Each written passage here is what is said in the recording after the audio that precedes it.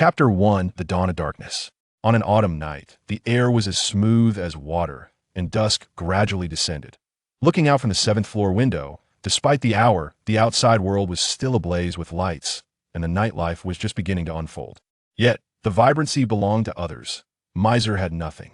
He stared at the man on the dilapidated television screen, whose words had shocked the entire nation. "I am Iron Man," proclaimed Tony Stark from the television series. With a sigh, Mercer glanced at the scattered bills in his hand, feeling somewhat helpless.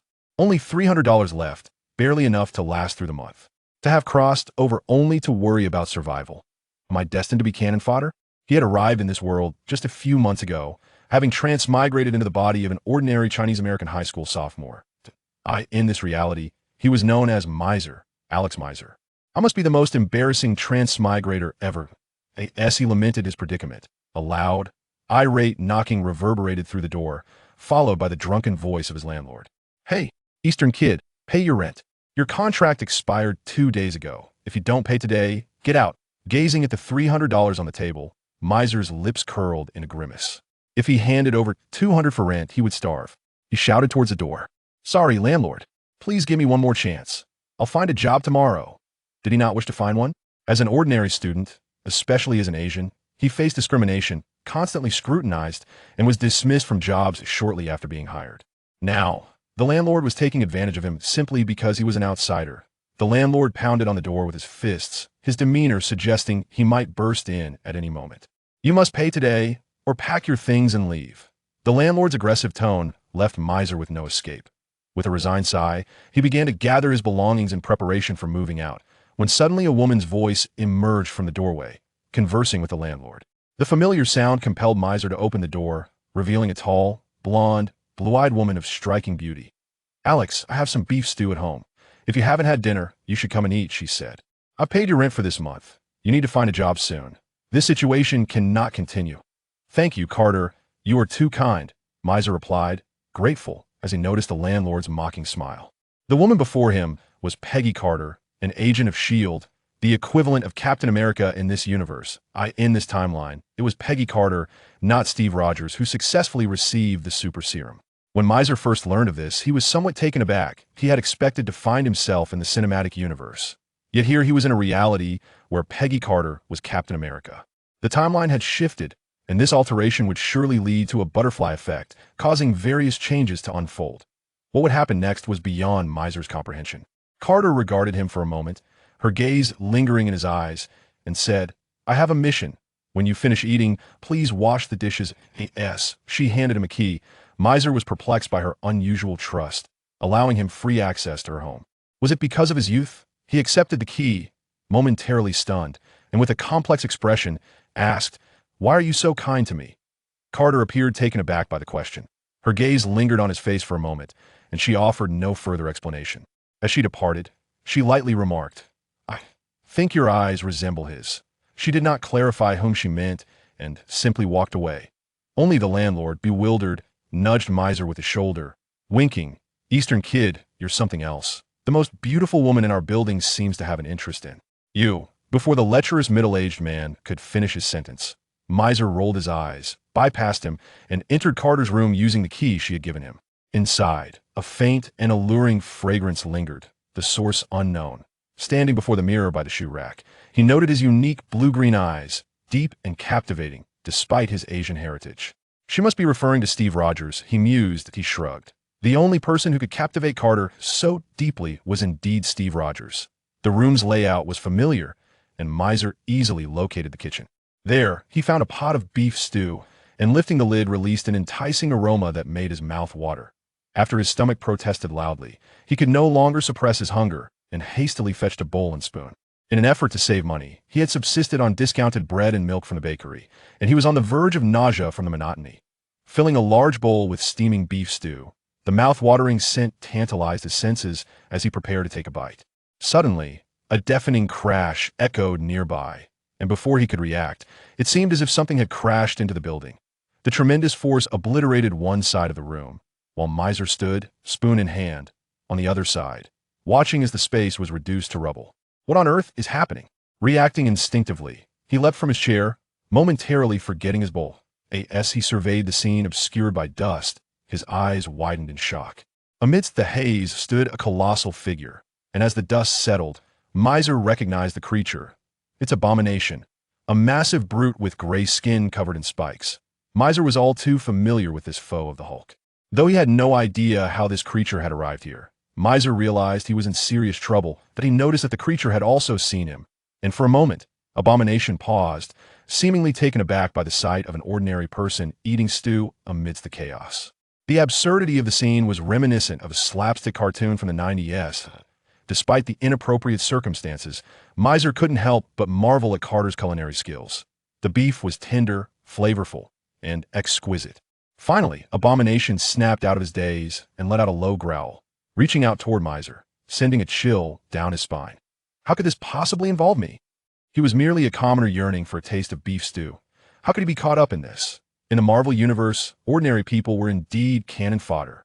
As he watched the enormous hand, larger than himself, rush towards him, a wave of life-threatening anxiety washed over him. Before he could react, a cold, emotionless voice echoed in his ears. Life threat detected. Infinite hero card system activated. Acquiring starter package. Acquired anti-hero card. Blacklight virus. Chapter 2. All I want is to quietly enjoy my beef stew. Mercer shivered, as if some arcane force had penetrated his being. In the next moment, he observed with astonishment that the movements of the Abomination had decelerated to a crawl, akin to a scene played in slow motion. What on earth is happening? Why are his movements so sluggish? I can even discern the slightest changes in his expressions. Mercer remained oblivious to the specifics of the situation, yet he recognized that his extraordinary enhancement had just activated. The infinite hero card system was not something he had time to analyze, but the gifts it bestowed were already enough to leave him astounded. The Blacklight virus, a lethal contagion from a game known as Prototype in his previous life, transformed those infected into horrific, carnivorous zombies or enhanced beings armed with weaponized attributes that, if utilized correctly, it could become an infinitely absorbing and mutating supervirus. In this Marvel universe, it would not be inferior to any other existence. Mission issued. Emergence of Blacklight. Completion rate 0/1000. Feeling the terrifying augmentation bestowed by the Blacklight virus coursing through him, Mercer gazed at the Abomination before him, a smile gradually spreading across his face. You're the Abomination? Huh? Never faced death before, have you? Outside the building, Special Forces soldiers stood vigilant, brandishing rifles or heavy weaponry. Despite the barricades established, curious onlookers lingered outside, capturing the scene with their phones. Where the hell is that damn anesthetist, Romulo? Carter, clad in Captain America's attire, anxiously urged the man beside her. She had only just stepped out when she heard that the Abomination had entered this area, which was populated with numerous civilians. A dire situation indeed. Simply relying on bullets would not suffice to eliminate this monstrosity. They could only utilize the specially developed tranquilizer darts from S.H.I.E.L.D. to subdue it and revert it to a state of normalcy. However, the anesthetist equipped with the tranquilizer darts had yet to arrive, prompting them to suppress the creature's rampage as much as possible. Suddenly, a look of terror crossed Carter's face as she noticed that her room was illuminated and had been breached, leaving a gaping hole. She had left the lights off when she exited, which meant that Mercer had entered. With a sinking feeling in her heart, she thought, Alex, seal off the 2 blocks beyond this point. Romulo, you take charge of security while the rest evacuate the civilians. Even amidst her anxiety, Carter swiftly dispatched a series of commands. Yes. Upon hearing her orders, the S.H.I.E.L.D. operative sprang into action, promptly executing her directives. As Carter removed her shield from her back, preparing to ascend and rescue those inside, she witnessed a figure hurtling from the upper floors, crashing violently into the adjacent building. What? The crowd stood bewildered as, from the half-demolished structure, a figure emerged. The individual, slightly over 6 feet tall, donned a black hood, obscuring his features from view. Alex, only Carter, her pupils dilating in shock, recognized the young man before her as Mercer. He was unharmed. Could he be responsible for this? As she observed the Abomination being sent flying, the absurd notion struck Carter's mind. She hesitated to believe it. For her memories, Mercer had always been a rather unimposing youth. How could he possibly have accomplished such a feat? Just then, Mercer spoke. Honestly, is it so difficult to enjoy a beef stew in peace? His youthful yet unrefined words echoed in the stunned silence, and all present gawked at Mercer as he stepped forward. I've read this novel where a character attempts to destroy a village and interrupts the protagonist's meal. only to be soundly defeated. Do you wish to experience a similar fate? The Abomination, massaging his painfully injured arm and neck, felt a shiver run through his vast pupils that he had been utterly unprepared and, upon regaining his senses, found himself flung away. Could a mere ordinary human have overpowered him? It was inconceivable. Who are you? The Abomination spoke, for beneath his monstrous exterior, he was still human, just mutated. I am but a passerby yearning for a quiet meal of beef stew, and I must inform you that you have made a grave mistake. The term quiet youth bemused those present. Could such a feat truly be accomplished by someone so described? Flexing his limbs, Mercer had yet to explore the capabilities of the newly acquired system, but the infusion of the Blacklight virus had significantly augmented his physical prowess. Otherwise, he could not have so easily hurled the several-ton Abomination from within. Now, his priority was to address the immediate situation at hand. As he flexed his fingers, feeling an apparently limitless surge of power within him, a grin crept across Mercer's face. The strength imparted by the Blacklight virus exceeded his expectations. Perfect, let's put you to the test. Bending his knees slightly, Mercer launched forward like an arrow released from its bow. Whoosh! The bystanders only heard a sharp sound of slicing air as Mercer closed the distance of several meters in the blink of an eye, arriving before the Abomination. With a powerful punch, Mercer struck the creature's jaw, sending the massive being soaring into the air. Even in that moment, a sonic boom could be seen emanating from his fist. What incredible speed! Remarkable! Among those present, only Carter could articulate her astonishment. She was the only enhanced individual there, and aside from the mutated aberration, she understood the Abomination's weight well. To send it skyward? It felt like a dream, yet Mercer had indeed accomplished it. Could he have been concealing his true strength all along? Rubbing her eyes, Carter wondered if she was still dreaming, but no one was there to provide her with answers. Mercer, undeterred, leaped again, propelling himself several meters high, and in an instant, he was once more before the Abomination. His fists clenched tightly, he unleashed a torrent of blows upon the creature. The agony coursing through the Abomination left it dazed. The force of Mercer's strikes was immense and relentless. He was breaking through its defenses. To endure one or two punches would be one thing, but how can he maintain such force for dozens, even hundreds of strikes? Even at full strength, I could not achieve such power. The Abomination roared in his mind, and despite his own enhanced state, he could not perceive Mercer's movements. Just as he attempted to block a punch, a series of agonizing impacts struck his abdomen, and the fist he had seen was merely a fading afterimage. His massive size constrained his speed, rendering him unable to retaliate effectively. In contrast, Mercer's ordinary physique bore no such burdens. Each punch he delivered resembled a high-speed train, crashing down upon the Abomination with a resounding thud.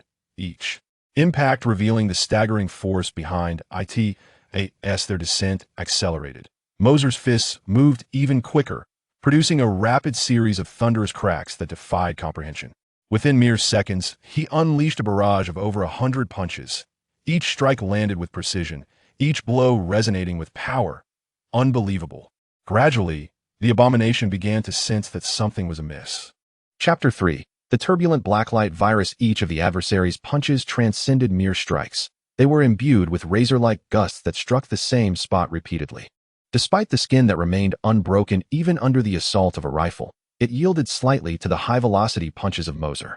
The Hatred observed with clarity that his own blood did not splatter outward but, rather, mysteriously merged with Mercer's fists. A single drop of blood beckoned two more, which in turn summoned four, continuing until they reached the ground, at which point Mercer's onslaught ceased. When both combatants descended, the embodiment of hatred lay nearly lifeless. His once massive frame had shrunk significantly. To the unknowing bystanders, it appeared as though he was merely returning to a normal human state. Oblivious to the fact that Mercer had absorbed an excessive amount of his blood, Mercer stood over him, adopting a victor's stance, gazing down with an air of superiority. The scene resembled a lamb perched atop a colossal elephant, delivering a striking visual impact. Could I possibly absorb him? Mercer's body trembled slightly, not from fear in the gaze of the multitude, but from a burgeoning desire. For the Blacklight virus, which thrived on the absorption of living beings for evolution. The embodiment of hatred was an exceptionally rare and nourishing find. Yet, reason cautioned Mercer against such an act. Observing the crowd, who were captivated by his extraordinary abilities, he understood that if he were to absorb hatred, the result would incite not astonishment, but sheer panic. The notion of assimilating a person and transforming them was far too unsettling for the general populace to accept. Perhaps it was best to wait for a more opportune moment. There was no need to make an enemy of the public now. Disappointed, Mercer shook his head. He was not yet prepared to become a universally despised figure, and turned his attention to his surroundings. Although the area was cordoned off, many curious onlookers had nonetheless infiltrated the scene, some even brandishing their phones to capture the spectacle. Mercer was uncertain of the consequences of indiscriminately absorbing such entities, and in this public setting, he could not afford to experiment recklessly. "Hey, are you done fighting? You seemed quite capable just a moment ago. Rise and practice some more," Mercer declared, his foot crashing down and fracturing the hard ground beneath him, creating numerous fissures. I'm done. The embodiment of hatred hastily gestured, internally lamenting that the rate of his blood loss was far more brutal than being taken for experimentation. Consequently, he refrained from further movement, allowing the nearby special forces to approach and administer tranquilizer darts. Observing the embodiment of hatred's unexpected compliance, Mercer smirked, evidently. This individual was aware of his precarious situation. The special forces, upon witnessing the transformation back to a normal state, swiftly apprehended him and confined him within a specially designed cage. As the crowd believed the ordeal was concluding, a commanding voice rang out, "Surround him." The specialized response team, led by Rumlow from S.H.I.E.L.D., swiftly advanced, weapons drawn, to encircle Mercer. For reasons unknown, Rumlow, armed with a gun, appeared more tense than ever before. It seemed as if the figure before him was not a mere human, but rather a ferocious beast poised to pounce, ready to rend flesh and bone at the slightest lapse in vigilance. As he observed the man before him, who aimed a rifle in his direction, Mercer narrowed his eyes slightly, feeling an undeniable urge to take action. The man, known as Rumlow, would later earn the moniker Crossbones. He was a senior member of Hydra, the adversary of S.H.I.E.L.D., and in Mercer's recollection, one of the instigators of the Avengers Civil War. "I suggest you lower your weapon," Mercer intoned coolly, his eyes narrowing beneath his hood as he surveyed the surrounding special forces with an icy demeanor. His somewhat unrefined English carried an unmistakable air of menace, sending shivers down the spine of those present. Carter, the only one aware of Mercer's true identity, watched the scene unfold with a complex expression. It was difficult to reconcile the gravity of the moment with the fact that it emanated from a mere 17-year-old boy. "Enough. Put the gun down," Carter commanded.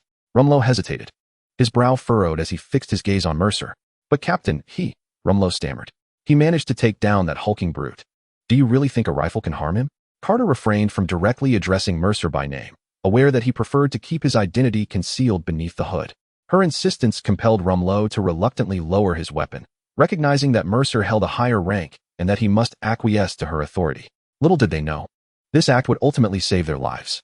Had they fired upon Mercer, he would not have remained a passive target, but instead would have unleashed his formidable power, resulting in a catastrophic scene. With a disdainful huff, the group lowered their rifles, and Mercer lifted his head slightly beneath the hood, surveying the architecture around him. In the next moment, a swirling crimson and black light enveloped his legs as he leaped into the air, shooting upwards like a missile. Mid-flight, Mercer tucked his legs and extended his arms, gliding through the air like a flying squirrel, vanishing from sight. Can he actually fly? Carter pondered. Astonished by the boy's extraordinary ability, she resolved to inquire further about his powers. As the farce concluded with Mercer's departure, many onlookers captured the moment on their devices. Strangely, despite the crowd, no one managed to photograph Mercer's full face. The best captured was merely a glimpse of his profile illuminated by the ambient light. Yet, even this solitary profile ignited a storm of speculation online. "My word, I have never seen such a flawless profile," one exclaimed, admiring the sharp lines of his jaw. "Is he truly not a hired actor?" Others chimed in, incredulous. "Look around, there are no cameras here." In a flurry of excitement, rumors about Mercer proliferated across the internet, with many speculating about the identity of the enigmatic figure in black, whose presence even overshadowed the notorious villain, Thanos. Unperturbed by the events transpiring around him, Mercer alighted upon the rooftop of a towering edifice, surveying the city from his elevated vantage point. After taking a moment to digest the recent occurrences, he felt a surge of exhilaration. The long-awaited moment of awakening his coveted abilities had finally arrived. He raised his right hand, and the dark, ethereal substance within his palm writhed, coalescing into a container the size of a beverage can, filled with the loathsome blood. Suddenly, a voice resonated in his mind. "The system has detected an object that can be transformed into a card. Would you like to proceed with the transformation?" Mercer was taken aback. This substance could be converted into a card? Let us transform it, he decided, uncertain of the implications of direct absorption.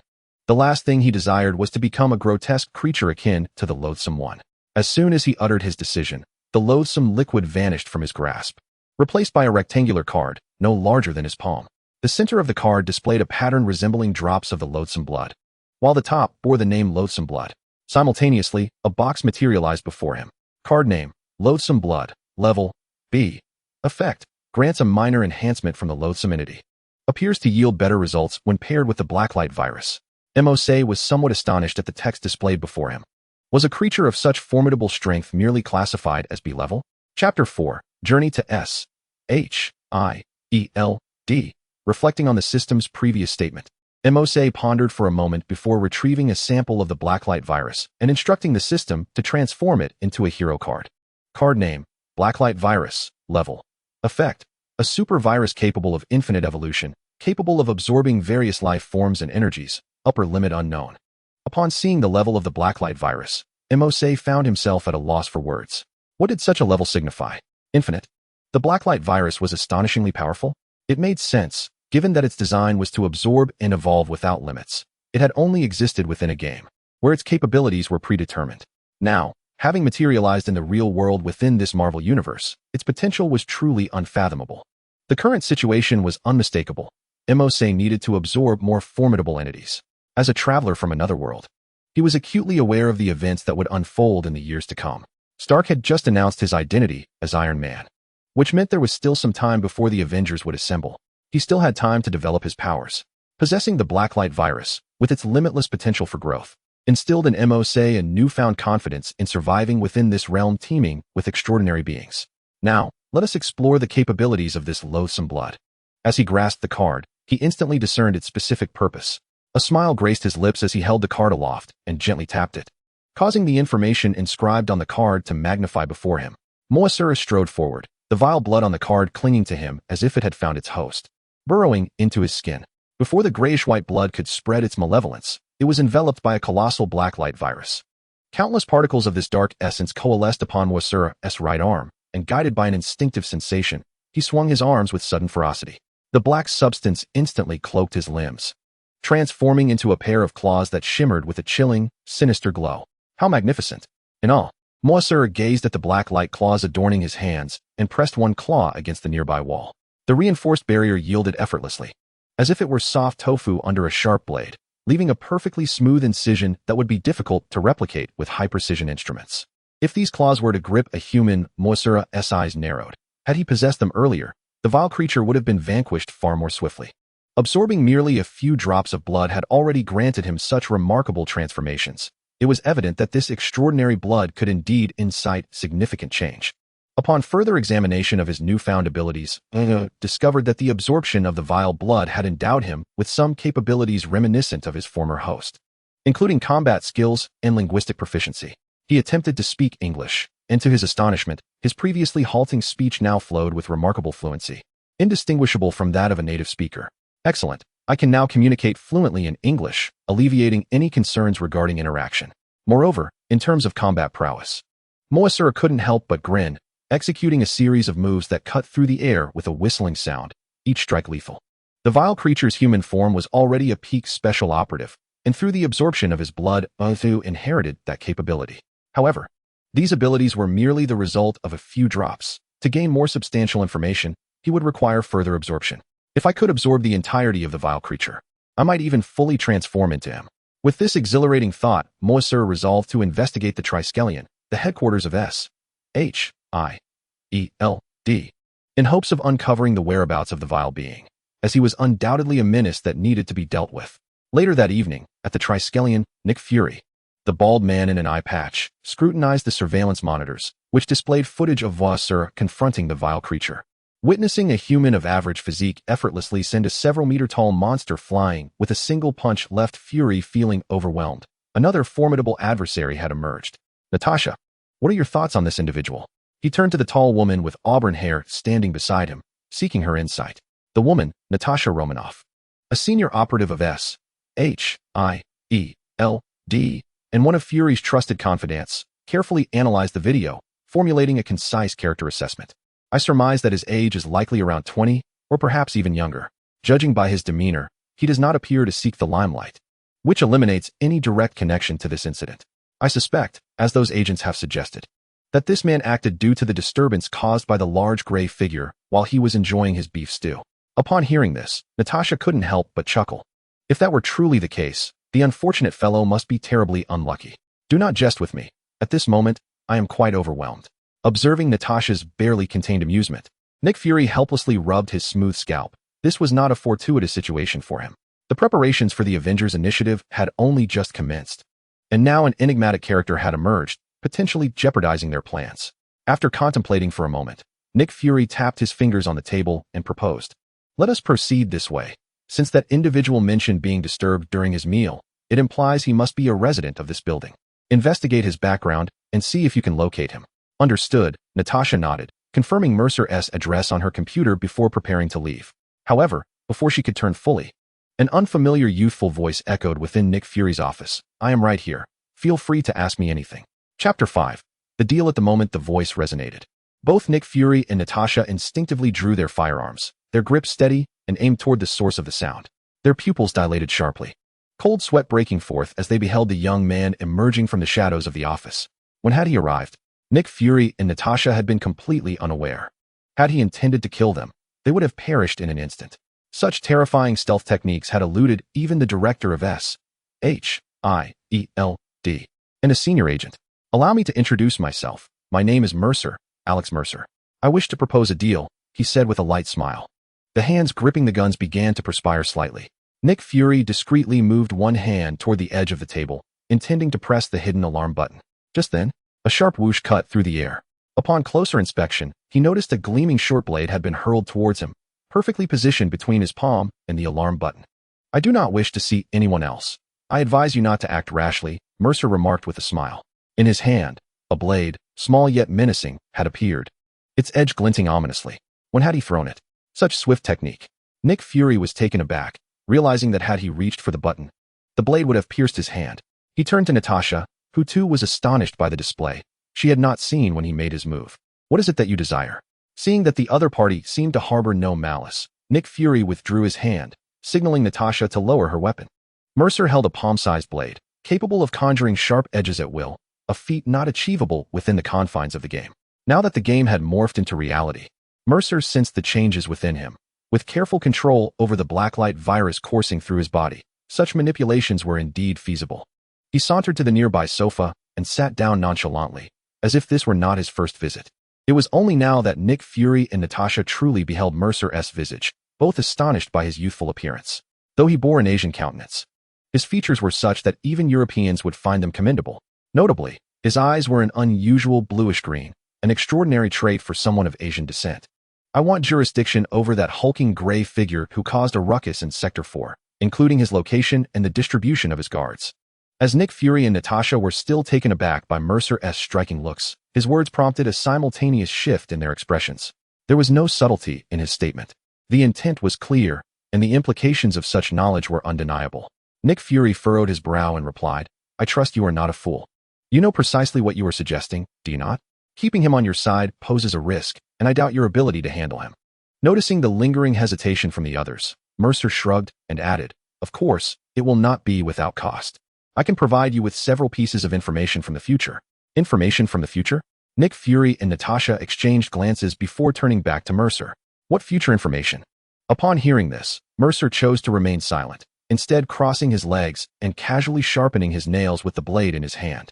Understanding the unspoken message, Nick Fury contemplated for half a minute before turning to Natasha and instructing, "Natasha, retrieve the location details of the Abomination and withdraw all guards. It is unnecessary." Yet Natasha hesitated. "Go," Nick Fury commanded firmly. Only then did Natasha nod and promptly head to the computer to pull up the relevant data, relaying the Abomination's location to Mercer.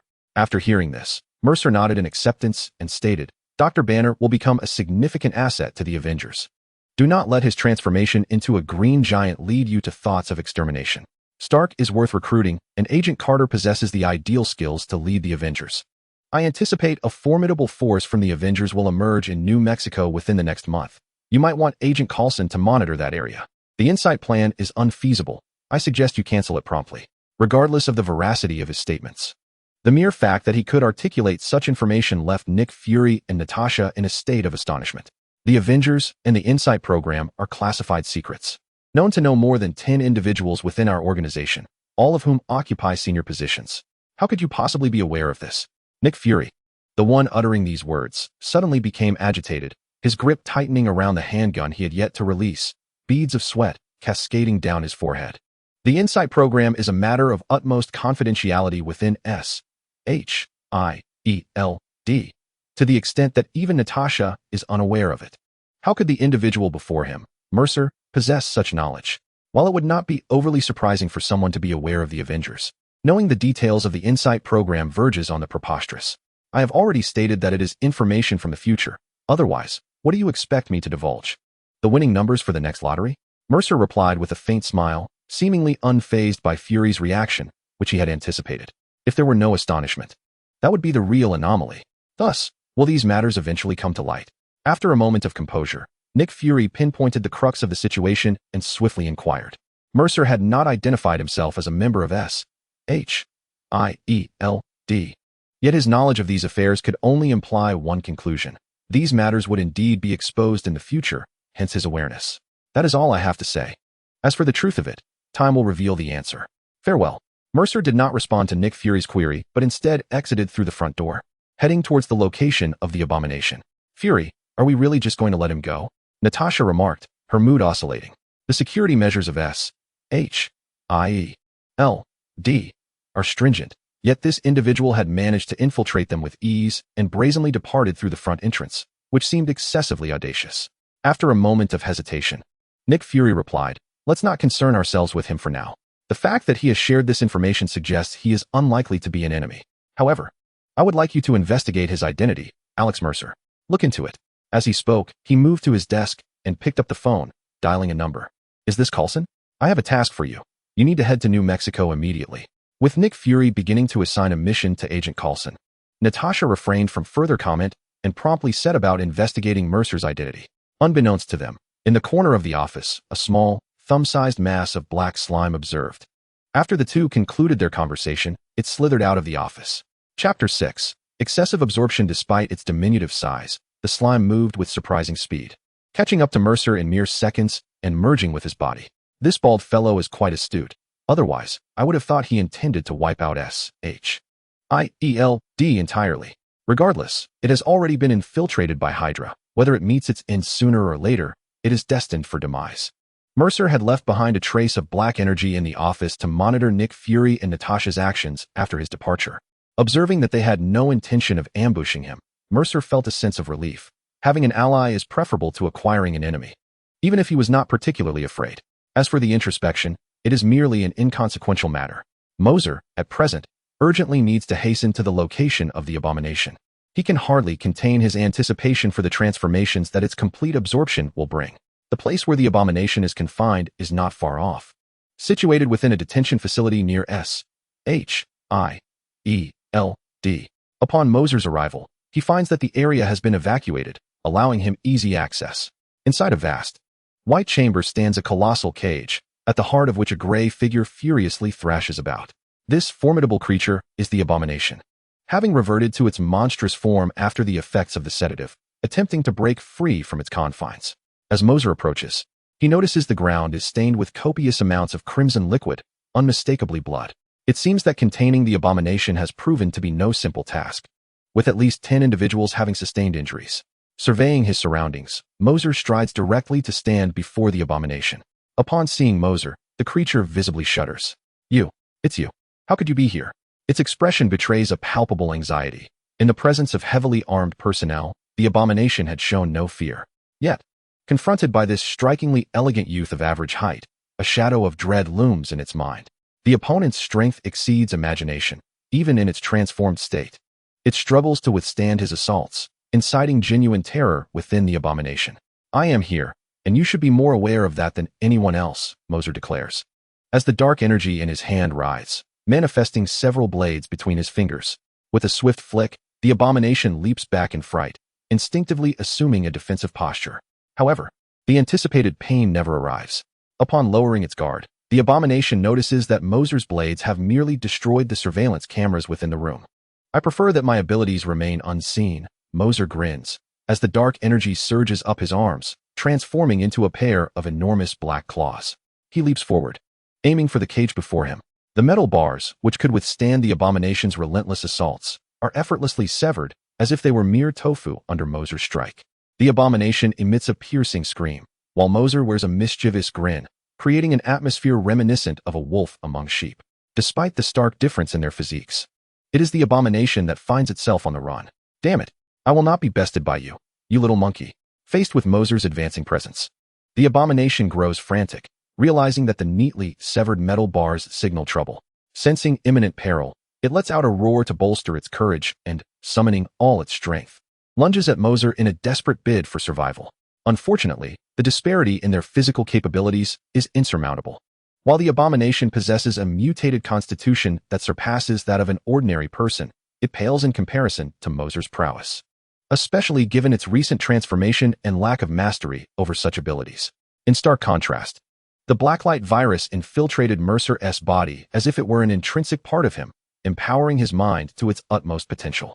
Confronted with the loathsome creature's final desperate surge, Mercer unleashed a surge of energy from the Blacklight substance nestled in his leg, delivering a forceful kick to the creature's abdomen. The resounding impact reverberated through the air, sending the abhorrent being hurtling backward, colliding violently with a metallic pillar behind it. The sheer force caused the creature to expel a copious amount of blood, distorting the metal structure under the duress. "Oh, do not waste such precious blood. That would be a travesty," were the last words the creature heard before consciousness slipped away. With blinding speed, Mercer was before the creature, his blade descending swiftly, severing its head from its body in an instant. Though the creature possessed a degree of regenerative ability, it paled in comparison to Hulk's. After decapitation, it could not reattach its head. Mercer's claws plunged mercilessly into the creature's chest, and with a brutal tug, he tore its invulnerable form asunder, absorbing every fragment with the pre-prepared Blacklight virus. The grayish-white blood splattered as tendrils formed from the Blacklight substance ensnared and reclaimed every drop, leaving no trace wasted. Suddenly, Mercer felt a heavy thud in his chest as the creature's blood coursed through him, causing his limbs to involuntarily spasm, drawing a sharp breath. This substance is quite formidable, he mused, glancing down at his arms, where his skin began to transform into a pallid gray, visibly morphing into hardened protrusions reminiscent of a tortoise's shell. Small spikes emerged from the surface, each patch of gray skin adorned with these sharp extensions. This was the creature's skin. However, this peculiar transformation was short-lived, lasting less than a few dozen seconds. A crimson-black substance erupted from Mercer's heart, swiftly enveloping the gray skin. Beneath the pallid exterior, the pathogens seemed to resist, yet they were utterly overwhelmed by the voracious consumption of the Blacklight virus. Within a mere 5 seconds, his exterior shifted from gray to a deep crimson black, resembling a suit of armor. The joints of this Blacklight armor pulsated with crimson-black liquid, akin to veins, signifying the ever-ready transformation of the Blacklight substance into weaponry in the blink of an eye. With this metamorphosis complete, Mercer stabilized in his new form, astonished by the sight of the Blacklight armor adorning him. The armor responded to his thoughts. With a mere mental command, it receded, and with another, it recloaked him. Such portability could only be rivaled by Stark's later 85 Malawian Quatch's armor. What thrilled Mercer further was the realization that this formidable equipment, which was originally intended to be acquired only in the late stages of the game, had unexpectedly become his in the present moment. In an instant, a vivid array of memories surged into Mercer's mind, resembling a series of slides projected into his consciousness.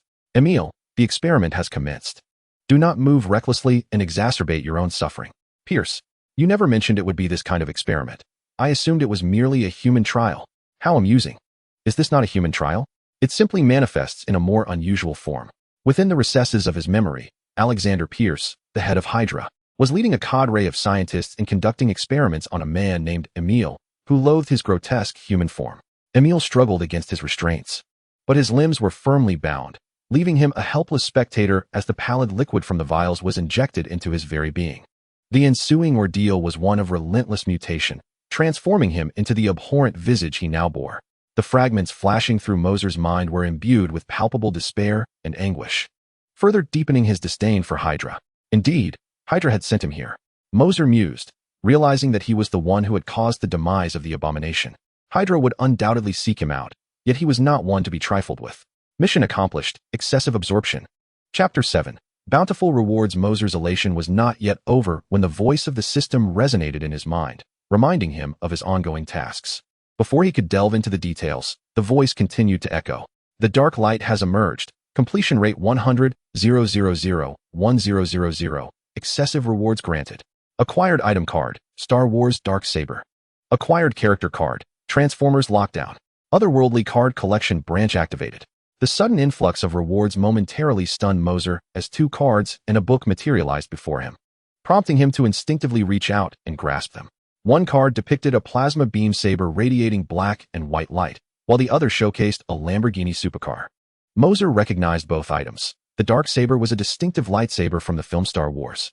Its design was notably more elegant than most lightsabers, resembling a sword rather than a mere glowing tube.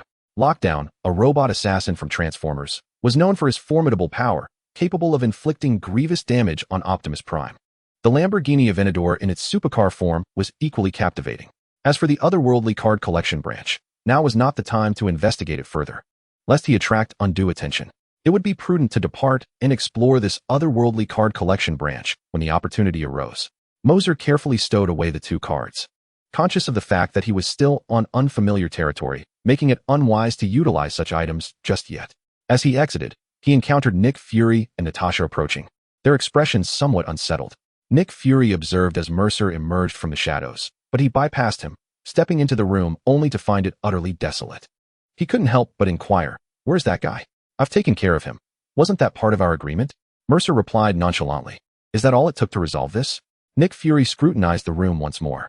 The stark white space contained nothing but a solitary cage at its center, devoid of any hiding places. He had initially intended to monitor the situation via the surveillance feed, but Mercer had disabled the cameras, compelling Nick Fury to investigate personally. Remarkably, within a mere 10 minutes, the loathsome figure had vanished entirely. How could this be? Nick Fury began to suspect that there might be hidden passages within the room. Otherwise, how could such a substantial presence simply disappear? "Well, there's nothing more for me here. I must take my leave." Mercer had no intention of lingering. He was eager to attend to his precious dark sword and beloved car. "Alex, please wait," Natasha called after him, tucking a strand of hair behind her ear as she softly asked, "May I have your number? If you ever need anything, feel free to call me." Her words carried a suggestive undertone, especially coming from Natasha, whose beauty and figure were nothing short of extraordinary.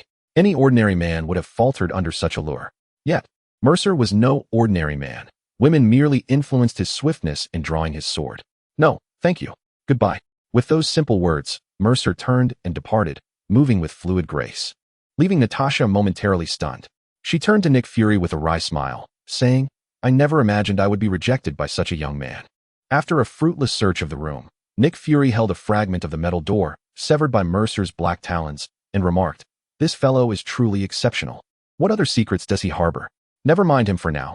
How did the personal information from your undercover work at Stark Industries turn out?" "Oh, regarding that." The two returned to discussing the formation of the Avengers, temporarily setting aside the enigma of Mercer. After all, the disparity in power was vast. All they could do was monitor, as they had no capacity to intervene. Once Nick Fury and his companion departed, several figures materialized at the entrance. Observing the vacant cage, the leader dialed a number. "Secretary General, this is Langlois. The loathsome one has vanished." "Yes, I will make arrangements immediately." After a series of nods and bows, Langlois quickly made another call. "It's me. Begin preparations." Stepping out of the SIELD headquarters, Mercer sprinted a short distance. Once he confirmed that he had exited the surveillance range, he produced the confinement card he had just acquired. With a swift motion, a brand new gray Lamborghini Aventador materialized before him. No young man can remain indifferent when faced with a supercar that belongs to him. Gazing at the striking vehicle before him, Moser felt as elated as a child who has just acquired a new toy, eagerly opening the door and sliding into the plush interior. He was captivated by the exquisite craftsmanship, his hands exploring every surface. Suddenly, the dashboard lit up, and a mechanical voice resonated within the car. "Creator, greetings. I am Lockdown." Moser was taken aback, but quickly composed himself. After all, this was a transformer, and its ability to speak was entirely expected. The term creator referred to Lockdown's previous owner. But now Moser had assumed that role, and thus he was addressed accordingly. Stepping out of the vehicle, he surveyed his surroundings. It was a deserted park, shrouded in the stillness of night. "Transform into your humanoid form," he commanded. As the words left his mouth, the luxurious car responded, morphing into a towering robot roughly 6 to 7 meters tall. Upon witnessing Lockdown's humanoid appearance, Mercer couldn't help but cover his forehead. It was rather unsightly, with long, thin arms and a bare head that resembled a baboon. If the car form was deserving of a perfect score of 100, the humanoid form would barely scrape a passing grade of 60. Perhaps you should revert to your car form. Your humanoid appearance is less than appealing. Lockdown replied, we Cybertronians do not define individuals by their appearance. It is peculiar how you Earthlings seem to prioritize looks. He still believed he was in a world akin to Cybertron. Are you loyal to me? Mercer inquired, recalling that Lockdown was a bounty hunter who worked for payment, and he currently had no funds to hire protection. Indeed, my programming dictates loyalty to you. However, if you insist on compensating me, I would not refuse. Chapter 8. The encounter with surrounding forces. Lockdown's initial statement brought a glimmer of joy to Mercer, but the latter half left him somewhat speechless. It appeared that even summoned by a system, Lockdown's inherent nature as a bounty hunter remained unchanged. All right, transform back into the car, Mercer instructed. Lockdown complied, reverting to the Lamborghini supercar. Comfortably seated within, Mercer took out the dark sword for inspection. Inadvertently, he triggered the activation of the lightsaber, which could have shattered the window if not for Lockdown's quick reflexes. Creator, please exercise caution. Lockdown expressed, a hint of irritation in his tone. Ha ha ha, my apologies. Mercer chuckled. Holding the lightsaber, he felt a surge of excitement. This would undoubtedly enhance his combat capabilities. The design of the lightsaber was something even Stark could not replicate, generating an extraordinary heat of at least 200 million degrees. No material could withstand its cutting force. In the forthcoming challenges, where claws might be ineffective or impractical, the lightsaber would prove invaluable. I truly wish to encounter Carter's vibranium shield. I wonder if this dark blade could sever that shield, mused Mercer, driving his Lamborghini. He swiftly returned to the apartment building he once called home. Although a cordon remained, slipping past it posed no challenge for him. Fortunately, he only needed to retrieve his clothing, which made the task rather convenient. Being impoverished, he had little to gather. As he jested about his circumstances, humming a little tune while packing his belongings, he suddenly halted, turning without looking back to inquire, how long have you been sitting here? Upon glancing over, he noticed a graceful figure concealed in the shadows. The soft moonlight cascaded upon her, illuminating her exquisite form splendidly. As she rose and approached Mercer, the moonlight finally revealed her face. It was Captain Carter. I was contemplating your usual conduct. You do hide yourself quite well, she remarked with a drawn-out tone, her golden hair and azure eyes making it difficult to divert one's gaze. The passage of time had not diminished her allure. Instead, it had imbued her with a distinctive charm. After all, not every woman could endure the injection of a super soldier serum, be subsequently frozen, and survive to the present day. I had no intention of concealing anything. It's merely that plans often fail to keep pace with reality. Mercer shrugged, acknowledging the truth in his words. For he had not anticipated activating the system at this juncture. Where do you intend to go next? Carter inquired, observing Mercer as he continued to pack. His movements faltered. He had not truly contemplated his destination. Despite possessing numerous valuable items, he remained destitute, with seemingly nowhere to turn. As he pondered his next move, he abruptly tilted his head back, as if something had just swept past him. Carter and Mercer's gazes simultaneously shifted to the opposite wall, where a tiny hole the size of a thumb had appeared. Sniper. The word echoed in both their minds. Without further ado, they quickly sought cover within the room. Was that bullet aimed at you? Who have you angered to provoke a sniper attack? Mercer asked. Noting the bullet mark and realizing it had been fired from a silenced rifle, his expression grave. While one might frequently witness snipers in films targeting others, those tasked with such lethal missions were seldom ordinary individuals. Furthermore, when he had previously dealt with the matter of hatred in front of others, Mercer had skillfully concealed his identity. So, who could be behind this? S-H-I-E-L-D? Unlikely, for Nick Fury was not one to lack understanding. The information Mercer had provided was sufficient to astonish him. Acquiring an additional ally was preferable to gaining another adversary, a truth he certainly grasped. Thus, there could be but one answer. Mercer swiftly deduced that since he had emerged from S-H-I-E-L-D, who else could possibly know of his whereabouts? There exists but a singular force, the Hydra, which has long since infiltrated S-H-I-E-L-D.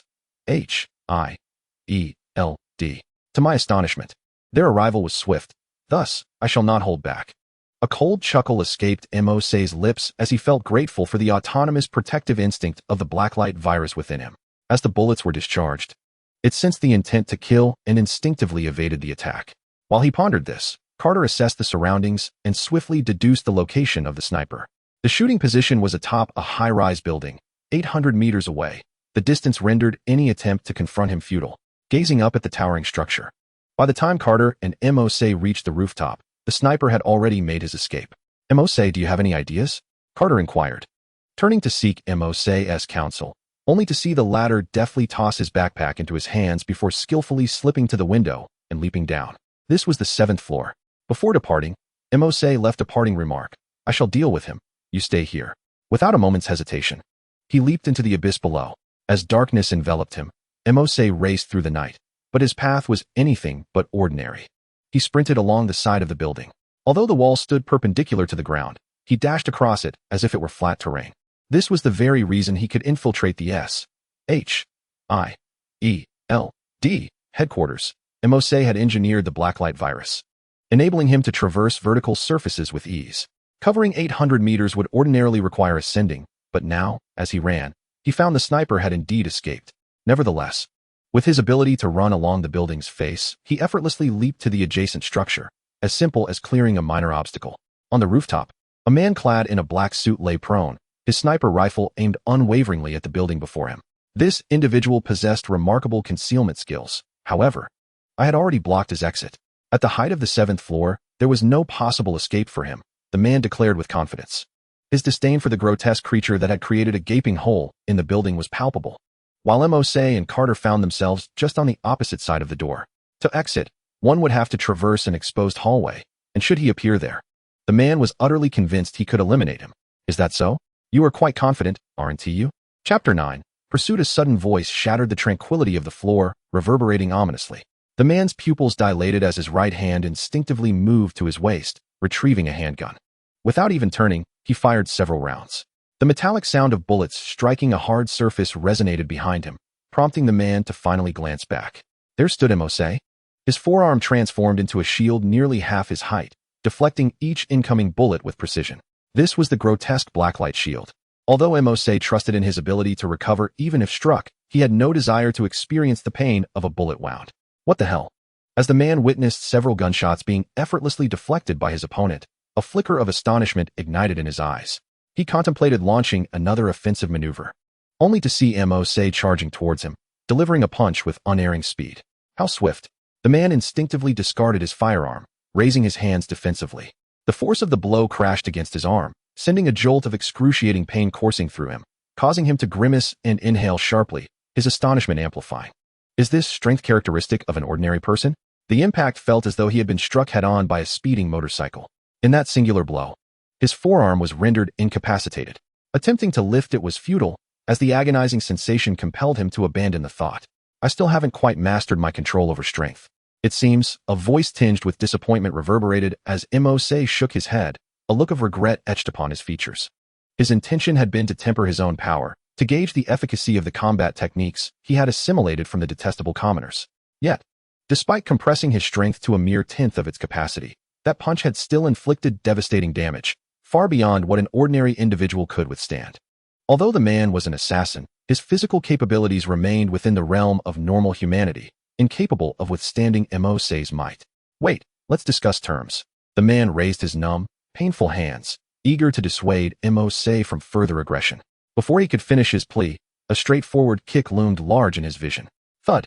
The kick landed squarely upon the man's head, a dull resounding thump echoing as the immense force flattened his skull. The ground surrounding him fissured in numerous cracks, a testament to the sheer power behind that strike. The battle was an unambiguous display of dominance. Following the obliteration of his opponent's head, a dark, luminous substance emanated from Mose's foot, intertwining with the lifeless body beneath him. The remnants transformed into swirling streams of black and crimson liquid, merging seamlessly with Mose's form. In an instant, he had assumed the man's appearance. Indeed, he was an envoy of Hydra. As Mose sifted through the man's memories, clarity dawned upon him. This individual was an assassin allied with Hydra, intent on eliminating or subduing him. Hydra, it seems I must seek an opportunity to confront this organization. His eyes narrowed slightly, exuding an aura of danger. Mose had no desire to antagonize Hydra, yet they had provoked him. This malevolent force had been granted leniency by not being eradicated, and now they sought to trouble him further. Mose was unperturbed by the prospect of excising this malignant presence. After tidying up the remnants left behind, he unceremoniously confiscated the sniper rifle from the ground. Although he had no use for it, keeping it as a memento would suffice. Upon returning downstairs, Mercer called Carter to inform her that the matter had been resolved. The swift resolution did not astonish Carter, as she was well aware of Mercer's ability to easily subdue adversaries. When he mentioned that he had a plan to deal with the sniper, she felt reassured. The roar of an engine approached from a distance, and a sleek vehicle came to a halt beside Mercer. "Shall we take a ride, or just explore?" Carter inquired, momentarily taken aback by the sight of the open door to the luxurious car, which had been vacant prior to Mercer's entrance. How had it arrived here? Mercer smiled, gallantly opening the opposite door for Carter, gesturing for her to enter. For a fleeting moment, Carter found her perception of this young man growing increasingly ambiguous. Not long ago, he had merely presented himself as a destitute high school student. How had he so swiftly acquired a Lamborghini? "This is Bing. Say hello," Mercer remarked while fastening his seatbelt. Carter, puzzled, was suddenly startled by a mechanical voice emanating from the car. "Greetings, Ms. Carter, I am Bing." The artificial intelligence's voice caught her off guard. "Is this artificial intelligence?" She wondered, examining the interior of the Lamborghini.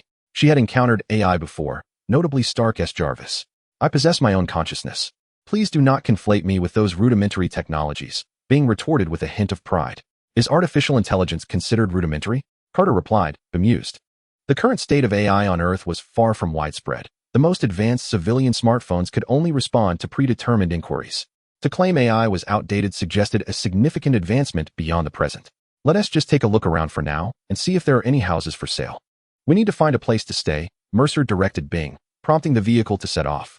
Inside the car, the two engaged in casual conversation, primarily revolving around their pasts. Mercer had little to share about his history, so he listened to Carter recount her experiences. Suddenly, Bing's voice broke the moment. "Creator, we are being followed." The rearview mirror automatically adjusted to reveal a black van trailing them. "This vehicle has followed us for 2 blocks, maintaining a consistent speed. Given the current time, there should not be a car pursuing us for this long." Through the rearview mirror, both Mercer and Carter observed the van, which obscured any view of its interior, a feature indicative of bulletproof glass. "That is specialized bulletproof glass," Carter exclaimed.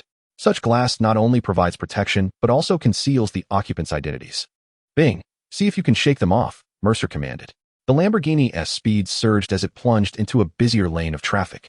A Lamborghini stood out remarkably amidst the traffic, not solely due to its swift speed, but more so because of the exceptional driving skills displayed. It effortlessly maneuvered through the narrow gaps between vehicles, leaving the trailing van struggling to keep up after a few bends. "Oh, it appears they have no intention of wasting time chasing us." Suddenly, 2 vans emerged 300 meters ahead, prompting Mercer to recall a scene from a film he had watched in a previous life. In Captain America, the Winter Soldier, Nick Fury found himself surrounded by several vans from Hydra. It seemed that the vans before him were of a similar ilk. He calculated in his mind and addressed Bumblebee. "There are enemies ahead. You should be able to discern who they are, right? Creator, if such minor matters can confound me.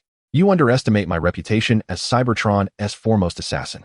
Bumblebee's somewhat defiant voice resonated within the car, eliciting a smile from Mercer, while Carter remained oblivious to his intentions. "Very well, you handle the vehicles in front, and I'll take care of the ones behind." "No problem." Their exchange was swift, reaching consensus in an instant. Mercer turned to Carter with a grin. "Get ready, we're about to launch." Launch. As he spoke, the convertible roof of the sports car flipped open. Whoosh. Without a moment's hesitation, Carter was propelled out of the vehicle. Fortunately, being a seasoned warrior, she remained composed mid-air, quickly adjusting her position to ensure a safe landing. "Is that the same car from just now?" While still suspended in the air, Carter caught sight of her previous location, a sudden chill creeping up her spine. This was no mere artificial intelligence. It could transform. The Lamborghini underwent a remarkable transformation, morphing into a towering robot over 6 meters high. Upon assuming its robotic form, Bumblebee's headpiece shifted accordingly. A cannon materialized on its forehead, firing without a hint of hesitation at the 2 vans ahead. Boom. 2 explosions erupted, the projectiles striking their targets with pinpoint accuracy. The special forces within had no time to evade, meeting their demise in a fiery inferno. "Damn it, they've spotted us. Engage." The special forces within the trailing van cursed upon witnessing the explosions ahead, hurriedly disengaging the safety on their automatic rifles as they prepared to break and attack. "Look, that person, is he the target?" The driver of the van turned pale with fright as he noticed a young man standing in the path of their vehicle. Given the van's speed, even a brake would result in a direct collision. The headlights illuminated Mercer's face, and the bewildered special forces could only see a somewhat enigmatic smile grace his features. In the next moment, a card materialized in his right hand, which soon transformed into a short, dark-hued weapon. With a firm grip, Mercer summoned a blade of radiant black energy that extended from the hilt of the shadowy sword. Unfazed by the oncoming vehicle, he raised his hand and delivered a swift strike. The specially reinforced van, crafted from unique metals, succumbed effortlessly to the luminous blade. As if it were mere water flowing past, Mercer exerted little effort, yet felt a substantial force akin to liquid emanating from the sword, reminiscent of a gentle wave. In an instant, the van split into two, propelled by inertia, crashing into several shuttered shops before finally coming to a halt. Astounded by the potency of the energy blade, Mercer gracefully wielded it, producing a melodic hum with each swing, a sound most pleasing to the ear. Scanning his surroundings, he chose the direction from which a figure was emerging and proceeded toward it. The Special Forces soldier, upon observing Mercer approaching unsteadily, drew a dagger strapped to his calf, mustering a few futile shouts to bolster his courage before charging at him. The sharp dagger sliced through the air with lethal intent, yet despite his fervent efforts, the soldier could not so much as graze the hem of Mercer's garment. No matter the force he exerted, Mercer effortlessly evaded with a calm and leisurely demeanor. To Mercer, the soldier's movements appeared agonizingly slow. Enhanced by the Blacklight virus, his dynamic vision had vastly improved. Having faced only mutated foes, he had not perceived much of a disparity between himself and ordinary humans. However, it was now evident that the gap was far greater than he had imagined. He could easily attain the pinnacle of human capability, while the conventional form of the Blacklight virus was leagues beyond that of an average person. To Mercer, the soldier's attempts were mere child's play, not worthy of his serious attention. Within less than half a minute of engagement, the Special Forces soldier was already engulfed in despair. Is this the caliber of Hydra's warriors? Upon uttering this thought, the breathless soldier suddenly looked up, disbelief etched across his face. Though he remained silent, his shock was palpable. Realizing he had been exposed with no chance of escape, the Hydra soldier flicked his tongue, revealing a concealed venomous fang. Just as he prepared to bite down on it, an overwhelming force struck his left cheek, sending the fang flying from his mouth. What kind of training does Hydra provide you that you can be so easily dispatched? I know nothing of Hydra. Watching the venomous fang soar away, the Hydra soldier found himself utterly bereft of options, casting a venomous glare at Mercer, as if wishing to kill him with his eyes. You wish to die, do you? I possess 100 ways to ensure your demise. Would you care to test them?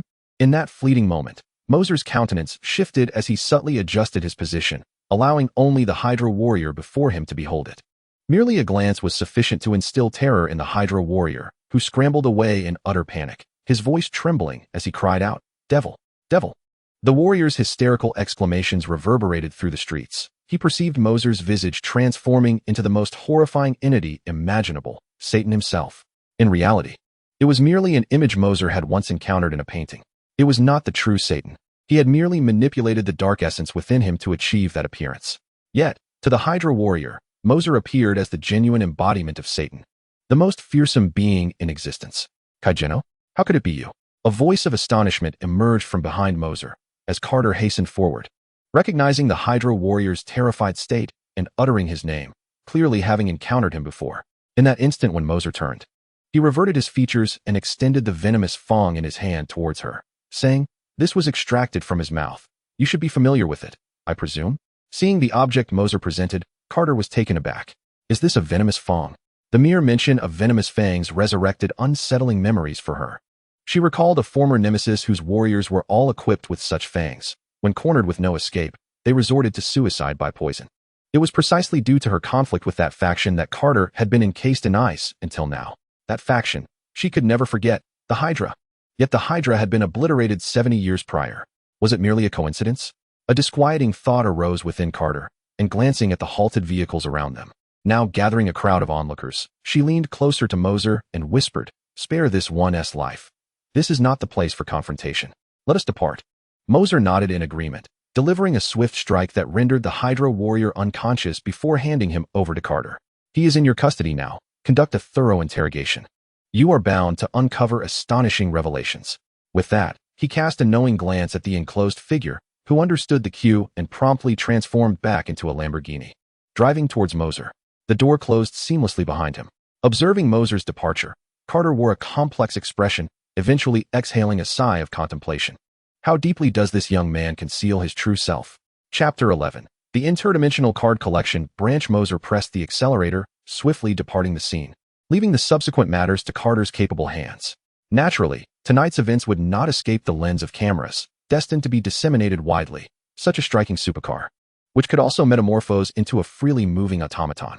Although Stark had recently declared himself Iron Man, the spectacle of the supercar turned robot and Mercer wielding a lightsaber to sever a van eclipsed Stark's prominence, instantly overshadowing him.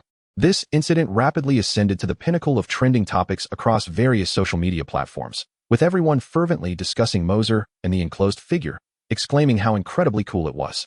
The departing Mercer found solace in his refuge, a safe haven from the repugnant memories that haunted him. Upon his exploration, he discovered a substantial cache of cash amounting to several million. Among the riches lay a few Swiss bank cards, each purportedly containing no less than $10 million.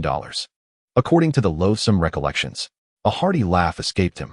In an instant, he had transformed into a millionaire. He took the cash with him, leaving behind an array of firearms, unnecessary for his current needs, resolving to return for them when the time required. With newfound wealth, Mercer felt emboldened. No longer burdened by the fear of hunger, he reminisced on recent days when meals were scarce, constantly vigilant against the clashes between superheroes and supervillains, lest he become collateral damage. The thought brought a mist to his eyes. He had undergone such a remarkable transformation overnight. First, he needed to secure a place to stay. Returning to his vehicle, he set off in search of a suitable residence. Meanwhile, in a suburban villa, Tony Stark, the Iron Man, was engrossed in a video playing in his basement. The footage depicted a recent confrontation on the streets, with Mercer as the central figure. The event unfolded in less than 3 minutes, a remarkably swift resolution. Jarvis, does the S.H.I.E.L.D. database contain any information on these two individuals, especially concerning the Avengers Initiative? Stark inquired of his artificial intelligence. Initially indifferent to the matter, his interest peaked when Jarvis mentioned Captain Carter's involvement, prompting him to review the footage. What he witnessed astonished him. The transformation of the vehicle and the effortless severing of a van by a lightsaber were beyond the realm of the ordinary. An amateur might revel in the spectacle, but a connoisseur perceives the intricacies. Stark immediately discerned the authenticity of the footage and recognized the monumental challenge of creating a robot like the one seen, or a lightsaber. He had just developed the arc reactor, believing his technology to be at the pinnacle of global innovation. Yet, with the emergence of such advanced capabilities, it was inconceivable that the nation behind this technology remained undisclosed. No, sir, there is no information regarding either in the Avengers Initiative database, Jarvis responded. That is peculiar, Stark remarked, his fingers dancing over the keyboard as commands flashed across the screen.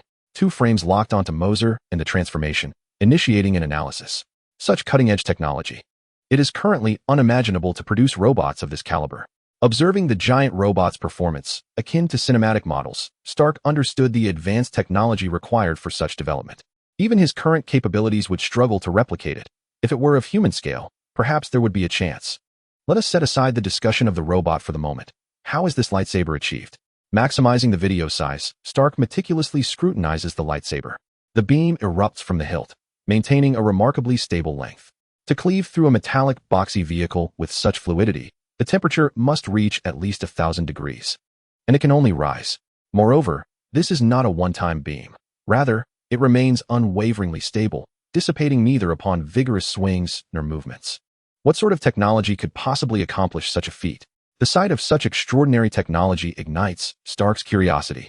While he could effortlessly create a disposable laser weapon, a weapon as stable as the one depicted in the video eludes his capabilities, especially considering the limitations of Earth's current technology. Jarvis. Investigate this individual's information online. I wish to obtain his contact details and address. Understood, sir. As he repeatedly views the video featuring Mercer, Stark's intrigue towards the youth intensifies. A personal visit is imperative. Meanwhile, Mercer remains blissfully unaware, merrily selecting a house. Half an hour later, Mercer selects a modest villa, situated merely 5 blocks from the city center. The house, while not large, is a pleasant surprise for him, as he did not anticipate acquiring a home so swiftly. Sitting on the sofa, he exhales deeply.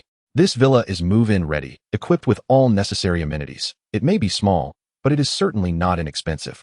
The purchase price exceeds $800,000. However, given the nature of the money he acquired, Mercer feels no remorse in spending it.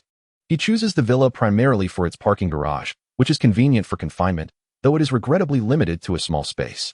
After acquiring the villa, Mercer takes a shower and promptly retires for the night. The events of the evening have been overwhelming, leaving him yearning for restful slumber. Anything can wait until tomorrow. His sleep is sound, free from the disturbances of noisy neighbors, the incessant barking of bothersome dogs, and the periodic outbursts of an irate landlord.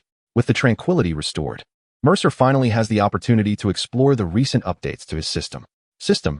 Activate the interdimensional card collection branch. No sooner had he spoken than the system responded. A luminous screen materializes before Mercer, invisible against the black screen of the television. It appears to be a vision only he can perceive. Focusing intently, he observes the interdimensional card collection branch, depicted as a tree-like structure. The trunk extends upward, branching out with a limited number of twigs, only a handful, perhaps 10. At the tips of each twig hangs a card resembling the shapes of confinement and dark blades. However, these cards are dim, with their designs rendered in shades of gray and black. It resembled the uncollected achievements found within a game. Upon witnessing this scene, Mercer understood somewhat. The grand tree adorned with cards represented his card collection branch in a parallel realm. On this tree, only the card at the very bottom emitted a faint glow, akin to the anticipation of an achievement being unlocked in a game. As he reached out to touch it, an extraordinary sensation coursed through his fingertips. And in the blink of an eye, a dark gray card materialized in Mercer's hand. The illustration depicted a colossal orange fox wreaking havoc upon a village. Upon seeing this fox, Mercer was momentarily taken aback. It was not the sheer size of the fox that puzzled him, but rather the tail that trailed behind it. This was indeed the Nine Tails. Chapter 12. The Cabra Crystal. Before opening it, Mercer had contemplated that this card collection branch would lead him to gather items from other worlds. However, he could never have imagined that the world he could access would be from a different anime. The card before him was from the world of Naruto, where the item to be collected was not the Nine Tails itself, but rather its chakra. Although he had mentally prepared for such a scenario, witnessing it firsthand still left him somewhat astonished. Yet, having already traversed into the Marvel universe, this revelation did not astonish Mercer for long. Examining the card in his hand, Mercer lifted his gaze to the tree before him, reaching out to pluck another card. Just as his palm neared the card, a resonant sound, akin to the tolling of a heavy bell, reverberated in his mind. Mercer felt as though the left side of his brain had turned to mush. Swaying it would turn into a slurry. A tremendous wave of dizziness flooded his mind, leaving him momentarily disoriented. What was happening? After a considerable pause, Mercer found himself perplexed. His body was no longer that of an ordinary human. Generally speaking, even if Captain America delivered a kick to his head, he would not experience such a sensation. Yet now, merely attempting to grasp a card brought on a near-fainting spell. Was this a protective mechanism? Was it preventing him from collecting too many cards at once? Or perhaps encouraging him to gather them one by one? Mercer's gaze lingered on the other cards, and after taking a few deep breaths, he reached out to seize a card positioned higher up. Thud! A jarring sensation once again enveloped his mind, the intensity far surpassing the previous experience. It took Mercer a full 5 minutes to regain his composure, at which point he solidified his conclusion. Indeed, the system required him to collect the cards incrementally. Attempting to seize them all at once was utterly impossible. Rubbing his temples, he found the dizziness far more potent than if he had consumed several bottles of strong liquor. Gazing at the Nine Tails card in his hand, he resolved to first gather the chakra depicted upon it. The world of Naruto, he wondered what it would be like. He was filled with anticipation. Fortunately, Mercer's body, enhanced by the Blacklight virus, exhibited no discomfort despite the bustling events of the night. How was he to utilize this? As he perused the card in his hand, Mercer found himself perplexed. Since its appearance, it had exhibited no further actions. He attempted to propel it forward like the other cards, and at that moment, a beam of light erupted from it, revealing several lines of text before him. Card name, Nine Tails Chakra. Status, inactive. Activation condition, input Nine Tails Chakra. Transport location, Konoha Village. During the Nine Tails rampage. Reflecting upon these lines, Mercer meticulously read each word aloud, repeating them to himself. The final line bore an underline, reminiscent of a hyperlink in a Word document, suggesting it was the key to transporting him to another world. The Nine Tails rampage coincided neatly with the period when Obito wreaked havoc in Konoha. If that were indeed the case, obtaining Nine Tails Chakra might not pose a significant challenge. After some contemplation, Mercer resolved his course of action. Once the current matters settled, he would venture into the world of ninjas to gather chakra. He closed his eyes, quietly attuning himself to the changes within his body, eager to discern the state of the Blacklight virus residing within him. As he delved deeper into his consciousness, he became increasingly aware of the Blacklight virus. At that moment, the virus appeared a shade of black tinged with gray, with numerous fine strands of gray swirling, attempting to expand and coalesce with surrounding threads, only to be swiftly engulfed by the dominant Blacklight. A hint of undigested abhorrent blood lingered. He could consider it a mere snack for the Blacklight virus. With the Blacklight battle armor forming around him, Mercer gazed at the formidable armor enveloping his body. Had the Blacklight virus not transformed into this suit, he would have wielded weapons akin to blades or maces. However, all his resources had been devoted to coalescing the Blacklight battle armor, depriving him of those weapons. Nonetheless, the armor's extraordinary strength might serve him well in preserving his life in alternate realms. Seated on the sofa, he manipulated the Blacklight virus in his hands, his mind swirling with thoughts. The virus evolved through the absorption of living beings.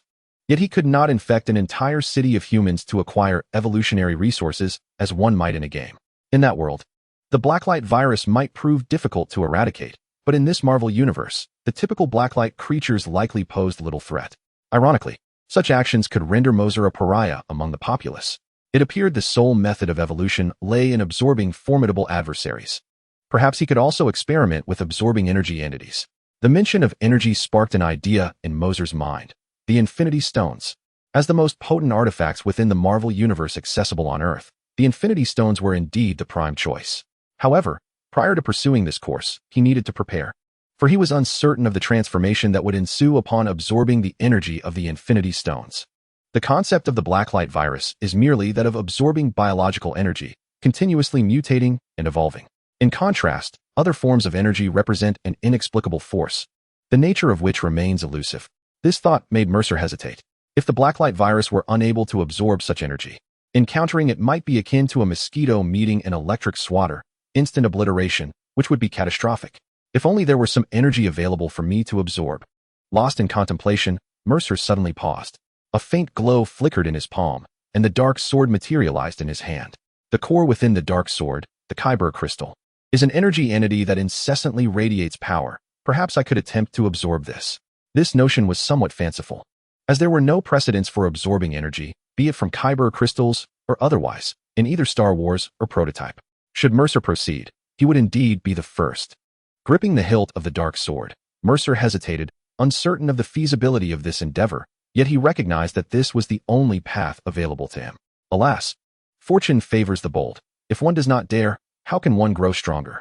Having steeled himself, Mercer took several deep breaths, grasped the sword hilt firmly, and summoned the blade. In its activated state, the blade would facilitate the detection of the Kyber crystal within the hilt. In the next moment, Blacklight material surged from Mercer's palm, enveloping the hilt. Tendrils of this Blacklight substance infiltrated the minute crevices of the dark sword, spreading until they saturated the entire inner space of the hilt. At its center, Mercer sensed a dark crystal suspended within, its power being continuously siphoned. This was the Kyber crystal within the dark sword. Chapter 13. Satan, let us give it a try. Several threads formed from Blacklight material drifted toward the Kyber crystal. As anticipated, mere millimeters away, the energy emanating from the crystal incinerated the threads into nothingness. Perhaps I should enhance with battle armor? With a mere thought, the delicate threads became enveloped in a layer of Blacklight armor. Though thin, this armor boasted remarkable strength, impervious even to hundreds of rounds fired from an automatic rifle. Having prepared, Mercer once again directed the Blacklight threads toward the Kyber crystal. This time, the threads did not vanish instantly. Success! Mercer's eyes brightened. Although the Blacklight armor-clad threads exhibited signs of being scorched and consumed, they could endure longer. Mercer continued to manipulate the Blacklight matter, forming armor for the threads, pressing forward until he finally made contact with the surface of the Kyber crystal. Absorb. A force emanated from the Blacklight threads, drawing energy from the Kyber crystal. The black strands deepened in hue, a flow of energy coursing from the crystal. The relentless Blacklight material was incinerated by this energy, yet a small portion of it fused into the Blacklight substance. The quantity is minimal, only a tenth is absorbed at a time, with the remaining 90% instantly incinerated due to uncontrollable forces. However, the ability to absorb signifies that this concept is indeed feasible. What was merely a preliminary test now emboldens Mercer to proceed without hesitation. The Blacklight matter is continually destroyed, constantly reconstituted, and incessantly absorbed. The energy intensity and temperature of the Kyber crystal are exceedingly high. Even with Mercer's speed, a year would not suffice to fully absorb it. The energy contained within the Kyber crystal is far more substantial than he had imagined, allowing him to absorb it with confidence. Mercer is not merely intent on absorbing the energy of the Kyber crystal. He seeks to ascertain whether the Blacklight virus can indeed harness energy and establish a degree of tolerance. Otherwise, he would be reluctant to recklessly absorb energy as potent as that of the Infinity Stones. This process of absorption persists for half an hour, during which the Blacklight armor enveloping the Blacklight threads grows increasingly thin, and tolerance has now been established. Excellent. This will suffice. Thereafter, brief periods of absorption to enhance intensity will be adequate. Weighing the lightsaber in his hand, Mercer stowed it away, his eyes betraying a glint of danger. Hydra, should you dare provoke me, be prepared for retaliation. Mercer stood before the floor-to-ceiling window, gazing up at the crescent moon hanging in the sky. Hydra's audacity to dispatch snipers and special operatives to eliminate him suggests they believe Mercer remains unaware of their true nature. In fact, he is acutely aware. Creator, what course of action should we take? Shall we simply annihilate them? The voice of the entity known as Absolution resonated forcefully within Mercer's mind. This connection is unique to Mercer and Absolution, a form of telepathy that only cardholders can experience with their respective entities. Mercer recognized this upon acquiring the card. His earlier summons of Absolution from the old apartment building was due to this mental link.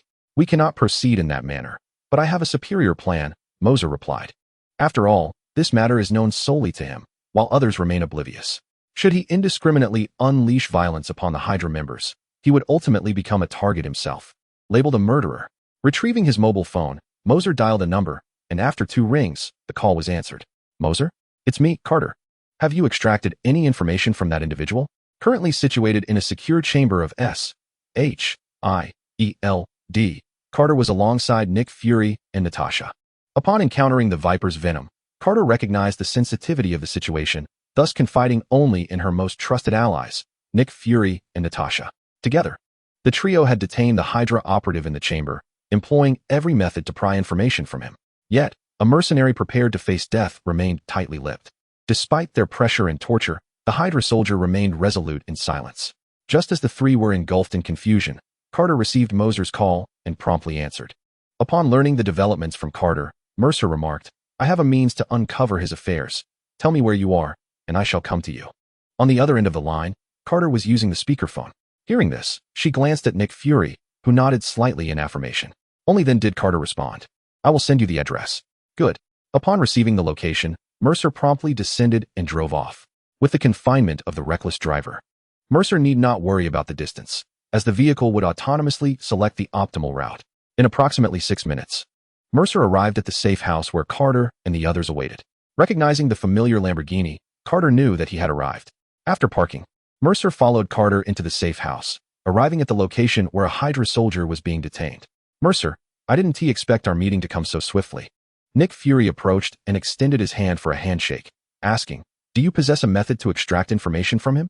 Preferring directness over small talk, Mercer gestured for the others to step aside, and he approached the Hydra soldier.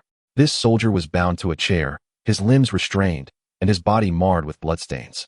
Not faring much better than when Mercer had previously encountered him, evidently having endured severe torture. You still recognize me, don't you? Mercer spoke softly, causing the Hydra soldier, who had remained unresponsive to Fury and the others' torturous attempts, to turn pale in an instant. His mouth trembled, struggling to articulate a coherent phrase. Managing only to stammer out 2 words, Satan, Satan. Witnessing the sheer terror etched on the soldier's face, Carter and the others were taken aback. Was he truly so frightened of Mercer? I have just mastered a new skill. You will serve as my test subject. Mercer smiled as he grasped the back of the Hydra soldier's hand, and in the next moment, the soldier lurched backward, convulsing as if in a frenzy. However, the chair was securely anchored to the ground, and his bindings were exceedingly tight, rendering him unable to escape despite his frantic thrashing. How can this be? Observing the soldier, who was gasping in agony yet unable to produce a single coherent syllable, Nick Fury and the others exchanged bewildered glances, uncertain of what was transpiring. They could not fathom the extent of torment he was experiencing to evoke such a pained expression. Their gaze remained fixated on Mercer, who, despite the soldier's evident suffering, wore a faint smile, appearing unfazed by the anguish of his adversary. Chapter 14. Torment. Delighting in the soldier's distress, Mercer felt a sense of satisfaction in his newfound ability. This skill had arisen in his mind while he manipulated the dark energy of the Kyber crystal. Transforming dark matter into countless threads, he penetrates the bodies of others. These exceedingly fine strands of dark energy execute a precise act of consuming the opponent's blood cells. Under the command of Mercer, he is capable of generating corresponding substances to replace the lost blood cells, thereby sustaining the opponent's life. Mercer is unaware of the extent of the agony involved, but in his imagination, it must be far more excruciating than a sudden cramp in the calf during the night, and of a most intense nature. In less than a minute, a foul liquid emanates from the Hydra soldier, who, tormented to the point of incontinence, is utterly broken. The soldier's gaze remains fixed on Mercer, seemingly consenting to divulge everything. However, Mercer remains unfazed, his smile unwavering, his movements relentless. It seems that the other Hydra soldiers, having perished in the explosion, found their release. Yet, the living soldier must now endure their suffering. A fierce glint appears in Mercer's eyes, signifying that this surviving Hydra soldier shall bear the consequences. This torment does not last long. To an outsider, it appears to be merely a fleeting 2 minutes. Yet, when Mercer withdraws his hands, the Hydra soldier feels as if several hours have elapsed, utterly exhausted and unconscious. Though he was somewhat heavy-handed, Mercer believes the soldier will soon reveal all upon awakening. Mercer retrieves a handkerchief from his pocket, wiping his palms, and addresses the others with a faint smile. Carter and the others are at a loss for words, incredulous at his nonchalance. The soldier lies unconscious, his face contorted and soiled. Mercer's smile suggests that the recent torture was not of his doing, revealing an immense psychological fortitude. Are you eager to return? Perhaps we should linger here a while longer? Carter hesitates before speaking. She had not anticipated Mercer resolving matters so swiftly. From his arrival to conclusion, barely 5 minutes had passed. Meanwhile, they had just tortured the Hydra soldier for several tens of minutes. Conversing is fine, but I would prefer a different room. Mercer gestures towards the soiled ground. Of course. Carter nods in agreement. Natasha and Nick Fury, recognizing the two, wisely choose to remain behind to handle the aftermath, understanding that a private discussion would be more fruitful than one in their presence. The two proceed to the adjacent room, which offers a view into Nick Fury's quarters, where Mercer realizes he has entered an interrogation chamber. They find chairs and sit in a brief silence before Carter speaks first. Your abilities are formidable. Upon hearing this, Mercer raises an eyebrow, but refrains from responding. Have you considered joining SHIELD? Carter inquires next. Not at all. Mercer shakes his head, stating, I prefer the freedom of my own path, unbound by constraints. Carter nods in silence, unsurprised by his response. Through the one-way glass, Mercer observed Nick Fury cleaning the room and then turned to Carter, saying, when that fellow awakens, the revelations he shares may astound you. Are you prepared for it? This statement left Carter momentarily taken aback, prompting her to recall the venomous tooth Mercer had previously given her. With a sigh, she replied, what does it matter if I'm not prepared? Such events rarely occur when one is ready. Mercer silently nodded in agreement, acknowledging the truth in her words. Just as she had not been ready when she was frozen in time, everything had been abrupt and unforeseen. Mercer, too, had not been prepared when she activated the system to acquire the Blacklight virus. That night, an abundance of events transpired. If things unfold as you and I envision, what do you intend to do? Mercer's words were enigmatic. Anyone else present would surely be bewildered by their conversation. Yet, both Carter and he understood perfectly. They were speaking of Hydra. Carter's eyes reflected only calmness as she slowly stated, 70 years ago, I was their adversary, and 70 years later, I remain so. As long as they persist, I shall not perish. This declaration brought Mercer a sense of relief, for it seemed that no matter the timeline, Captain America would never disappoint. He would always stand against Hydra, always remain their sworn enemy. It appeared that there was more to this than met the eye. Mercer discerned an underlying meaning in Carter's words, indicating that their enmity was not merely a matter of rivalry. Carter fell silent for a moment, retrieving a bronze pocket watch, about half an inch thick, from her pocket and opening it. It was an ordinary timepiece, yet the lid contained a carefully trimmed photograph. The image depicted a slender man in white attire. Upon seeing the watch and the man within, Mercer's pupils constricted slightly. The man depicted was none other than Steve Rogers, the original Captain America from Mercer's memories. Now, his photograph occupied this space, whereas it had once been Rogers holding the watch, with the photograph portraying Carter. This is my comrade. He perished at the hands of Hydra. I had thought they had been eradicated 70 years ago, yet they have survived to this day, which means my vengeance remains unfulfilled. Carter gazed at the man in the photograph with an undeniable resolve in her voice. After a moment, she masked her faint sadness with a semblance of a smile and said, I apologize for burdening you with this knowledge. It's nothing. Mercer gently shook her head and replied, Then let us await the resolution of this matter. Time passed slowly, each second ticking by. The wait was not prolonged. After approximately 10 minutes, Natasha splashed a bucket of water onto the Hydra soldier, startling him awake. The torment Mercer had inflicted, coupled with such a brief respite, had left the awakened Hydra soldier in a dazed state. If further torment were to continue, he might completely lose his sanity. Now, will you finally speak? Natasha leaned down before the Hydra soldier, narrowing her eyes as she inquired. The soldier, having just endured a brief yet excruciating ordeal, was no longer inclined to feign bravado. The torment he experienced was one he had never encountered, even with his background as a mercenary. After grappling with his internal conflict, he finally divulged all that he knew. Natasha promptly produced a recording device, capturing every word he uttered. The soldier spoke for nearly 10 minutes, releasing a torrent of information that weighed heavily on him. Once he had spoken, a profound sense of relief washed over him. With his secrets laid bare, there was no longer any reason for his captors to torment him. Even the prospect of death seemed more palatable than the anguish he had just endured. Observing the soldier's newfound tranquility, Natasha exchanged a glance with Nick Fury, both equally astonished. Hydra had infiltrated their ranks for so many years, even penetrating S.H.I.E.L.D. At least half of the personnel within S.H.I.E.L.D. were now Hydra operatives, an alarming statistic. Chapter 15. Shocked Nick Fury felt a chill run down his spine. He signaled to Natasha, and together they exited the room, proceeding to where Mercer and Carter were located. Standing at the threshold, they remained silent for a moment, lost in thought, until Natasha broke the silence with a dazed inquiry. Fury, do you think what he said is true? Fury's already dark complexion deepened with concern. He hesitated to contemplate the implications, yet the reality before him demanded consideration. Had Hydra truly begun its infiltration of S.H.I.E.L.D. 70 years prior? On the surface, S.H.I.E.L.D. appeared virtuous, yet it had long been corroded from within by Hydra. Under the guise of S.H.I.E.L.D., how many nefarious deeds had Hydra perpetrated?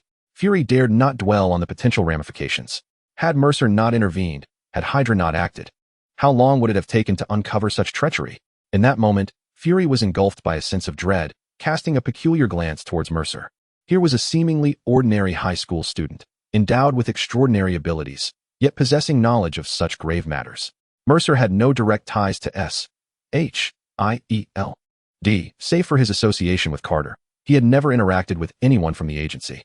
The phrase Insight Program suddenly surfaced in Fury's mind, recalling Mercer's previous mention of future intelligence. The Insight Program was deemed unviable. This implied that Hydra had been exposed long ago. Could it be that Hydra successfully utilized the Insight Program to eliminate those who posed a potential threat to the nation and the world? Fury's gaze towards Mercer was filled with confusion and astonishment. Even with his keen insight, he found it impossible to decipher the enigmatic youth before him. Natasha and Carter, too, were equally taken aback. They initially believed that Hydra merely survived, but they could never have anticipated that their sworn adversary, S.H.I.E.L.D., had been infiltrated. Such a revelation was beyond their imagination. Fury, what shall we do next? Carter inquired. After all, he was the director, and in times like these, his opinion was paramount. Let us remain still for the moment. Thankfully, this matter is known only to the four of us. Natasha, shortly you will need to fabricate a death scene. Ensure that it appears as though the Hydra member took their own life, and then disseminate this information. Feigning ignorance on our part, Nick Fury instructed. The news of the captured Hydra member would undoubtedly have reached Hydra as well. Now, Nick Fury and his team must act as if they were unaware, which would be advantageous for their subsequent maneuvers. After all, without clarity on the distribution of the enemy's forces, declaring war recklessly would yield little benefit. Natasha nodded, indicating her understanding, and promptly set about her task. As a top assassin, creating a death scene was a trivial matter for her. Carter, during this period, keep a close eye on Rumlow's movements. Their assassination attempt on Mercer has failed, and they may strike again, so remain vigilant. Nick Fury continued. Carter nodded in agreement. Finally, Mercer, on behalf of S.H.I.E.L.D., I sincerely thank you, Nick Fury said with utmost seriousness. Had you not informed us, the consequences of discovering this later would have been unimaginable.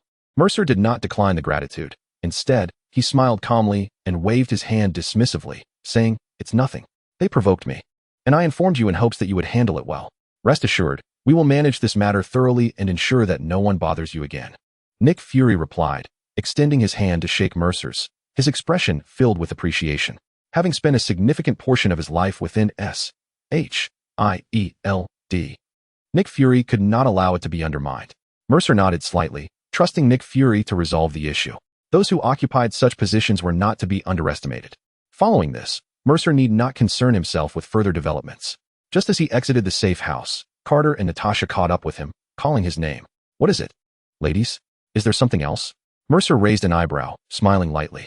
The two exchanged glances, and Carter spoke up. We would like to invite you to join S.H.I.E.L.D. Mercer furrowed his brow slightly, about to decline, but Natasha preempted him. Joining us does not mean we expect you to assist in eliminating Hydra. Rather, it means that if you wish to go anywhere in the future, having the identity of S.H.I.E.L.D. will make it more convenient. Carter nodded in agreement, adding, exactly, think of it as a complimentary pass. If you travel elsewhere, you can also access S.H.I.E.L.D.'s aircraft, which are far swifter than commercial planes. Upon hearing this, Mercer did not refuse, stroking his chin with a contemplative expression. Indeed, it was a commendable suggestion. My authority level? He inquired. Level 8, Carter replied, casting a penetrating glance at Mercer. Level 8? Mercer echoed, a hint of surprise coloring his tone. An agent of S.H.I.E.L.D. at level 8 typically signifies over a decade of dedicated service, a status reserved for a select few. To think Mercer had achieved such a rank right from the onset was telling. Nick Fury's intentions were unmistakable. Should S.H.I.E.L.D. encounter insurmountable challenges in the future, they undoubtedly sought Mercer's assistance. However, the initiative lay with Mercer. S.H.I.E.L.D. could not compel him. It is better to have an ally than an adversary. After a moment of contemplation, Mercer nodded, stating, very well, ensure my credentials are prepared and delivered to my residence. Suddenly, a thought struck him, and he turned to ask, by the way, you are aware of my address, I presume? Carter and Natasha exchanged an awkward nod. Their embarrassment stemmed from the fact that Mercer had never disclosed it to them, yet they were well aware. As a subject of interest to S.H.I.E.L.D., it was improbable that they had not investigated his place of residence. All right then, let it be so, Mercer affirmed, inwardly summoning his confinement as he drove home.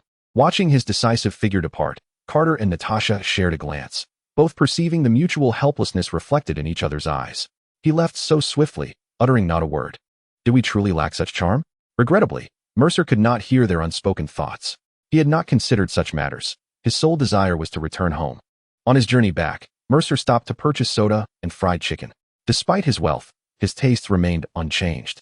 A late-night indulgence of soda paired with fried chicken was simply exquisite. With his right hand laden with copious amounts of fried chicken, he contentedly opened his front door. At that very moment, a shadowy figure lunged at him from the side, propelled by a fierce gust of wind aimed at his face. The sudden assault caused Mercer no alarm.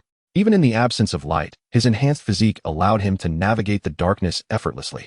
His free hand swiftly caught the incoming fist, rendering it immobile as if ensnared in a stone wall.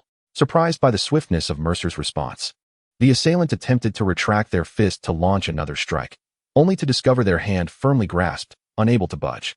Sensing the texture in his grip, Mercer mused softly. A metallic arm? Chapter 16, Rogers. Before Mercer could ponder further, the assailant's offensive surged forth with remarkable speed. A dagger glinting under the moonlight was seized with his other hand, drawing the assailant closer to Mercer. The blade aimed for his abdomen, a method of combat reminiscent of a desperate assassin. This close proximity bore risks. Should the target react, the attacker would face significant repercussions. Yet, the advantage lay in the assuredness of hitting the mark. With such closeness, the opponent's capacity to retaliate diminished. Unless the adversary possessed the skill to deliver a powerful strike at an exceedingly short range. As the dagger lunged forward, the assailant was already intent on completing his task, eager to hear the agonizing scream of his victim. However, a sharp cracking sound interrupted his anticipation. Startled, he glanced down, illuminated by the moonlight that cascaded upon the blade, revealing that the keen edge had embedded itself into a piece of black armor. The immense force had caused the razor-sharp tip to curl, leaving his hand numb with shock. How could this be? In mere seconds, Mose's attack had arrived. He swiftly delivered 2 powerful kicks to the adversary's knee, shattering it and eliciting a muffled cry of pain. Releasing the opponent's fist, Mose casually reached for the light switch, nonchalantly remarking, Hydra is truly relentless. They've even sent assassins to my home. Upon turning on the light and catching sight of the intruder's face, Mose was taken aback. The attacker was a man, his lower face obscured by a black mask, yet his striking blue-green eyes were unmistakably akin to Mose's own, instantly revealing his identity. Steve Rogers? At the mention of this name, the man's body stiffened, confusion evident in his gaze. Who is Steve Rogers? As he struggled to rise, Mose's earlier assault on his knee rendered him unable to support himself. He could force his legs to bear his weight, but such agony was beyond the tolerance of an ordinary person. Mose too was astonished to discover that the individual attempting to attack him was none other than Steve Rogers, the very person who should have become Captain America in his recollections. It appeared that their roles had been reversed with Bucky Barnes. Upon observing the man's attire, Mose quickly deduced his current predicament. His friend Bucky must have met his demise on what should have been Bucky's fateful train, which had now become Steve Rogers' downfall. Captured by Hydra, he had been transformed into the Winter Soldier, frozen in time and now dispatched to eliminate Mose. Although the Winter Soldier possessed enhanced physical capabilities, he paled in comparison to Mose, akin to an ant standing beside an elephant, entirely different tiers of strength. Mose swiftly maneuvered behind Rogers and delivered a precise chop to the back of his neck. Rogers attempted to resist, but he was utterly unable to withstand Mose's strike and promptly lost consciousness. Observing the fallen man, Mose remained silent for a moment, scratching his head in contemplation. What to do with such a large figure? Discard him? Certainly not. Well, for now, he would simply leave him be. Unsure of how to resolve the situation, Mose stepped over him and proceeded towards the hall. Yet, just a few steps away, he suddenly turned back, gazing at the man sprawled on the ground. With a soft sigh, he muttered, "All right, I suppose I'll assist you this once." As he spoke, he raised his right hand, and a small orb of dark luminous substance, roughly the size of a thumb, protruded from his palm, bouncing playfully onto Rogers before merging seamlessly with his body. Having completed this task, Mercer departed, leaving Rogers alone in his repose. After all, he could not allow the fried chicken to grow cold. He located a film he cherished on the television and began to savor the chicken, occasionally indulging in a sip of cola. This simple existence was precisely what he desired. Time slipped away unnoticed until Rogers' eyelids fluttered, gradually revealing his eyes. Surveying the unfamiliar surroundings, confusion filled his gaze. A delectable aroma tantalized his nostrils, prompting Rogers to struggle to his feet. His attention abruptly fixed on his knees, eliciting a soft gasp. He recalled that his knees had been shattered by a brutal kick. It was only upon rising that the memory struck him. As he touched his knees, he found them intact, entirely unscathed, seemingly untouched by violence. Unbeknownst to him, the reason for his miraculous recovery lay in the dark, luminous substance Mercer had unleashed, which had mended his knees. Initially reluctant to undertake such an act, Mercer was nonetheless curious to explore whether his dark substance could heal others in addition to himself. If successful, it would grant him surgical prowess, enabling him to mend the wounds of those around him. Evidently, he had indeed achieved this, as Rogers had already been restored. Rogers crossed the threshold and peered into the living room. There, a young man lounged on the sofa, relishing a cola and devouring fried chicken. The enticing fragrance Rogers had just detected emanated from the chicken in the young man's hands. Noticing Rogers standing bewildered by the entrance, Mercer waved his hand invitingly, offering a taste. Just as Rogers contemplated a polite refusal, his stomach betrayed him with a rumble, revealing his inability to resist the tantalizing scent. After a moment's hesitation, he nodded and approached, seating himself beside Mercer. Observing the gloves Mercer wore, he mimicked him by donning his own pair of plastic gloves. Once he tasted the fried chicken, a spark ignited in Rogers' eyes. Overwhelmed by the flavor, he began to eat voraciously, disregarding all decorum. Mercer, watching the man beside him devour the food with such fervor, felt no surprise. After all, in the era when he had been captured, such fried chicken had yet to exist. For those of that time, it was an exquisite delicacy. Witnessing Rogers eat with such speed, Mercer too did not hold back, and the two of them swiftly demolished the fried chicken before them. Once they had finished, Rogers took the initiative to tidy up the remnants. Mercer did not intervene, waiting until the cleanup was complete before he spoke. "Come, sit here, we need to converse." Rogers approached silently and settled beside Mercer. "How much do you remember?" Mercer inquired. He sought to ascertain when this world's Rogers had been captured and who had transformed him into the Winter Soldier. Ever since Carter ascended to the mantle of Captain America, this reality diverged significantly from the Marvel Universe lodged in Mercer's memory. The reason he refrained from dismissing Rogers outright was his desire to extract valuable information from him. Upon hearing this, Rogers clutched his head in anguish, feeling a cacophony of conflicting thoughts within his mind. Had the brainwashing once again flared up? observing Rogers's distress. Mercer furrowed his brow. Had Rogers's moment of clarity been triggered again by his words? Chapter 17. 3 messages to assassinate Mercer. No. He could not allow such thoughts to dominate him. Rogers pressed his hands against his head, his expression one of extreme torment. It was evident he was fiercely battling the indoctrination swirling in his mind. Yet, resisting the brainwashing techniques of the Winter Soldier, Hydra's ultimate weapon, was no trivial endeavor. Gradually, the light in Rogers's eyes faded, rendering them hollow and devoid of spirit. He had once again succumbed to Hydra's manipulative rhetoric. Mercer was not surprised. If Rogers could withstand it solely through willpower, he would not have been controlled into coming here to kill him. Had he lost control again? Mercer slightly shook his head. Rogers's vacant demeanor clearly indicated he had been ensnared once more. With a low growl, Rogers lunged at Mercer, his metallic arm poised to strike. Witnessing this, Mercer shook his head in resignation. Having just dined, he had no intention of engaging further. He hoped Rogers would relent, as he had no desire to play along. Standing firm, with hands tucked into his pockets, Mercer suddenly summoned a multitude of dark tendrils from behind him, which swiftly ensnared Rogers, binding him tightly. No matter how Rogers struggled, he could not break free from the bindings forged of this black luminescent substance. It's a bit noisy, Mercer remarked, waving his hand. A small amount of the black material formed a mask that sealed Rogers's mouth. Now, Rogers resembled a black cocoon to an unsuspecting observer. This scene would evoke sheer terror. Was this a grotesque mutated creature? After leaving a vent for air, Mercer, seeing Rogers futilely thrashing in impotent rage, paid him no mind and decided to wash up and retire for the night. The following day, he slept soundly until midday. Stretching and yawning as he emerged from his room, Mercer realized that in his time here, he had never slept so deeply. With newfound wealth, he found himself at a loss for what to do next. While washing up, his old, battered phone rang. Upon checking, he discovered it was Carter on the line. "I've prepared your documents. Are you home? I'll bring them over." Carter's voice conveyed a hint of fatigue, as though she had not rested the entire night. "I've just awakened. Feel free to come over," Mercer replied, surprised by her remarkable efficiency. "All right, open the door. I'm right here," Carter promptly declared. "So soon?" Mercer was taken aback.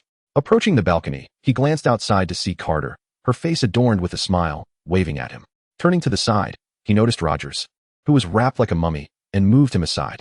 Given the fierce conflict between Hydra and Hydra, Carter would undoubtedly be quite busy. So Mercer decided against releasing Rogers to avoid disrupting her focus. He would wait until the situation calmed down before letting him out. For now, the only option was to let him remain as a mummy inside, nourished occasionally by the dark matter. "I apologize for this predicament, my friend," Mercer remarked, patting the mummified figure, who struggled to escape in vain. Once everything was in order, Mercer leapt from the second-floor balcony in a striking superhero landing, approached the door, and welcomed her inside with a playful quip. "You arrived rather swiftly. You weren't lurking here all night, were you?" "Of course not," Carter replied with a roll of her eyes, handing him a document pouch. "This contains your identification and some explanations regarding your authority." Upon receiving it, Mercer discovered a small black manual from SHIELD, featuring the organization's logo alongside his name. The contents were rather straightforward, with little of significance beyond some trivial data. After skimming through it, he tucked the manual away and regarded Carter. Hesitating for a moment, he gestured towards the house behind him, suggesting, "Shall we go inside for a moment?" Carter's gaze lingered on the house, then shifted back to Mercer, her expression inscrutable. After a long pause, she shook her head. "I have matters to attend to at SHIELD. Perhaps another time." With that, they exchanged a few casual remarks before she departed. Watching her retreating figure, Mercer scratched his head, pondering if she had misunderstood his intent. He had merely meant to invite her to sit for a while. He didn't delve into her thoughts further and returned to the house. Once inside, Mercer perused the additional documents within the pouch and logged on to SHIELD's exclusive website. After entering his identity information, he was astonished by the vast array of information available to him. Aside from highly classified documents like those pertaining to Project Insight, he was able to access an impressive amount of data. Among these were files on the Sanctum Sanctorum located far away in Kamartaj, as well as recent reports detailing a boy who had undergone mutations from a spider bite. It seemed this world had some familiar elements to what he had envisioned. Opening the documents one by one, Mercer read through the detailed accounts, which included personal information about the Ancient One. Female, age unspecified, leader of the sorcerers.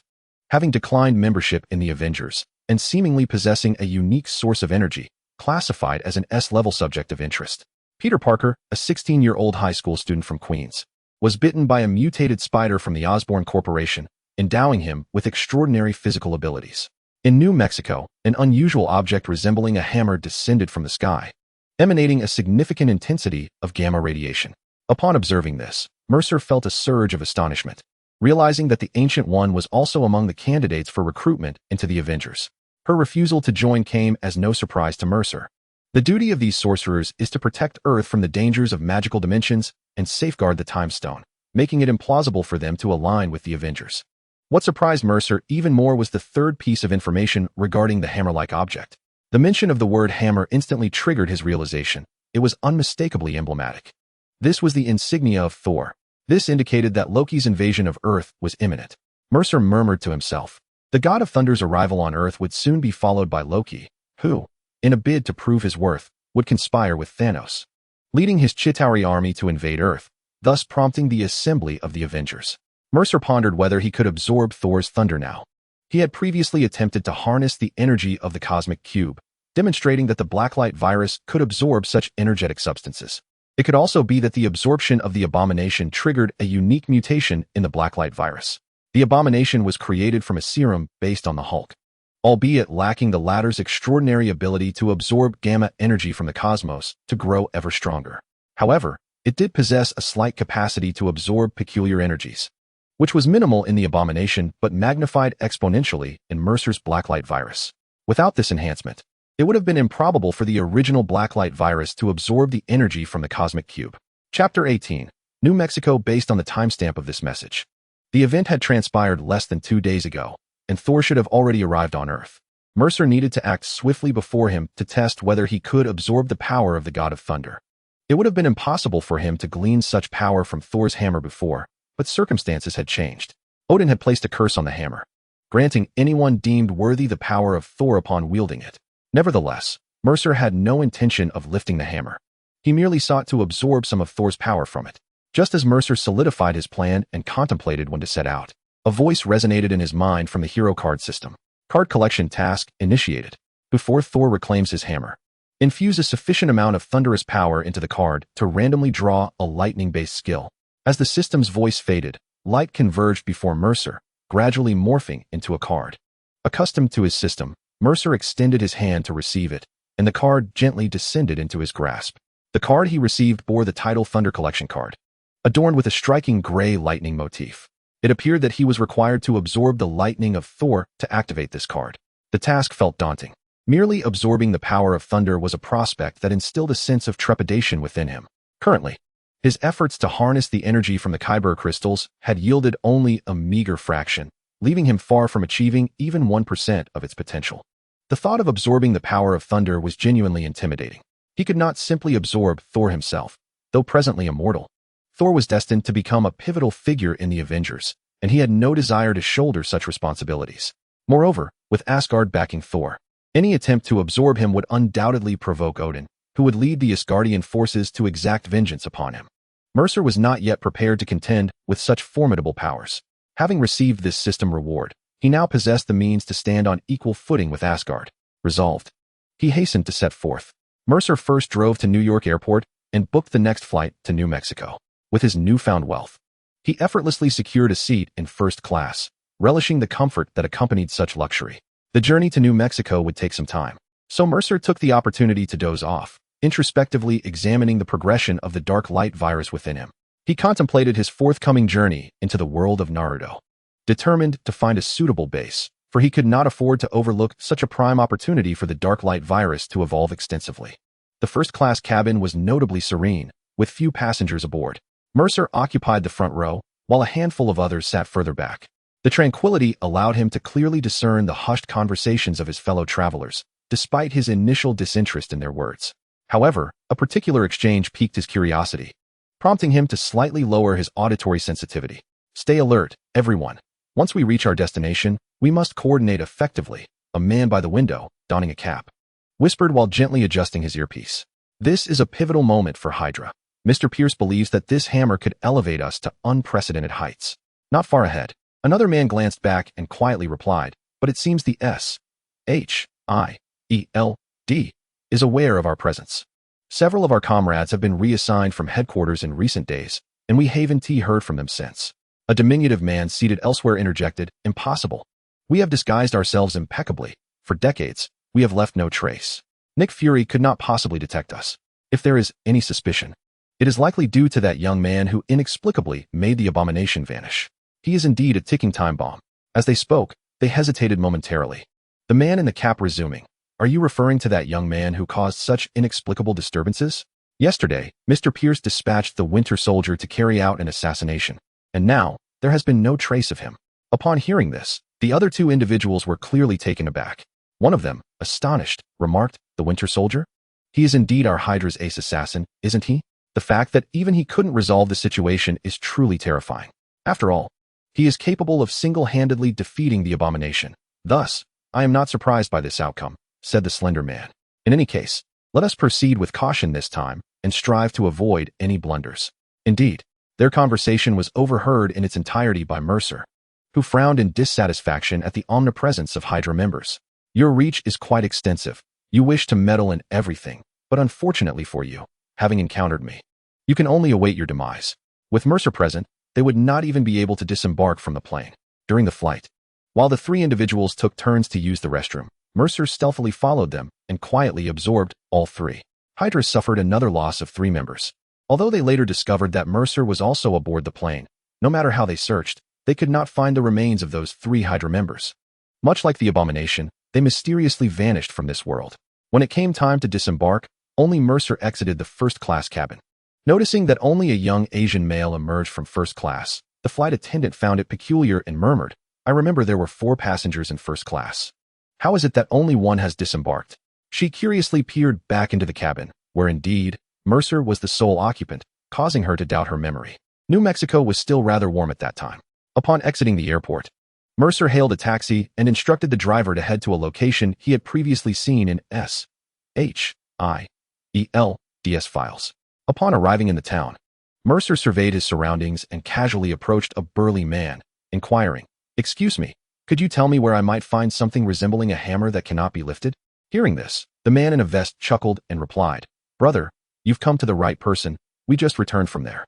He gestured in a direction, his tone tinged with slight regret. "That object was originally discovered by us, but we couldn't lift it. We intended to enclose it and create a recreational area. But before we could begin, we were surrounded by a group of men in black." The man in the vest shook his head, his words steeped in disappointment. "They seem to be government agents. Now, they won't allow anyone near. We were just about to go take a look when we were intercepted." The individuals he referred to were likely members of S-H-I-E-L-D, and Mercer knew who was responsible for this. It was Coulson. As soon as Mercer disclosed future information to Nick Fury, the latter immediately dispatched Coulson to stake out the vicinity. The hammer was secured by S-H-I-E-L-D members within a day of its appearance.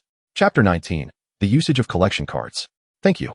Moser expressed his gratitude and turned to sprint towards the direction indicated by the burly man. He thought to himself, "This is quite a sight to behold." Yet he was running at an astonishing speed. As Moser vanished from view, the man stood in a daze, gazing incredulously at the path Moser had taken. The distance from the town to the location of Thor's hammer was nearly 3 kilometers. For Moser, this distance was effortlessly manageable. He ran with all his might and reached the destination in just 2 or 3 minutes. Such speed would easily shatter records at any athletic event. Even from a distance, one could discern the rudimentary structure enclosed by barbed wire in a pentagonal shape. As Moser approached within about 100 meters, 2 SUVs rolled up, from which armed special forces emerged. Ahead lay a restricted area, off-limits to visitors. The soldiers, vigilant with their weapons, scrutinized Moser, who had arrived seemingly on foot to such a location, a fact that elicited some astonishment. "I am a member of S-H-I-E-L-D. Here is my identification," Moser stated, dismissively tossing his credentials to them while casually pocketing his hands and observing them. One of the Special Forces soldiers examined the identification, his expression one of sheer surprise. Glancing back at the astonishingly youthful Moser and then at the photo on the ID, he found it hard to believe that S-H-I-E-L-D could have such a young member. Yet, the authenticity of the credentials was undeniable. After a moment's hesitation, he said, "Please hold on a moment while I verify the validity of your identification." Moser nodded slightly in acknowledgement. The soldier swiftly returned, and shortly thereafter, he emerged again, this time accompanied by a man. The man appeared to be in his 30s, and Mercer regarded him with mild surprise. "Greetings, Agent Mercer. My name is Coulson, and I am the officer in charge here." The man extended his hand as he spoke. This individual, appearing before Mercer, was indeed Coulson, dispatched by Nick Fury. Upon seeing Mercer's credentials, he already knew there was no need for further verification. The director had informed him of a remarkable honorary member of S.H.I.E.L.D., named Mercer, instructing him to accommodate any requests he might have. Upon recognizing the credentials, Coulson hurried out to greet Mercer, well aware of the director's explicit instructions to treat him with utmost respect. Although Coulson was unsure of the reasons behind this directive, his trust in Nick Fury led him to comply without question. Mercer shook Coulson's hand, receiving his credentials back with a faint smile. "Hello, I am Mercer. I wish to see the hammer," he stated. "Of course, please follow me," Coulson replied, leading the way as Mercer followed closely behind. Soon, he guided Mercer to a temporary structure composed of white tents, where Mercer laid eyes upon Thor's iconic weapon, Mjolnir. "So, this is Thor's hammer," Mercer murmured to himself. Gazing upon the hammer that lay silently on the ground, few are aware that this object hails from a deity. "Is there something amiss with this hammer?" Mercer inquired of Coulson. Shaking his head in resignation, Coulson replied, "The only peculiarity is that it cannot be lifted. Over the past few days, we have attempted numerous methods, yet it remains utterly immovable. Moreover, this hammer harbors a certain energy that emanates at a steady, albeit minimal, frequency." After hearing Coulson's words, Mercer nodded and approached Thor's hammer. He too attempted to lift it, only to find it beyond his grasp. The privilege to wield the hammer is reserved for those with a righteous heart, and Mercer's ability to grow stronger by absorbing others does not align with such virtue. "Very well, let us first explore how to absorb the lightning within." Mercer turned to Coulson behind him and said, "I wish to conduct my research in solitude. Could you kindly clear the area of onlookers?" "Oh, certainly," Coulson replied, momentarily taken aback before quickly agreeing. The director had instructed that this individual's requests be accommodated as much as possible. What he asked now was neither excessive nor implausible. Once the area was vacated, Mercer ensured that no one was watching and no surveillance devices were present before he approached the hammer once more, grasping its handle with both hands. In the next moment, a surge of dark energy enveloped Mercer's arms, forming a gauntlet reminiscent of Iron Man's armor. He exerted tremendous force to pull the hammer, causing the ground beneath him to crack like spiderwebs, his feet sinking into the earth. Despite his efforts, Thor's hammer remained steadfastly still. Goodness, Odin's enchantment is indeed formidable. It seems that not just anyone can lift it. Releasing his grip, Mercer dissipated the dark energy from his arms and brought his fingers together, summoning the Thunder Collection card between them. How is this contraption to be utilized? Observing the card, he found no instructions on its use, and as he pondered, he accidentally let it slip from his fingers, landing precisely upon the hammer's head. In the following moment, Mercer witnessed the once dull Thunder Collection card as its design began to manifest in shimmering silver. It has begun to collect, so this is how it functions. Realizing the card's purpose, Mercer had initially thought that Thor would need to lift the hammer and direct lightning at him to absorb it, which would have posed quite a dilemma. However, a fortunate blunder revealed the card's method of use. The card's colors shifted rapidly, with the speed of lightning absorption surpassing Mercer's imagination.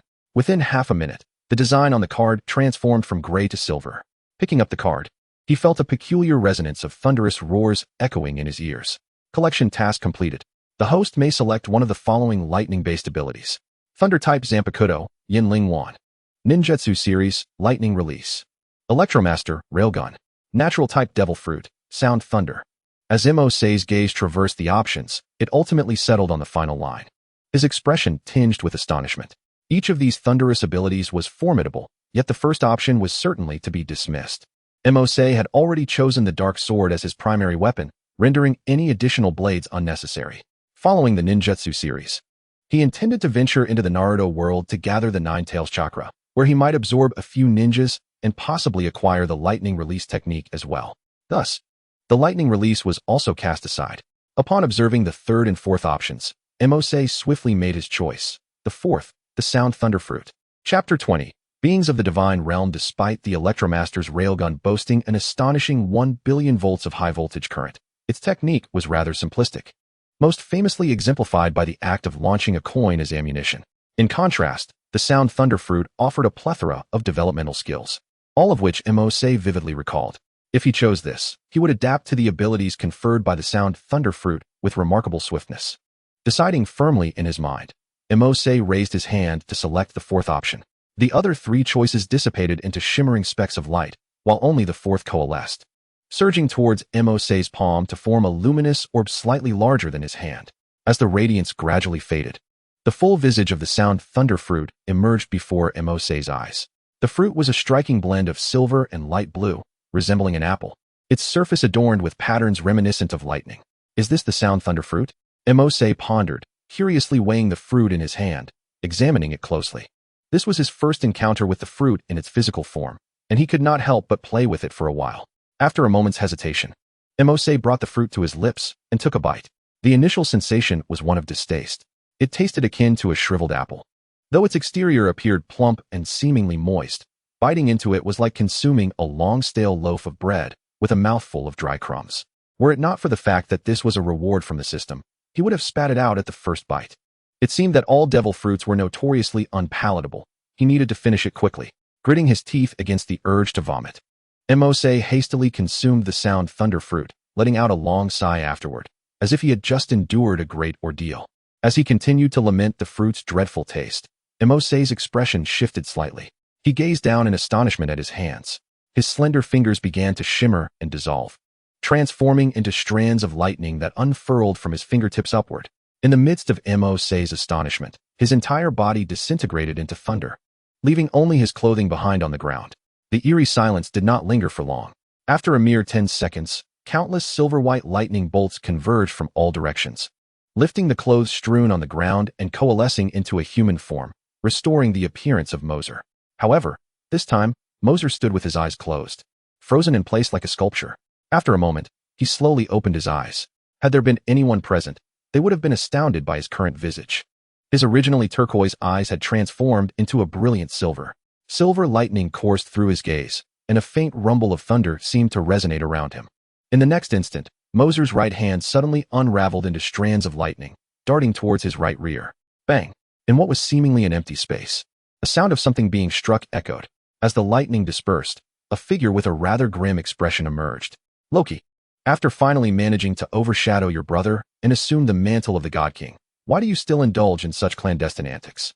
Upon Mercer uttering his name, the stranger's expression darkened further. This unexpected presence was none other than the brother of the hammer's owner, the god of mischief, Loki. Mercer's heightened perception, granted by the recent transformation into lightning, allowed him to sense Loki's existence throughout the area. What was once a solitary room now held another entity, which was fixated on where Mercer had originally stood. As Mercer, now embodying lightning, carefully attuned to the individual beside him, he discerned that the energy surrounding Loki was entirely unlike that of any human, surpassing any mortal capability. It was this distinction that led him to recognize Loki's presence, and as the latter materialized, Mercer immediately identified him. Loki regarded the young man before him with grave intensity, aware that not only had Mercer called his name, but also spoken of matters that an earthling should not know, sending a chill down his spine. Upon entering this world, Loki had sought the hammer of Thor, abandoned by Odin, and was eager to test if he could lift it. However, upon attempting, he heard a commotion outside. As a group of humans were about to enter, Loki had no choice but to use magic to conceal himself in a corner, patiently awaiting their departure. Yet, among the crowd, the young man lingered behind, attempting to lift the hammer, but finding himself equally unable to budge it. Well, Odin's enchantment is indeed formidable. It seems that not just anyone can wield it. Loki, overhearing the young man's murmured frustrations, couldn't help but smirk inwardly, scoffing at the notion that a mere mortal could ever lift it. However, as he mocked Mercer's ineptitude, a sudden realization struck him. His sardonic smile faltered as he raised his gaze to Mercer, his eyes filled with incredulity. How did he know that Odin had placed a spell on the hammer? Immediately after, Loki witnessed Mercer produce a card, which slipped from his grasp and adhered itself to Thor's hammer. In the next moment, the card astonishingly began to absorb the energy of Thor's hammer. Loki witnessed everything that transpired, including Mercer's consumption of the thunder fruit. You are fully aware of my identity, yet you still dare to strike against me. Are you declaring war on Asgard? Observing the flickering lightning emanating from Mercer's raised right hand, Loki's expression grew increasingly grim. The individual before him, fully cognizant of his identity, wore a smile that scarcely concealed the murderous intent beneath. Radiating strands of golden light enveloped Loki, transforming his attire to that befitting Asgard. A radiant crown resembling that of a horned goat adorned his head, and an extraordinary spear graced his grasp. Truly, he was the second prince of Asgard, and his equipment was nothing short of remarkable. Huh, but that presumption hinges on you being the true God King of Asgard. No sooner had he spoken than the lightning coiled around Mercer's hand, causing his figure to vanish from Loki's sight. Upon witnessing the sudden absence, Loki's pupils constricted as he exclaimed, "Such incredible speed." Barely had he uttered the words when he heard a series of crackling sounds from behind him. And in the next instant, he was hurled away by a bolt of lightning. The electric force, accompanied by an overwhelming strength, sent Loki spiraling through the air. As Loki soared away, Mercer swiftly followed suit. This commotion attracted the attention of the security personnel, who surrounded them, armed and ready. Coulson, spotting Mercer and an unfamiliar figure ahead, urgently instructed everyone to lower their weapons. "Mercer, what is happening? Do you require our assistance?" "No need, just observe from there," Mercer replied, shaking his head as he regarded Loki, who was struggling to regain his footing, a glimmer of excitement in his eyes. "Quite resilient. It seems I can test the strength of my thunderfruit after all." Chapter 21. The true god of thunder. Mortal, you are courting death. As a loftiest guardian, Loki had come to Earth with aspirations of dominating this seemingly primitive and inferior planet. He never envisioned being bested by a mere earthling. Such a fate was an immense humiliation for him. A cold snort escaped Loki's lips as he thrust his spear into the ground, causing a golden array to materialize beneath his feet, expanding outward from his center. With a firm stamp of his right foot, multiple magical circles ascended into the air, unleashing streams of golden rays toward Mercer. Thunderstorm. Mercer's eyes brightened as the lightning enveloping him surged, breaking through the air and creating a visible wave of white shock that instantly neutralized the incoming beams. With a concentrated gaze, Loki wasted no time in channeling divine energy into the array beneath his feet, conjuring a hexagram behind him. Golden magic coalesced within the formation, and with a resounding release, a colossal beam of golden light, too immense for a single person to embrace, surged toward Mercer, enveloping him in its terrifying pressure. In an instant, the golden beam completely obscured Mercer's form. As the golden beam of light dissipated, the figure of Mercer vanished without a trace. Coulson, witnessing this scene, found himself rooted to the spot, pondering whether the man had transformed into nothingness. Not only he, but also the surrounding elite soldiers instinctively tightened their grips on their weapons. Yet, they understood that the person before them was no ordinary human. Just look at the golden beam, as thick as a tree trunk. Should it strike them, they would surely be reduced to nothing but ashes. This was a one-sided domination. Some individuals felt a surge of trepidation, retreating several steps, realizing that this was not a confrontation on the same level. Observing this spectacle, Loki let out a cold snort, deeming him merely a visually appealing yet ineffective opponent. Easily scattered by him, he glanced at Coulson and the others, whose expressions were fraught with tension, and felt a wave of satisfaction. This was the reaction he had longed to see. "Mortals, kneel before your new king, Loki." Loki spread his arms, his voice brimming with uncontainable excitement. "A new king? Only you?" A mocking voice emerged from behind Loki, causing him to furrow his brow. Just as he intended to turn and confront the audacious speaker, he suddenly recognized the familiarity of the voice. Before Loki could react, a powerful attack imbued with resounding thunder struck him fiercely from behind, more potent than the previous blow that had sent him flying. This time, the lightning did not propel Loki far. Instead, most of it coursed through his body, leaving a considerable amount within him. In an instant, Loki collapsed to the ground, convulsing, causing any onlookers to mistakenly believe he was engaged in a street dance. Amidst his struggles, he turned to glance behind him. There, a figure enveloped in lightning stood tall, the bolts obscuring his face. Yet Loki knew well that only the human boy who had just battled him possessed the capability to unleash such formidable thunder. "How could you possibly decompose your body into lightning to evade my magical attack?" Loki's eyes were filled with disbelief as he summoned his divine power to resist the surging electricity within him. After several seconds, the convulsions began to subside as he slowly rose from the ground. Mercer, equally astonished amidst the lightning, remarked, "I am genuinely surprised. I expected you to attack me with daggers, not magic. This is truly unexpected." Brushing off the dust from his attire, Loki frowned at this remark. "I am the foremost sorcerer of the 9 realms. Attack you with daggers? How could I possibly be that foolish?" Upon hearing this, Mercer couldn't help but laugh, a laughter that puzzled those around him. No one understood the reason for his mirth. Only Mercer himself knew that the Loki in his memories was indeed the very fool that the current Loki described. This world is truly fascinating. It has become a tangible reality. If I were to perceive it solely through the lens of cinematic narratives etched in my memory, I would undoubtedly find myself at a disadvantage. Mercer pondered, fortunate to have recently consumed the thunder fruit, which allows him to transform his body into pure lightning, thus evading the recent magical assault. With the Blacklight virus alone, survival is assured. However, to revert to human form, he must absorb the inhabitants of this realm to attain the requisite energy intensity for his transformation. The Blacklight virus possesses substantial physical resistance, yet its magical resistance is negligible, making recovery from magical attacks exceedingly challenging. Having narrowly escaped death, Mercer could not simply acquiesce to this fate.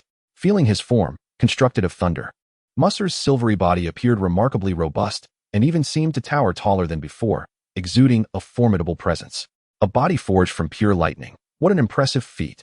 Even Thor has never exhibited such an ability. Loki, fixated on Mercer, was completely taken aback by this display. While Thor is hailed as the god of thunder, he has never executed such a maneuver. His attacks primarily rely on the power of his hammer. In terms of raw electricity, Loki found himself at a loss for an effective countermeasure. Yet, did he believe this would intimidate me? A glimmer of gold flashed in his icy gaze, as the golden aura converged upon his spear. With a swift kick to the spear's base, Loki charged toward Mercer.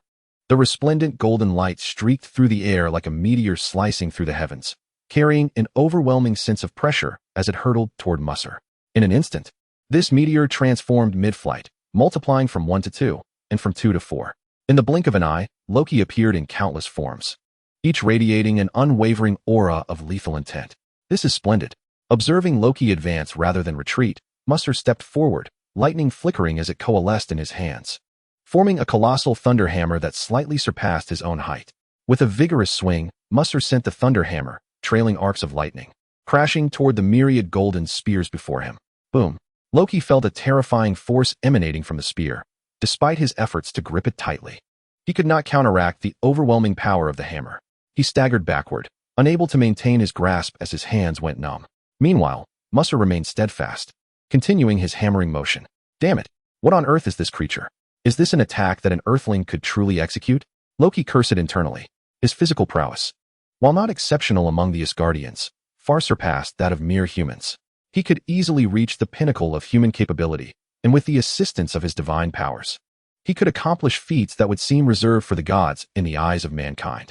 Yet, even his proud Asgardian identity felt utterly insignificant before the figure of pure lightning before him. This is the true god of thunder. Chapter 22. Thor? Even in the presence of an adversary, Loki could not help but express his admiration. Compared to Thor, Mephisto's mastery of thunder was remarkably diverse. In the past, Loki merely had to be wary of Thor wielding his hammer, as the latter seldom deviated from using it to engage others. However, Mephisto was entirely different. His methods were purely composed of lightning. Each strike emanated a terrifying force and a numbing thunder that even Loki's Asgardian constitution found difficult to withstand. The discomfort was shared by Coulson and his companions. The clash of their weapons resonated like a thunderous knock upon the hearts of all present. For ordinary individuals like Coulson, the sound was akin to a sonic boom, followed by a sweet taste in their throats, with blood trickling from the corners of their mouths. Merely the reverberations of the battle caused these ordinary people to cough up blood. This was truly a divine clash. Coulson, covering his aching ears, muttered to himself, and after a moment's contemplation, he immediately spoke into his earpiece. Everyone, evacuate the camp immediately, 1 kilometer. This battle had no bearing on them, the ordinary folk. Rather, it would be a hindrance. If a mere shockwave from a weapon's collision could make them bleed, a direct hit would likely obliterate them into nothingness. Ah, exhilarating. Truly exhilarating. A hearty laugh resonated from amidst the lightning and shadows. The recent attack had inflicted some damage upon Mephisto, yet he would swiftly recover thanks to the Blacklight virus. Elated to find someone to test his abilities, Mephisto had no intention of halting his onslaught. Clenching his fists, brilliant lightning erupted from him, coalescing before him into a colossal beast of thunder within mere moments. The Thunder Beast. Pointing a finger towards Loki, the massive creature roared and charged forth, leaving charred footprints in its wake. Heimdall. Upon witnessing the ferocious beast, Loki's lips curled in apprehension, and he hastily shouted towards the heavens. In an instant, a vibrant beam of light shot down from the sky, enveloping Loki. The Thunder Beast collided with the luminous beam, causing it to tremble for a brief moment before ascending skyward. As the beam dissipated, Loki's form vanished from sight. Observing the grand totem left by the Rainbow Bridge's light, Mephisto murmured, "So it is the power of the Rainbow Bridge." He managed to escape. It seems this title of the foremost sorcerer of the 9 realms is self-bestowed. In this world, Loki indeed possessed magical abilities, yet their potency appeared rather limited. Should he truly dedicate himself to the study of magic, he would undoubtedly rival the god of thunder. However, it seemed he was still far from that potential. After Loki's figure disappeared, a hint of disappointment crossed Mephisto's face. He had yet to unleash even half of the capabilities bestowed by the Thunder Fruit. In contrast to aimless practice, he yearned for genuine combat. Only by truly engaging in battle can one discern when and how to employ each technique effectively. However, with Loki having fled, there was no possibility of pursuing him to Asgard, and he could only shake his head in resignation. As the crackling lightning gradually coalesced, Mercer returned to his human form, donned the attire he had previously worn, and made a call to summon Coulson and his team back. On the other end, Coulson, surprised by Mercer's swift call, inquired if he had resolved the situation. No, he escaped. The denizens of Asgard are not so easily vanquished, Mercer replied, shaking his head. Asgard, the legendary realm of the gods, Coulson exclaimed in astonishment. Mercer nodded in affirmation. Even for Coulson, this revelation was somewhat difficult to grasp. Asgard, a sanctum woven into the fabric of Earth's mythology, now existed as an undeniable reality. Then who was that? Loki, the son of Odin. The son of Odin? Does that mean his brother is the master of that hammer? Coulson's mind raced swiftly, realizing that Loki's appearance in such a desolate location could only be attributed to his quest for the hammer. The fact that he did not seize it suggested he was likely not its rightful owner. Indeed, the true master of the hammer was Thor, the god of thunder, who would serve as a formidable ally on Earth. As he spoke, Mercer's tone shifted to one of uncertainty. If Loki had indeed become a master of magic, what might that imply for Thor? Would he still embody the same brash warrior he once was? Or had he undergone a transformation? The Thor Mercer once knew was a reckless fighter, but with the alteration of the timeline, he was uncertain of Thor's current state. One thing was clear. However, the relationship between Loki and Thor remained fraught, for otherwise, Loki would not have stealthily come to this place to attempt to lift the hammer. Sighing, Mercer realized that overthinking was futile. He would have to take things as they came. He lacked the time stone, rendering him blind to both the past and the future. All he could do was navigate the present step by step. By the way, you all should withdraw. We cannot foresee Loki's next move. And I can guard this place alone, Mercer stated. Coulson hesitated for a moment, recalling the celestial confrontation he had just witnessed. He suddenly understood that in battles of such magnitude, even a multitude of ordinary individuals would merely be cannon fodder. He promptly called Nick Fury to explain the situation. And upon learning that Mercer was on site, Fury agreed without hesitation, leaving Coulson somewhat bewildered by the ease of the decision. In the end, the equipment was dismantled, leaving behind only a simple tent and provisions for 15 days, as the town was not far away, allowing for easy resupply. As night fell, Mercer sat cross-legged within the tent, his eyes half closed, his body intermittently dissipating into lightning before coalescing once more. A bolt of lightning, as thick as a bowl's rim, surged forth from him, coiling around his form like a serpentine creature. Should any foe dare to approach, this electric serpent would swiftly ensnare them, unleashing millions of volts of electricity. Threads of lightning coalesced around Mercer, forming 6 slender pillars of electric light, each measuring a finger's length and half a finger's width. With a gentle incantation, the 6 pillars soared beyond the confines of the tent, establishing an invisible hexagonal barrier a kilometer away, centered around Mercer. The moment anyone dared to intrude upon this sacred circle, he would be alerted. Suddenly, Mercer sensed a vehicle racing towards him from outside. He refrained from employing the lightning pillars to obstruct it, for it was evident that the occupants were mere mortals, and there was no necessity to employ such means. Were they perhaps visitors drawn by the allure of these hammers? He mused that he would dissuade them from approaching once they arrived. Minutes later, the sound of footsteps echoed outside, drawing closer to the tent. The footsteps were light, unencumbered by deliberate restraint, a testament to the slight weight of their owner. Thor, are you certain this is the way? I am certain. When my father cast me aside, my Mjolnir was left in this vicinity. What is a meow meow hammer? Can't you simply acquire another? It is not the same. It is forged from the core of a waning star and the wood of the world tree. It is the weapon that best channels my power, which I have wielded for over 1,000 years. Over 1,000 years. How old does that make you? What is there to be astonished about? The average lifespan of us Asgardians hovers around 2,000 years. As the voices drew nearer, a noticeable pause occurred upon their sighting of Mercer's tent. Moments later, the tent flap was lifted, and a voice filled with excitement emerged. My hammer. Hearing these words, Mercer, who had been with eyes closed, furrowed his brow. Why did that voice sound distinctly feminine? He opened his eyes to behold 3 women before him. The foremost, brimming with delight, had golden locks, and was adorned in attire reminiscent of the Norse myths. "You are Thor," Mercer uttered, momentarily taken aback by the golden-haired woman before him. "You know me?" Thor responded, slightly bewildered by the recognition. This world is indeed a grand spectacle, Mercer internally lamented, astonished that the thunder god of this realm was, in fact, a woman, and a strikingly beautiful one at that. With her golden hair and azure eyes cascading freely over her shoulders, her mythological garb accentuating her figure exquisitely. Mercer had braced himself for a tempestuous male deity. Yet he had never anticipated encountering a woman in such a role.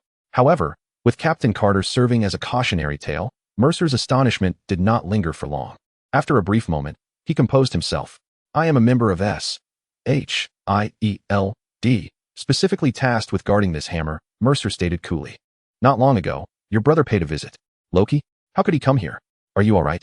A look of concern crossed Thor's face as he hurried over to inspect Mercer closely.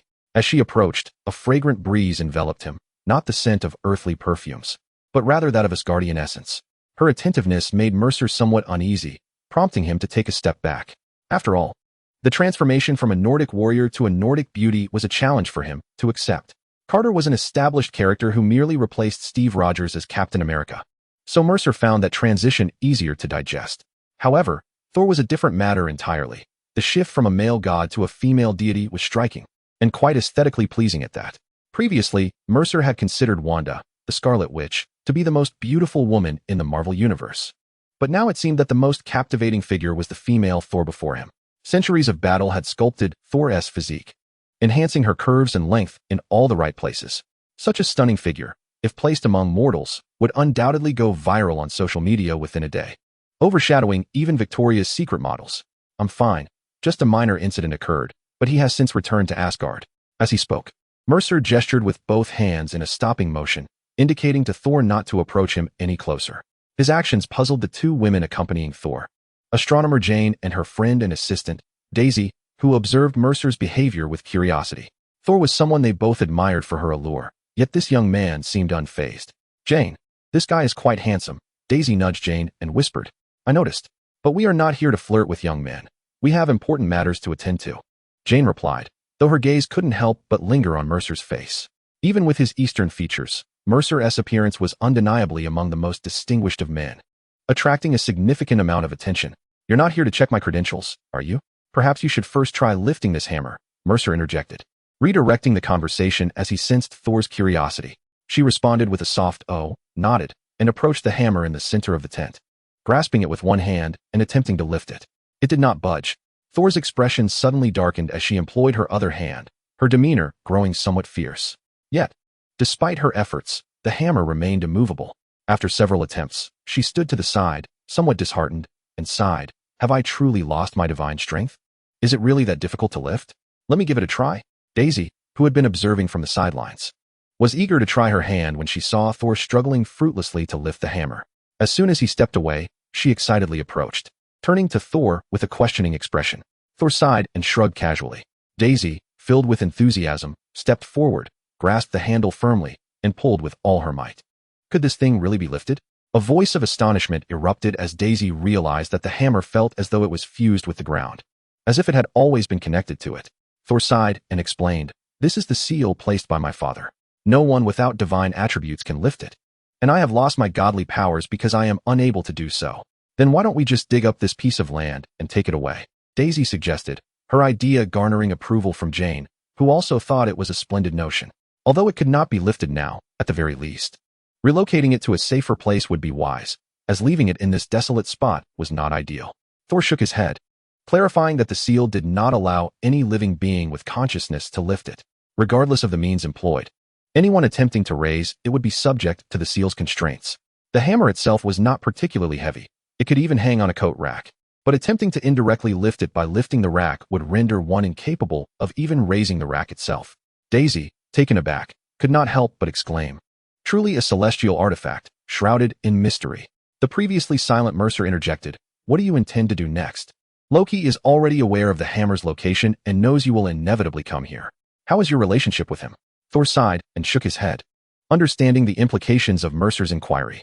If their relationship were cordial, Loki would undoubtedly seek him out upon arriving in this world, eager to devise a plan to regain the right to wield the hammer. Yet, the reality was different.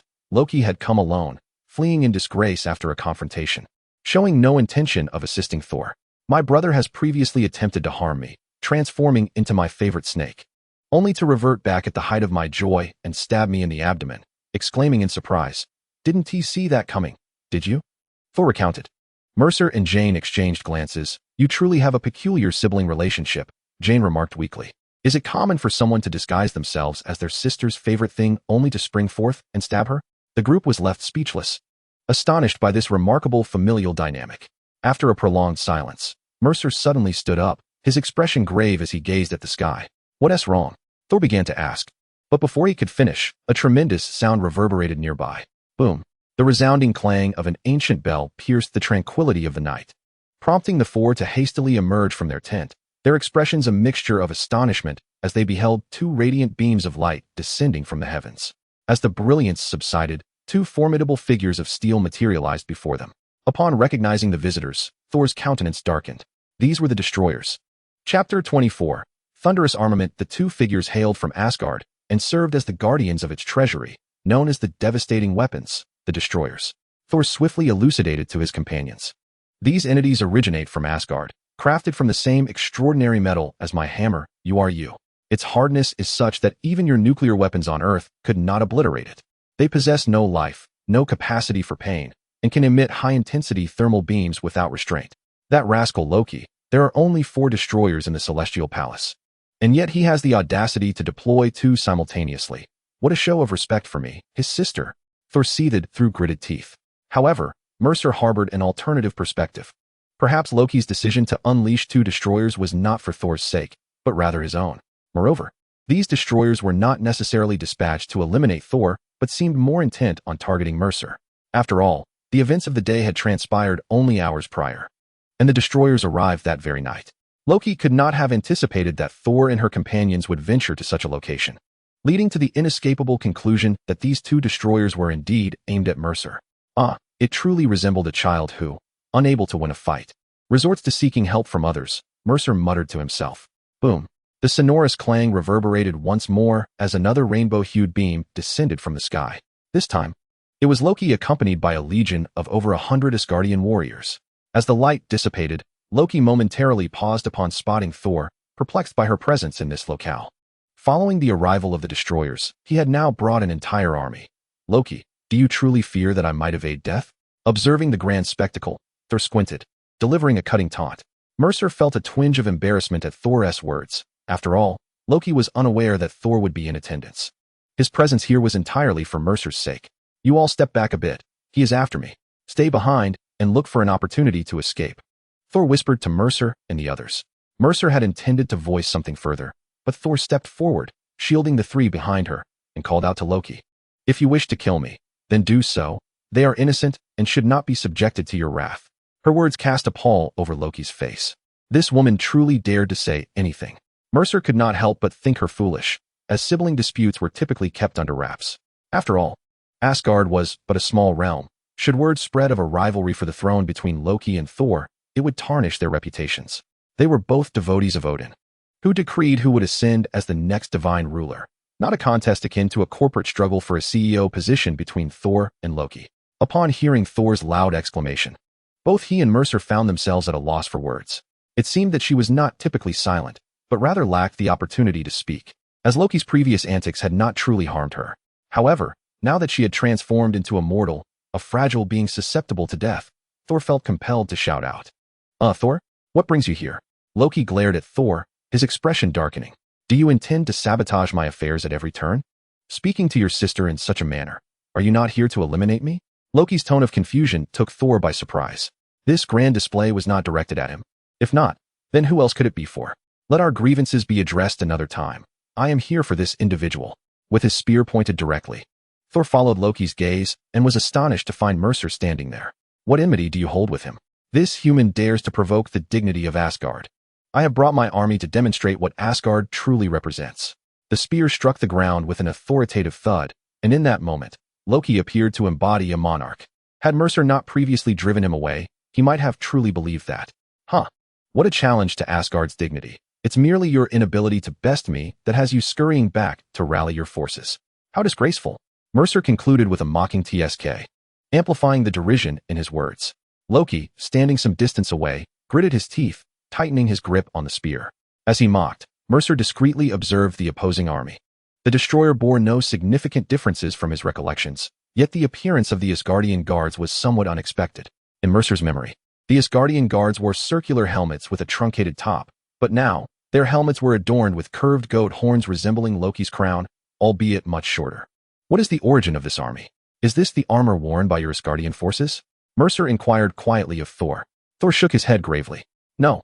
These are trained personally by Loki, building upon the foundation of the original Asgardian warriors while incorporating certain magical elements. They are formidable. This version of Loki in this world continued to surprise Mercer. Becoming a true sorcerer was one thing, but to lead a battalion he had trained himself was another. This universe's Loki is truly impressive, utterly distinct from the Loki of the cinematic universe, Mercer murmured. What? Nothing. You should leave at once.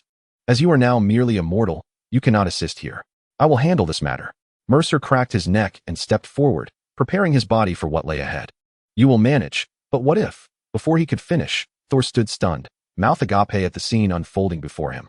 Brilliant bolts of lightning erupted from Mosei's body, pulsating as if imbued with sentience. The once clear night sky, devoid of clouds, was suddenly shrouded by a mass of tumultuous thunderclouds, obscuring the final luminescence of the moon over this land. With each step he took, the lightning coalesced into glistening silver armor, adhering closely to him. After traversing a mere dozen paces, Mosei was entirely enveloped in this armor, forged from lightning. A cacophony of thunder and lightning heralded the arrival of a true god of thunder. In the blink of an eye, he appeared as a celestial being, his silver form exuding an aura of unwavering stability akin to that of an iron tower. Lightning-clad. Indeed. This armor's resilience presents its own merits when compared to the Blacklight armor, Mosei mused. The protection afforded by the Blacklight armor represents the pinnacle of physical defense. Yet, this armor, composed of the lightning from the thunder fruit, also shields against physical harm, and Mosei discerned an even more advantageous property, magical protection. In the brief skirmish prior, he had already recognized the formidable anti-magic capabilities of the thunder fruit. Chapter 25. The art of stealth confronted by the Asgardian Loki's elite guards and two destroyers. Mosei's reaction was not one of retreat, but of advancing steadily forward. This audacity instilled a sense of trepidation in all present. Loki snorted disdainfully, declaring coldly, "You can only be so defiant now. Once I capture you, you shall experience a fate worse than death. Attack." With a resounding command, the guards drew their long swords, their battle cries piercing the heavens as they charged toward Mosei. The blades shimmered with a faint golden light, seemingly capable of severing any obstruction. As they raced forward, the two destroyers stood flanking the guards, their iron-clad masks layered in armor, from which searing beams of light erupted forth. The scorching rays arrived first, and Mosei raised his right hand, channeling the lightning into a circular ring at his wrist. In the next instant, the ring unleashed a tremendous thunderclap, hurtling toward the two blazing beams. Judgment of the gods. With a thunderous crash, the three formidable energies collided. The powerful lightning released by Mosei easily dissipated the searing beams, creating columns of lightning that surged backward. Several Asgardian soldiers at the forefront were instantly charred by these bolts, their armor, even that crafted from Asgardian materials, unable to withstand the damage. Considering the prowess of the Asgardian warriors, Mosei surmised their physique was extraordinary. Thus, at the onset of this initial assault, he elevated the intensity of his lightning to 10 million volts. Such a tremendous force of thunder would render even the Asgardians hesitant to confront it head-on. The few soldiers who had charged forward never anticipated that Mosei's attack would possess such lethal potency beyond the destroyer's searing rays. Without a moment's thought to evade, they braced themselves against the lightning columns, only to be rendered unconscious by the overwhelming electrical onslaught. In a flash of lightning beneath his feet, Mosei arrived beside several Asgardian warriors in the blink of an eye. "Since you come here with a resolve to face death, I shall not be courteous with the offerings presented to me." The crackling lightning dissipated, replaced by an enigmatic black substance that resembled liquid. With a swift flick, the dark material enveloped the disoriented Asgardian warriors. In an instant, they were engulfed, shrinking away as the black substance constricted. The five towering men, each over 6 feet tall, vanished in an inexplicable manner. This bizarre spectacle left the women around Thor speechless, while Mosei wore an expression of sheer delight. Ah, such potent biological energy, truly. It is beyond the measure of ordinary beings. Mose appeared somewhat entranced. Realizing that if one were to quantify the biological energy of an average person and that of an Asgardian warrior, the former would barely reach 15, while the latter would begin at a minimum of 100, resulting in a stark contrast. Achievement unlocked. Delicious meat chickens. Obtained a battle damage card, Divine Deity. As the system's voice echoed, a surge of information flooded Mose's mind, elucidating the function of the newly acquired battle damage card. It was a one-time use card. A novelty in his experience. Rather than merely being usable once, the energy contained within could only be harnessed a singular time. Unlike the Blacklight virus or Thunderfruit, this battle damage card did not bestow Mose with a lasting ability. He realized that to invoke the Divine Deity, he required ample energy. And he understood that energy to be chakra. In the Marvel Universe, chakra did not exist. Creating something from nothing was impossible. The chakra attached to the battle damage card was merely sufficient for Mose to utilize it once. He would need the training methods akin to those in the Naruto world. Otherwise, he would be at a loss on how to cultivate chakra. It seemed his journey to the Naruto realm must be expedited. While Mose absorbed the implications of the battle damage card, Loki, not far away, wore a pallid expression. The elite guard he had personally selected and trained had suffered the loss of 5 members in their initial encounter. An immense setback. Form the formation. First array, hexagonal matrix. As commanded, the Asgardian warriors wielding swords rushed to encircle Mose. Meanwhile, some remaining warriors replaced their long swords with magical staves, chanting obscure Asgardian incantations. Following a brief spell, golden energy emanated from the tips of their staves, enveloping the swordsmen in front of them. The warriors divided into 6 groups, forming a hexagon. Their magical energies intertwined. In that moment, the aura surrounding the sword wielders intensified significantly. They had sealed off all of Mose's escape routes, poised to launch an attack at any moment. When one corner launches an attack, the magical energy from the other 5 corners is channeled to that corner, significantly enhancing its combat prowess. If Mercer shifts his attack target, they can immediately transfer their magic to another corner. Indeed, a formidable strategy against powerful foes. The hexagonal force array, which allows him to effortlessly slay a magma dragon with the strength of 5 individuals, is a remarkable formation. Loki realized that this young man was truly earnest. The augmentation provided by the hexagonal force array elevates both physical strength and defensive capabilities to an astonishing degree. The magma dragon, a creature towering several meters high, is ferocious and potent, capable of obliterating a significant nation in the Midgard realm with its fiery breath. In the past, one such nation was invaded by the fire realm within the 9 realms, teeming with flame beings and several magma dragons. Asgard dispatched Thor and Loki to subdue the threat. While Thor struggled to slay a magma dragon, Loki, utilizing the hexagonal force array he had devised, managed to encircle and defeat a magma dragon with the combined strength of 10 ordinary Asgardian warriors, much to everyone's astonishment. This was one of his most cherished spells. So seeing Loki employ the hexagonal force array so swiftly left Thor genuinely astonished. Noticing Mercer standing still, seemingly unfazed, a triumphant expression crossed Loki's face. Humph. Now you recognize my prowess, do you? If I were to truly focus, how could a mere human from a barbaric land hope to contend with me? However, before Loki could finish his arrogant proclamation, it was abruptly cut short. He gazed at Mercer from a distance, his eyes filled with shock. Mercer's lips moved, but the distance rendered his words inaudible, yet the changes within him were visibly apparent. Much like the Asgardian warriors after chanting their spells, Mercer was enveloped in a golden magical radiance. Compared to the hexagonal force array displayed by the Asgardian warriors, the magical glow surrounding Mercer appeared significantly weaker. Nonetheless, it was undeniable that his magical aura also represented a hexagonal force array. You have secretly learned my hexagonal force array. How is that possible? Loki's expression darkened considerably. Although his hexagonal force array was not the pinnacle of magic, it was a fusion of ancient Asgardian runes and foreign texts. The mere act of accurately reciting these incantations would require considerable effort, let alone perfectly pronouncing them and executing the corresponding magic. Loki deemed it an absurdity. Yet Mercer had achieved precisely that. Did you absorb the memories of my warriors? A flicker of astonishment crossed Loki's eyes. This was the only explanation that made sense. Without absorbing the memories of those warriors, Mercer could not possibly know the magical incantations. If such a capability existed, it was peculiar, as Loki had never encountered an enemy like this before. You are quite clever. This is indeed one of my abilities. Amidst the flashes of lightning, Mose swept his hands outward, causing a surge of dark energy to coalesce into sharp black claws, crackling with electricity. A mere scratch from these lethal talons would not only rend flesh, but also sear with the intense heat of lightning, inflicting additional harm. Having arrived here, he was eager to test his current combat prowess. With that thought, Mose's body shimmered with lightning as he charged towards one corner of the battlefield. Having absorbed the essence of several Asgardian warriors, he was intimately familiar with the workings of this hexagonal matrix and felt no fear. With the dark energy virus and the thunderfruit coursing through him, he was on the lookout for worthy opponents to hone his skills. And this opportunity was too good to pass up. As Mose launched a sudden and ferocious assault, the Asgardian warriors found themselves momentarily flustered, their swords swinging erratically. Golden light flickered in their eyes and hands, enhancing both their offensive capabilities and dynamic vision. Yet, even with their augmented perception, Mose's movements remained elusive, appearing as mere afterimages. Under the enhancement of the dark energy virus, Mose's speed had already reached a terrifying level, and the additional boost from the thunderfruit only amplified it further. In this world, there was but one individual who could rival him in speed, the mutant Quicksilver. However, Mose remained uncertain as to whether Quicksilver was a mutant or a product of the Infinity Stones. Such matters were ambiguous in this realm. Do not underestimate us Asgardians.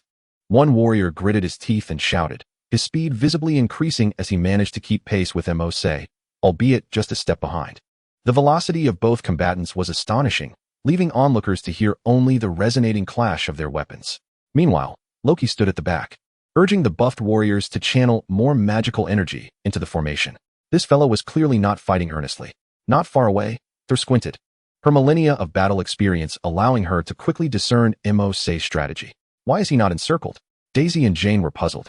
Having only seen Mose surrounded by the warriors, and despite his ferocious onslaught, their formation remained intact. Is this not a serious fight?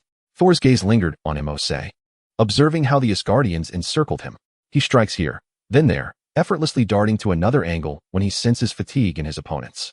Those who do not understand might think these warriors are wearing him down, but in reality, it is Mose who is orchestrating a wheeled battle against them. Upon hearing Thor's words, both women were taken aback. So, he had been navigating this encounter with such finesse? They had anticipated Mose would gradually falter and be captured by the warriors. But now, with Thor's insight, they noticed that those claws, nearly imperceptible to the naked eye, delivered tremendous force with each strike.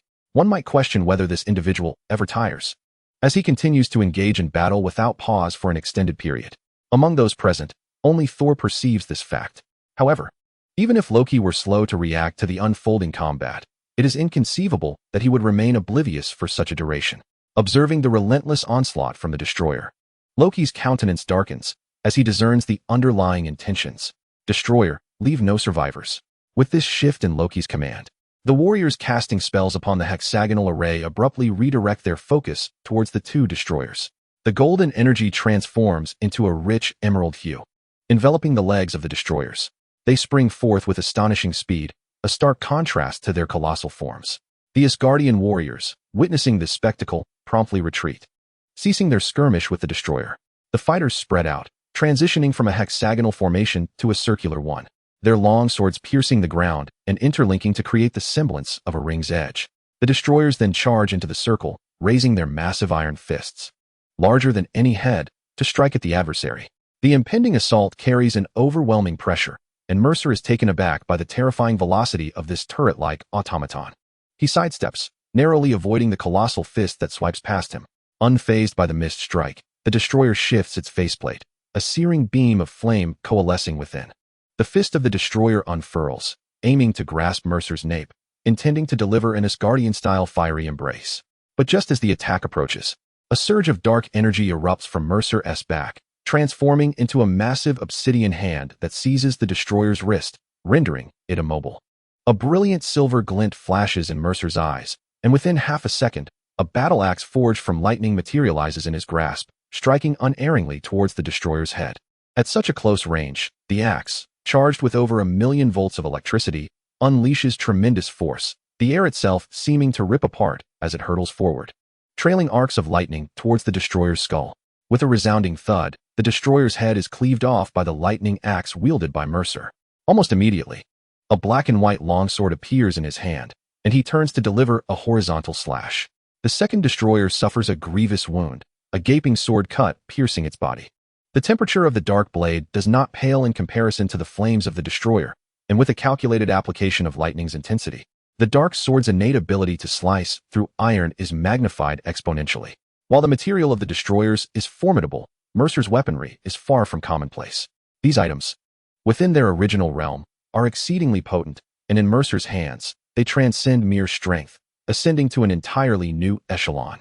Chapter 27. The Celestial Deity. In order to prevent the Annihilator from being reactivated, Mercer did not simply conclude the matter. Armed with the dark sword, he unleashed a dazzling display of swordplay, shattering the Annihilator, which lay divided into quadrants upon the ground, into countless fragments. The towering silhouettes of two figures had vanished, leaving only a scattering of metallic debris. Even Thor, witnessing this spectacle, could not help but feel a chill run down his spine. To damage the Annihilator was not particularly challenging given his prowess. However, the true feat lay in slicing the formidable metal into such minuscule pieces. Even in Asgard, one would require specially designed stellar temperatures to achieve such a task.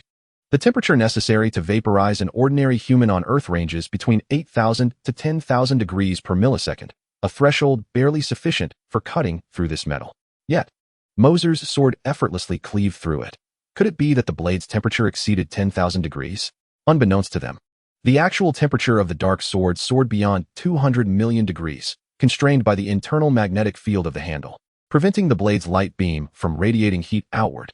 Otherwise, Mercer's very constitution would be incapable of withstanding such searing heat. At such proximity, even Thor and Loki would falter under such intense conditions. Their adversary was overwhelmingly powerful, a being far beyond the realm of an ordinary planet. Loki, having anticipated Mercer's strength, had summoned his elite guard, yet he was taken aback that even this formidable force could not inflict harm upon his opponent. Just how high was Mercer's limit? Do you wish to continue? Mercer inquired, a smile gracing his lips as he regarded Loki, whose countenance had grown increasingly grim, the situation diverging entirely from his expectations. Casting a venomous glare at Mercer, Loki's grip on his scepter trembled as he declared, "We shall depart. This matter is far from over. You shall pay for this." The radiant light of the Bifrost once again descended from the heavens, enveloping the Asgardians, even carrying away the shattered remnants of the Annihilator. Thus, the incident settled into an uneasy silence. Thor's feelings transcended mere astonishment. Her gaze uncontrollably roamed over Mercer. Amidst her surprise, she pondered the true nature of this enigmatic figure. Possessing a might greater than her own thunderous power, capable of consuming others with dark matter, and wielding a luminous sword that could sever even the URU metal of the Annihilator, Mercer had become a man shrouded in mystery. The sudden emergence of such a formidable being on Earth, only now coming to her awareness, struck Thor as utterly inconceivable. How could someone so extraordinary appear so unremarkable? Meanwhile, as Mercer sheathed his divine abilities and turned to face Thor, he found himself momentarily taken aback. Wait, I recall that Thor regained her divinity when Loki commanded the Annihilator to eliminate her. Now, with my intervention, that incident has been averted. How then did she reclaim her divine essence? It was only upon seeing Thor that he realized his arrival had disrupted the timeline, and thereafter, no event seemed capable of prompting Thor to sacrifice herself for the restoration of her divinity. This situation has become somewhat troublesome. If Thor does not regain his divine essence during this period, it will lead to an ever-widening rift from the timeline within Mercer's memories, which is far from desirable. Ah, the god of deception. Suddenly, Mercer recalled the battle damage card he had just obtained. The effect of the god of deception is to subtly manipulate others, permanently and profoundly altering their thoughts and will. If Thor were still divine, he might have had some resistance against such a mental assault. However, at present, he is merely an ordinary human and utterly incapable of withstanding this otherworldly form of mental onslaught. Well, it is worth a try. With this thought in mind, Mercer immediately took action. The battle damage card materialized silently in his hand, illustrated with a crimson background adorned with black, boomerang-shaped pupils. This is the Kaleidoscope Sharingan. Upon the appearance of the God of Deception battle damage card, Mercer's pupils transformed into the Kaleidoscope Sharingan. Your eyes. Thor noticed the change in Mercer's gaze and was about to speak, yet found himself momentarily frozen in place. What eyes? What's wrong? The other two women approached, peering into Mercer's eyes with astonishment. Wow, aren't you East Asian? Why do you have bluish-green eyes? They are truly beautiful, Daisy exclaimed, almost in a daze. Mercer blinked and chuckled lightly. It's natural. I'm not sure why they are this way. After saying this, he subtly turned his head, squinting his eyes. The Kaleidoscope Sharingan lasted less than a second before vanishing, and even in that brief moment, It left a parched sensation in Mose's eyes, compelling him to close them and rest. Soon after, he felt a constricting sensation at his temples, a consequence of the god of deception's influence. Truly, this is the most powerful illusion in the original work, with a cooldown period of over a decade. The mental toll is immense. Rubbing his temples, Mose never anticipated that this battle damage card would yield such severe repercussions. Even his constitution could not stave off the wave of dizziness. Thor, what is wrong with you? Jane noticed Thor had been in a daze and gently shook her shoulder. After several attempts, Thor finally snapped back to reality. Oh, what is happening? Thor's expression was somewhat bewildered. What do you mean, what is happening? I'm asking you what is wrong. Why have you been staring off into space? Jane replied, somewhat exasperated by the response. I don't think there is anything wrong. Thor shook her head. And under Jane's incredulous gaze, she turned back towards the hammer resting inside the tent. After a moment's hesitation, she raised her hand towards the tent, fingers slightly curling. The hammer of the thunder god, which had been lying on the ground, suddenly emitted a faint humming sound, and in the next moment, it soared out of the tent, flying directly into her grasp. Simultaneously, thunder rumbled from above, with bolts of lightning descending from the sky. What is this chaos with the lightning? Mose swiftly pulled Jane and Daisy away, narrowly avoiding the residual force of the thunder. As he gazed upon the figure of Thor, illuminated by the flashes of lightning, Mercer wore an expression of exasperation. You ought to be mindful of those around you, he remarked. Had he not intervened moments ago, the two women would have been reduced to cinders. While he felt a twinge of helplessness, relief washed over him as he witnessed the return of Thor's divine power. The thunder crashed against Thor's form, and as the brilliance faded, she stood clad in gleaming silver armor, both protective and figure-enhancing, exuding an aura of divine majesty. You actually picked it up. Is this how you adorn yourself in Asgard? Quite impressive, Daisy exclaimed uncontrollably as she beheld Thor grasping the hammer, seemingly captivating both men and women alike. Thor, holding the hammer, wore a look of bewilderment. Just a minute ago, she had felt a void in her divinity, yet now, a sudden connection surged within her. Tentatively, she reached for the hammer and, to her astonishment, successfully summoned it to her. Seeing the radiant energy surrounding Thor dissipate, Daisy hurried over, chattering animatedly around her. Although Jane felt a similar sense of bewilderment, she too joined the fray. Only Mercer lingered at a distance, deep in contemplation. The most astonished by Thor's reclamation of her divine essence was undoubtedly he. He had not anticipated that the celestial being could achieve such a feat. Its potency in the Marvel realm rivaled that of Odin or the sorcery of the Ancient One. Chapter 28. An unexpected invitation. Mercer had employed the celestial being to cast an illusion upon Thor, instilling in her an unwavering belief that she alone could wield the hammer of the thunder god. Initially, this was merely an experiment, and Mercer held little hope, for it was a seal imposed by the Allfather Odin himself. To his astonishment, the celestial being succeeded, altering Thor's mindset, instilling a sense of selflessness within her. Despite her lack of prior experience in such sacrifice, this newfound quality, previously absent in Thor, allowed her to once again lift the hammer. Ah, fortunate indeed. This restores the timeline to a semblance of familiarity, Mercer mused, gazing towards the horizon. Now that Thor held the hammer, he pondered the fate of Loki. The trickster, whom he had previously dispatched, would undoubtedly return, and one could only speculate what manner of assault he would unleash. Given recent events, it was clear that Loki was not one to bear a grudge lightly. Well, whatever comes, I shall face it, Mercer murmured to himself. Turning to Thor, he inquired, what are your intentions moving forward?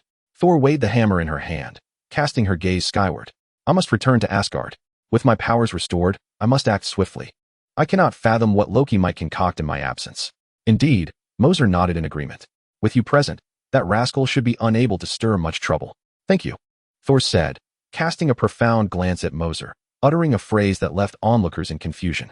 Gazing into the enchanting eyes of the other, Mose smiled and remarked, if fate allows, we shall meet again. With that, Thor stepped back a distance and called out to the sky, Heimdall.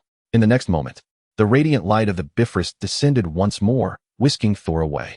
As he watched the female version of Thor depart, Mose finally exhaled, relieved that this matter was resolved. However, before he could savor his relief for long, a feminine voice suddenly resonated behind him. It seems my journey here has been in vain. I never expected Mr. Alex to single-handedly drive away the army brought by Loki. The refined British accent carried an air of elegance and nobility. Turning to behold the speaker, Mose raised an eyebrow. Gui, what brings you here? The woman before him was the Earth's supreme sorceress. Considering Loki's formidable prowess, Mose mused that Gu-E must be even more powerful in this world. I'm surprised that Mr. Alex knows of me, Gu-E replied, taken aback. Loki has brought his elite guard to Earth. Naturally, I had to come and see for myself. Now that the situation is resolved, you may take your leave. Mose responded coolly. If Mr. Alex has the time, why not join me for a cup of tea? Gu-E suggested with a gentle smile. In this world, Gu-E remained bald and devoid of eyebrows. Such an appearance might seem peculiar on others, but suited her remarkably well. Tea. Two strangers, and you're inviting me to tea? Mose inquired. Gu-E paused briefly, then chuckled. Rest assured, Mr. Alex, it is indeed just tea. I also wish to engage in conversation with you. With that, she raised a hand adorned with magical artifacts, drawing a circle in the air, which opened a golden portal. She gestured invitingly to Mose. Without further thought, he stepped forward into the portal. Gu-E nodded gracefully at Jane and Daisy before following Mose through the gateway. Thus, only Jane and Daisy remained, exchanging glances. So they just left like that? What does it matter? What we witnessed today has truly broadened my worldview. It was worth it, Daisy remarked. Indeed, let us go. Who knows when Thor will return? Unbeknownst to the two women, when they next encountered Thor, it would be amidst a great battle. Emerging from the portal, they found themselves in a somewhat antiquated study. Impeccably clean, yet bearing the marks of time on its furnishings. These are the tea trees I have cultivated, brewed with spring water. Do sample it. Gu-E's voice floated over. Turning to look, Mose saw her seated at a tea table, steam rising delicately from her cup. After observing her for a few moments, he approached, took a seat, and lifted the teacup to his lips. The fragrance of the tea instantly filled his mouth, lingering and evolving, with a hint of sweetness amplified by a touch of bitterness. Although Mose was not a connoisseur of tea, he could not help but exclaim, "What an exquisite tea!" Gu-E smiled as she lifted the teapot, refilling his cup. The two shared a tranquil silence, sipping their tea without exchanging many words. After a few rounds of drinks, Mose set down his cup and looked at Gu-E, asking, "Why have you summoned me? Surely it cannot be merely to indulge in tea." Sipping the last of her tea, Gu-E replied with a gentle smile, "Drinking tea is but one aspect. My primary intention is to discern what manner of person Mr. Alex is. Have you discerned?" he inquired. "Indeed," Gu-E responded softly. "You are not a villain, yet neither can you be deemed a paragon of virtue." Her ambiguous words caused Mose to raise an eyebrow, prompting her to continue. To absorb the abilities and memories of others, coupled with that formidable power of thunder, truthfully, in all my years, I've never encountered anyone with such capabilities. Moreover, Mr. Alex seems remarkably familiar with both myself and the world at large. The information you conveyed to Nick Fury from the future, the existence of automobiles that transform and belong to another realm, and your immediate recognition of my name, all these indicate that you are extraordinary. A typical high school student would not possess such knowledge. Though her words were simple, they conveyed much. The abilities Mose exhibited were far beyond what his original identity would allow.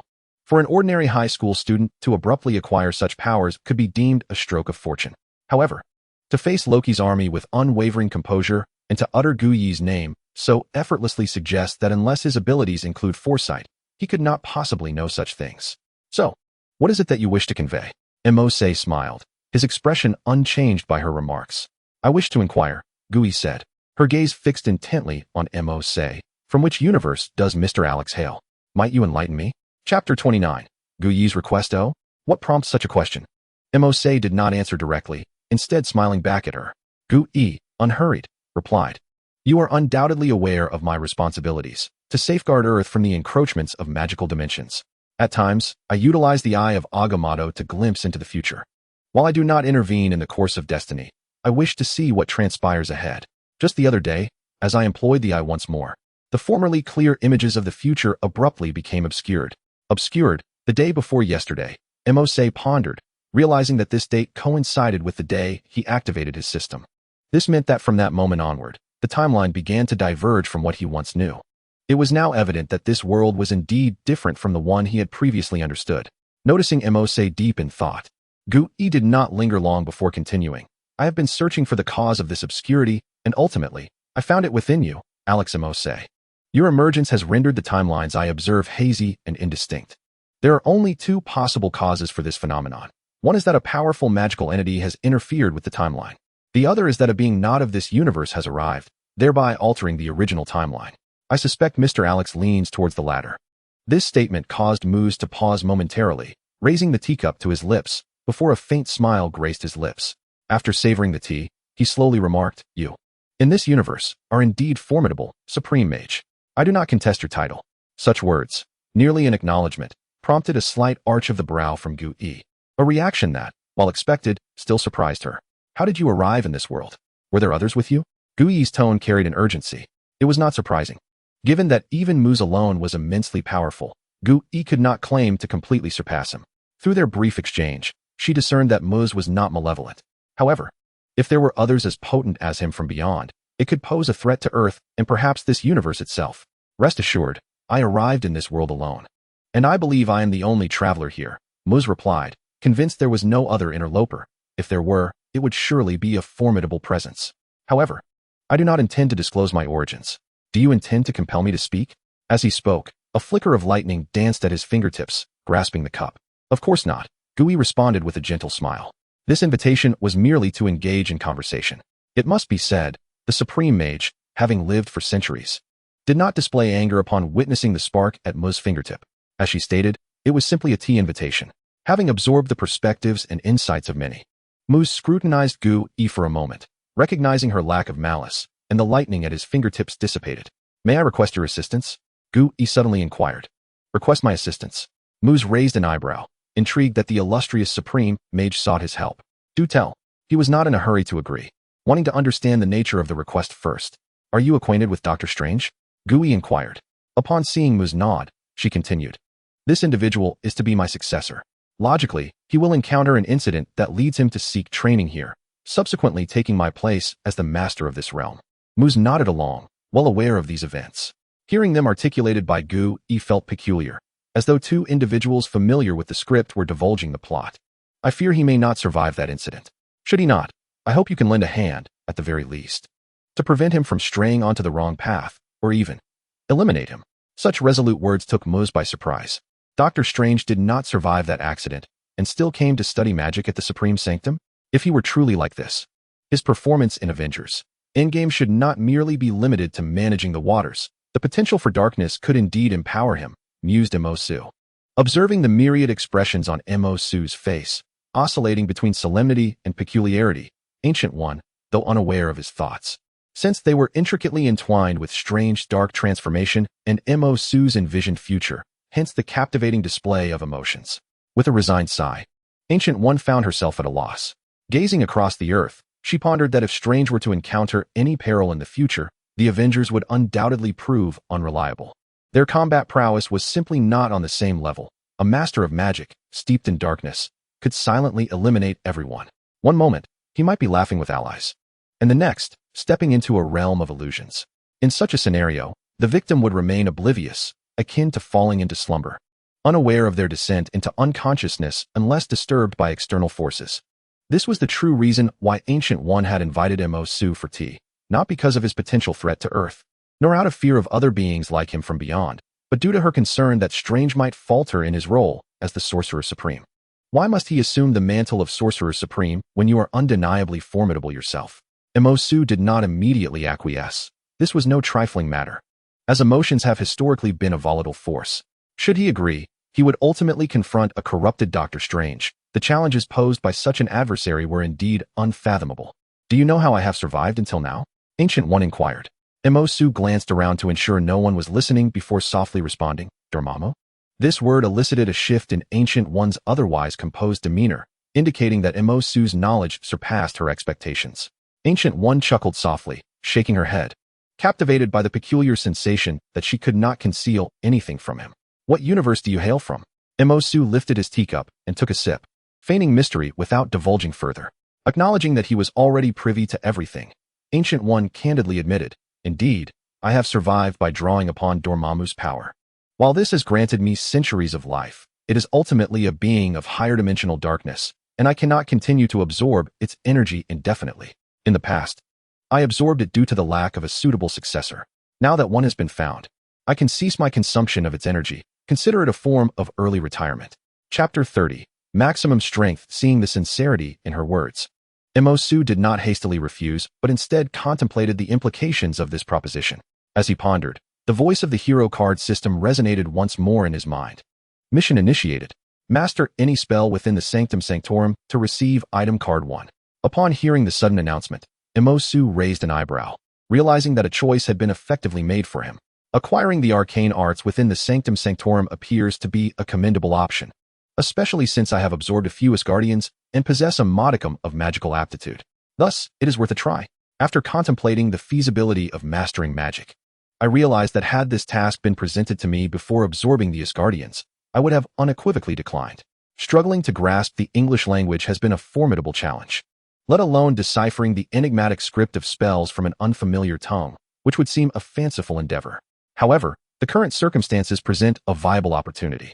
After a brief moment of deliberation, I spoke up, agreeing to proceed, but stipulating a condition. What is it? Ancient One inquired, intrigued. I request access to the magical tomes within the sanctum for my perusal. I articulated my condition. The Ancient One hesitated. This was no trivial request. Yet, her own demands were equally significant, as thwarting a corrupted supreme sorcerer is no simple task. The viability of my proposition lingered in her mind. If I were to master the magic contained within the sanctum, I would possess the knowledge to counteract Strange should he succumb to darkness, would I not? Noticing the Ancient One's reluctance to outright reject my request, I seized the moment to press on. Internally, she grappled with the implications. Indeed, I could achieve such mastery. Yet this would also imply that our magic might prove futile against me. It was a gamble. Even if I agreed verbally, it would merely be a spoken promise. The notion of drafting a contract seemed absurd for individuals of our caliber. Nevertheless, an alternative form existed, an oath. However, this too posed limitations, encumbering personal agency. If we were longtime acquaintances, a contract might be readily established, but as mere strangers, it would be rather unreasonable to demand such an agreement from her. While the Ancient One pondered, I remained patient, observing her, awaiting her response. After a few cups of tea, she reached a decision.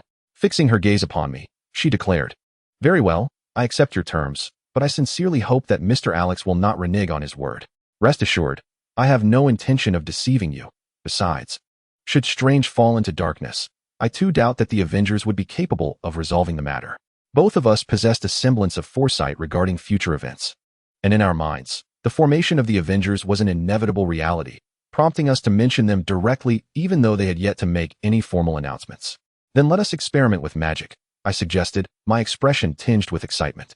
Having previously watched Doctor Strange, I found the magic depicted therein to be quite formidable. Though the execution fell short of my expectations, I was eager to discover what I could achieve through my own studies.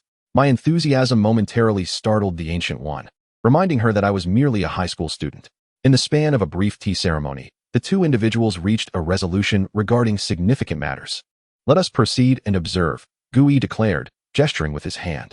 Suddenly, from beyond the once tranquil door, a cacophony of shouts erupted. Upon stepping outside, they beheld a group engaged in combat, wielding weapons that glimmered with a golden sheen.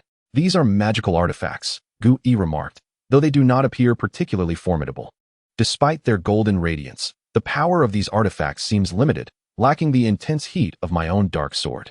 In a swift clash, the dark sword effortlessly severed the shimmering weapons. The potency of a magical artifact is intrinsically linked to the wielder's magical prowess. As most have not delved deeply into their studies, they are unable to fully harness the artifact's potential. "May I give it a try?" Mose inquired. "Certainly," Gui replied, gesturing towards a nearby arsenal. A black short staff soared into her grasp. The staff was adorned with brass rings along its length, with a pair of palm-sized black ends, resembling a handle.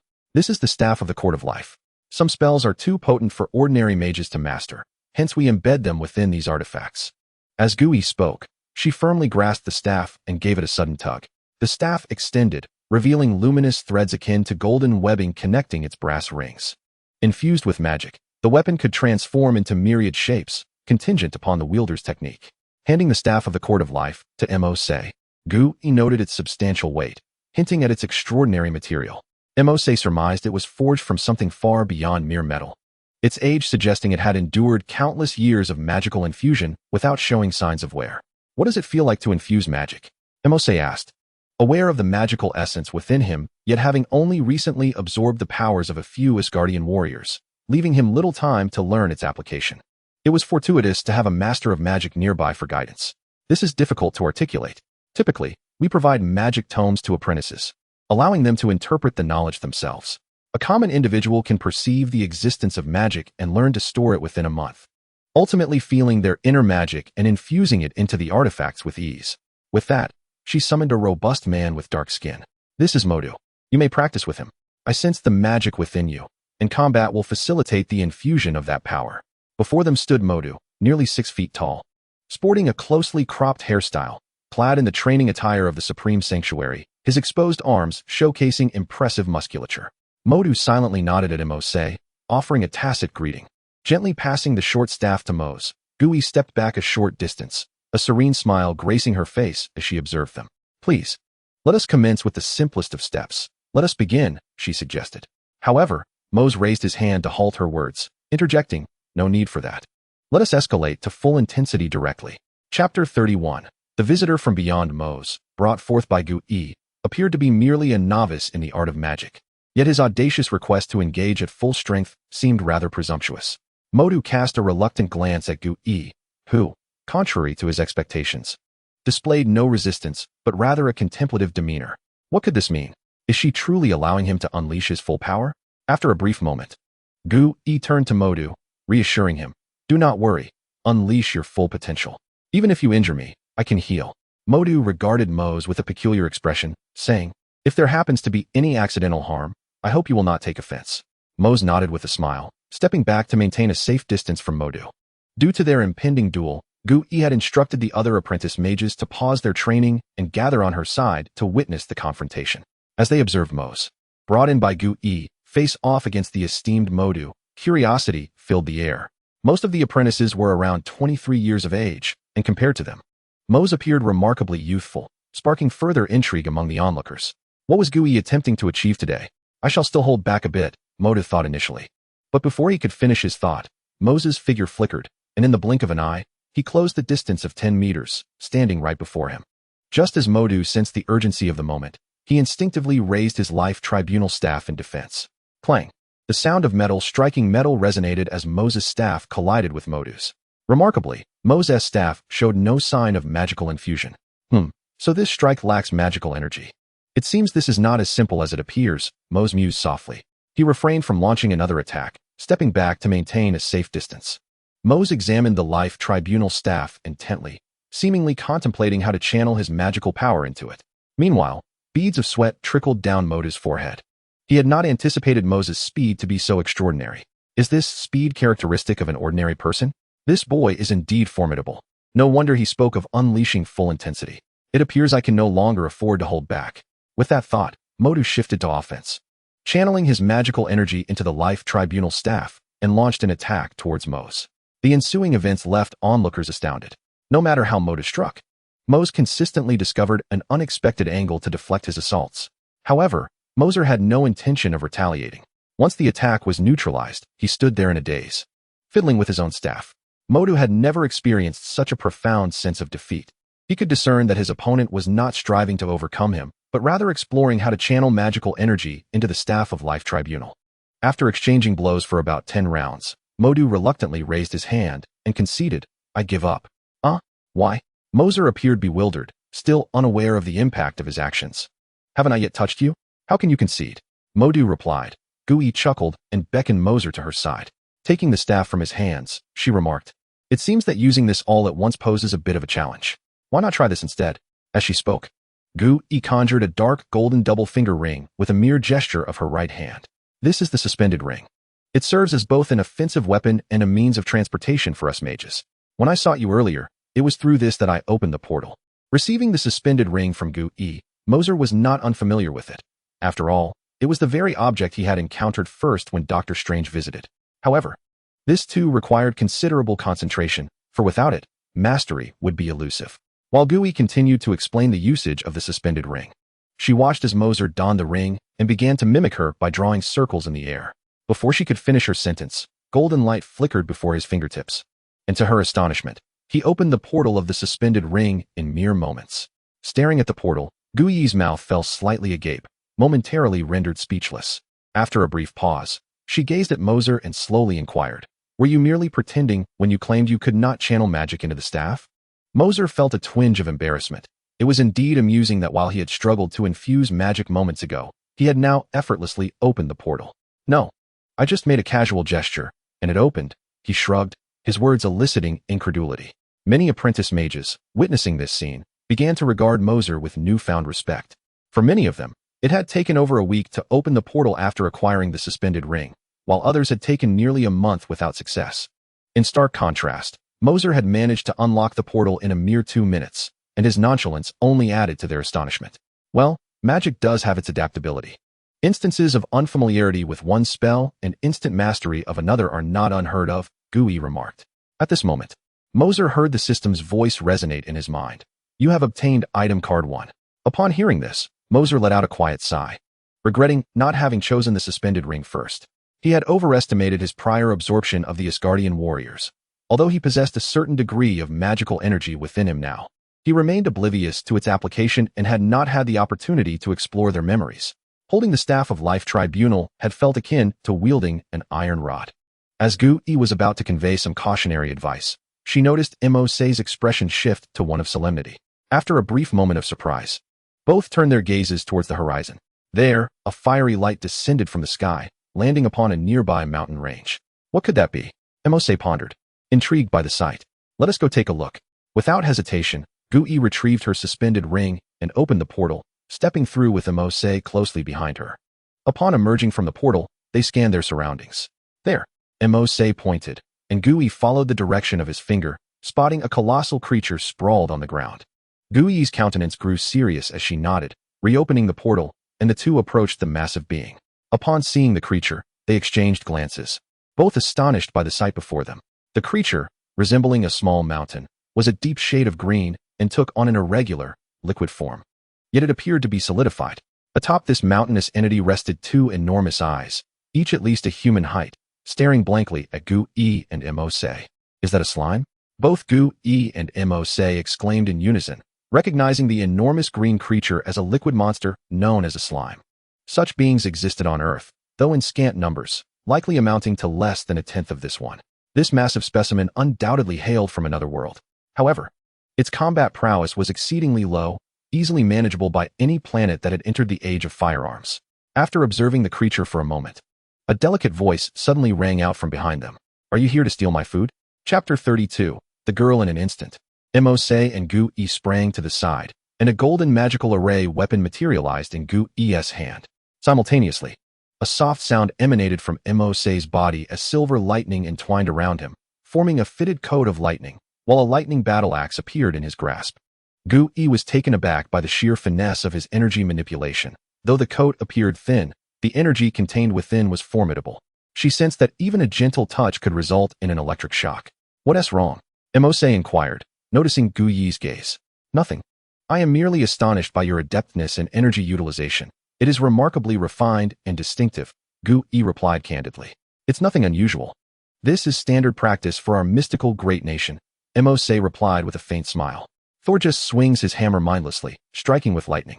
I, on the other hand, can manifest numerous techniques with lightning. The thunder fruit itself comes with many abilities, and I am still exploring further developments.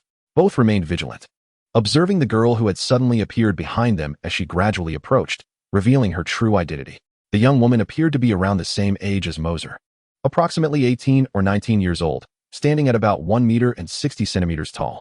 Her attire predominantly featured shades of purple, complemented by an oversized purple cylindrical hat atop her head. The hat was adorned with 2 sharp protrusions on either side, a distinctive accessory that left Mercer momentarily dazed.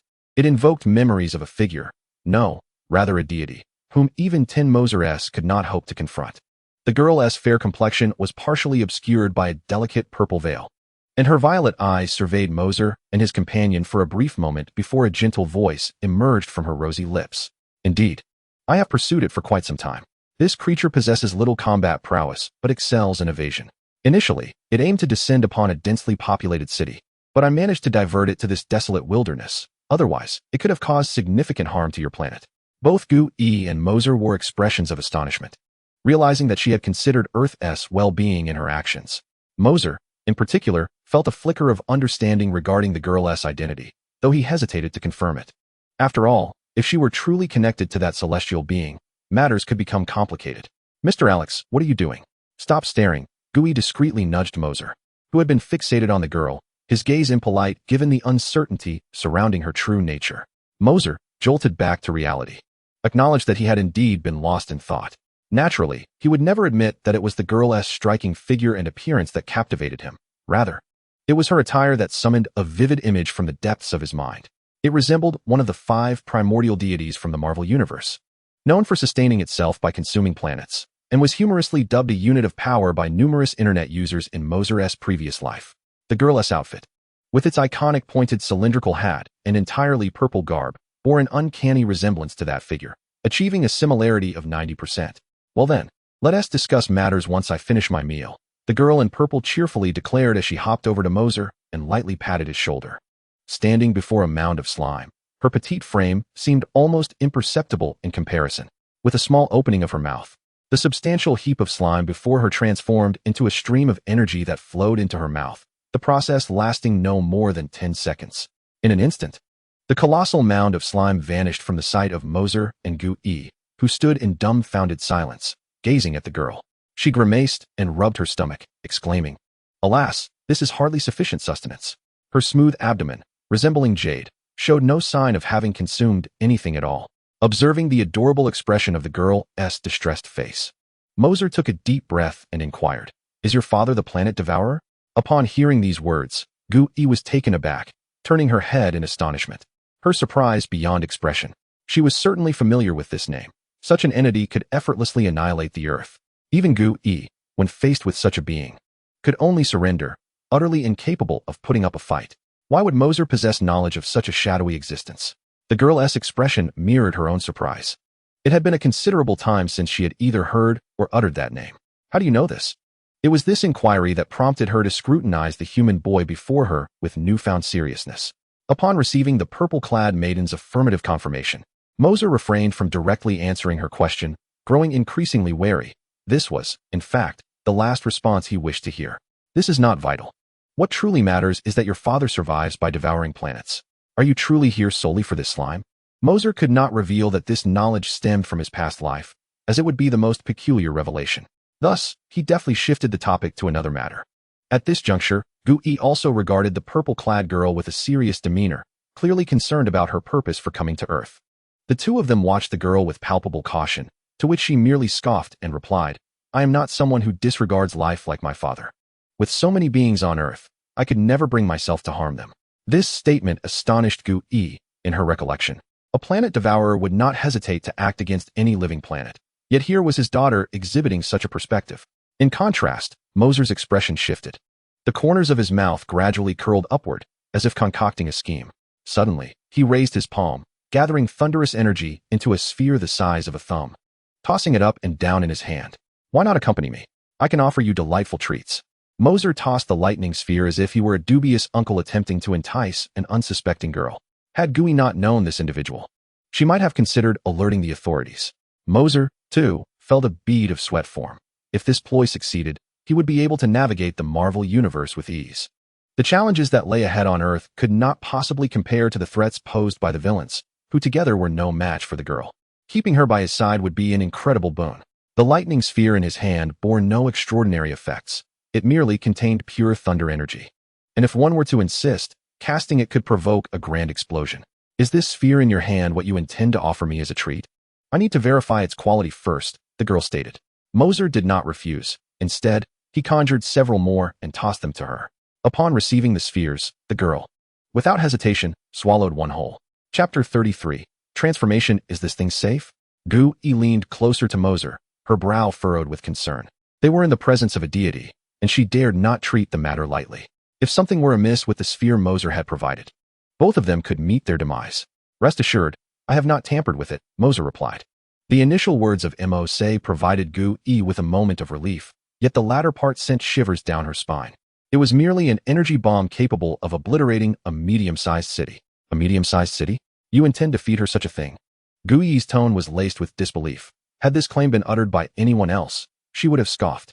However, with Mercer as the speaker, she found it difficult to dismiss. Noticing Gui's tense demeanor, Mercer smiled lightly and reassured her, "Do not worry. While this substance poses a threat to us, it is not so for her. This is pure energy. Its explosion undoubtedly brings forth destruction. But what if the one consuming it thrives on energy absorption?" At this juncture, Mercer paused, and Gui grasped the implication. Indeed, for an ordinary person, This was akin to wielding a nuclear bomb. Yet the young girl before them sustained herself through energy absorption, suggesting this could potentially be beneficial rather than detrimental. As their conversation meandered, the girl regained her composure, her expression betraying a hint of excitement.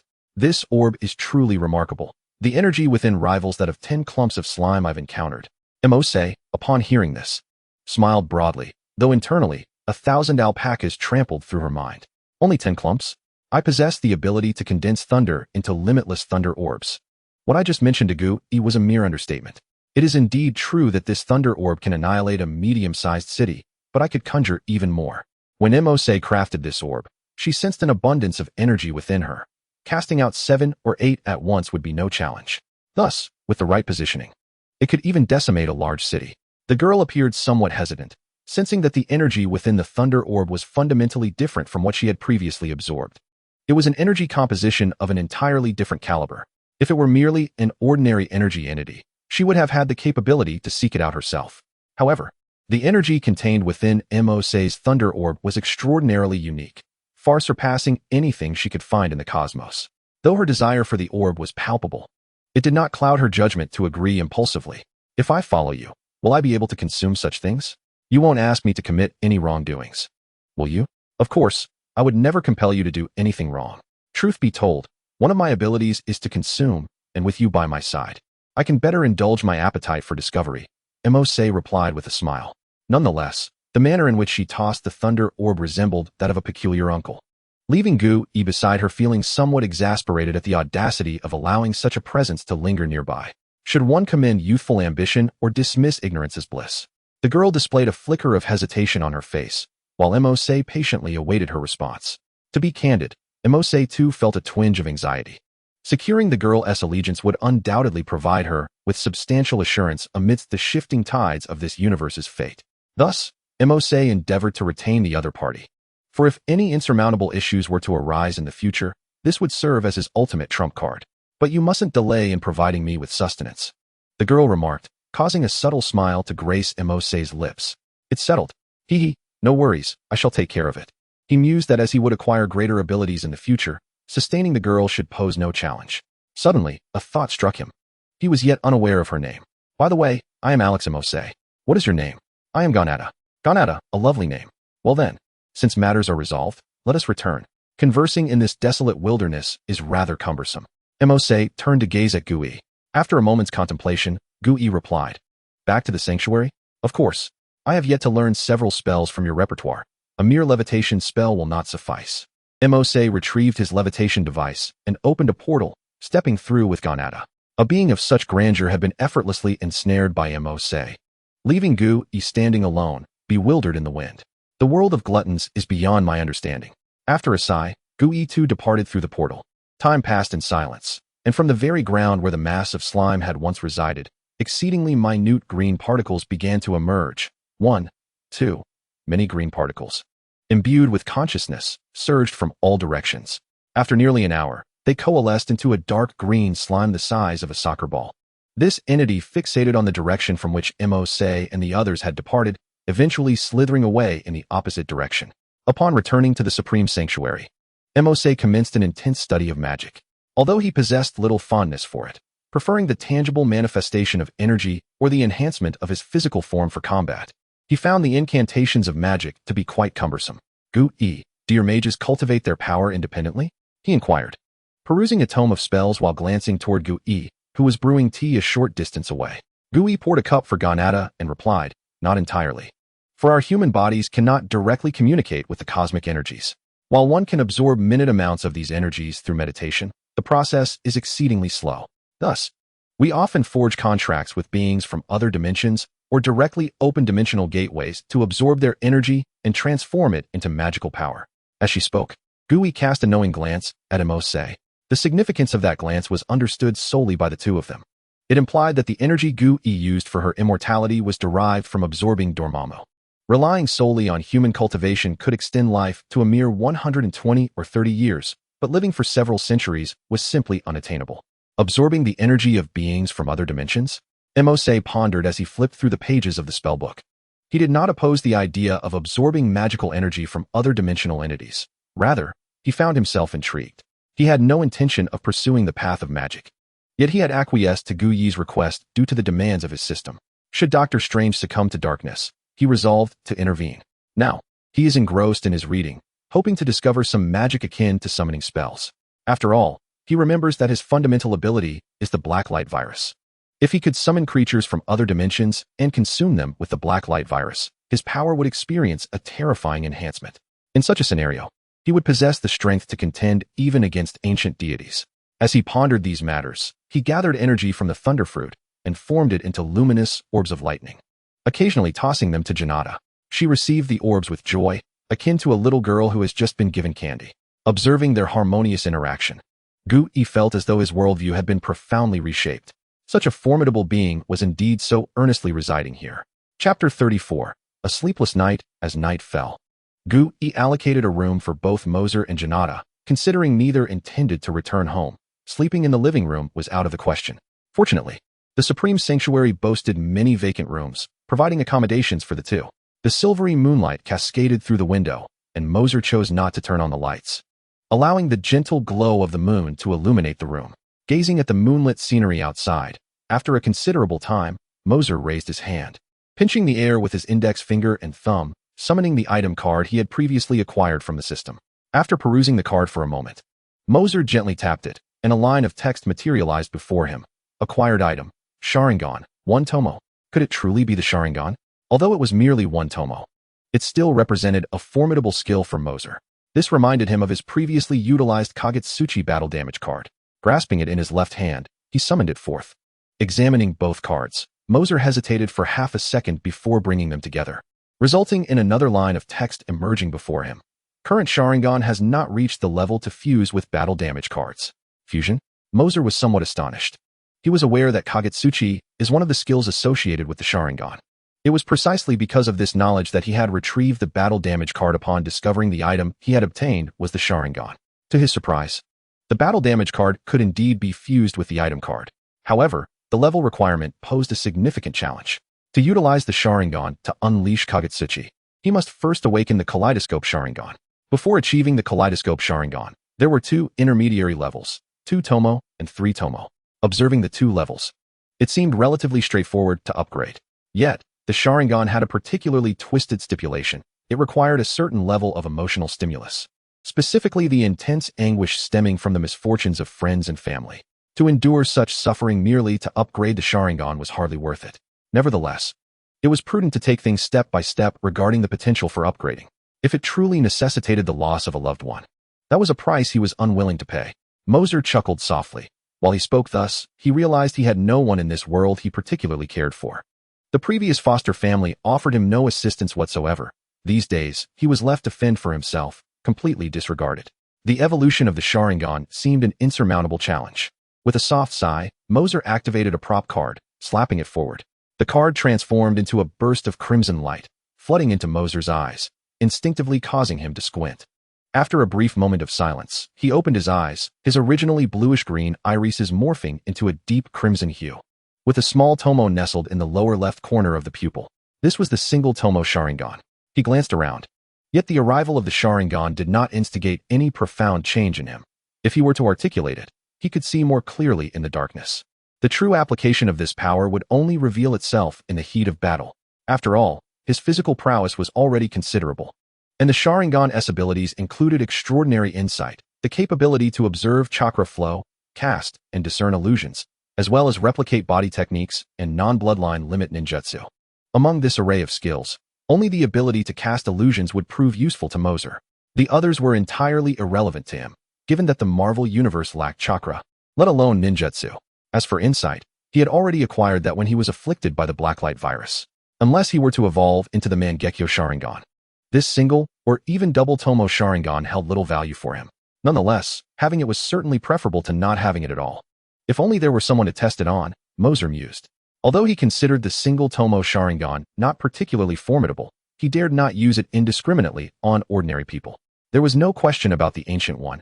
It was inconceivable to practice with her. As for Mordo and his cadre of sorcerers, Mercer was aware that while he deemed the single tomo Sharingan weak, it might still have an effect on them.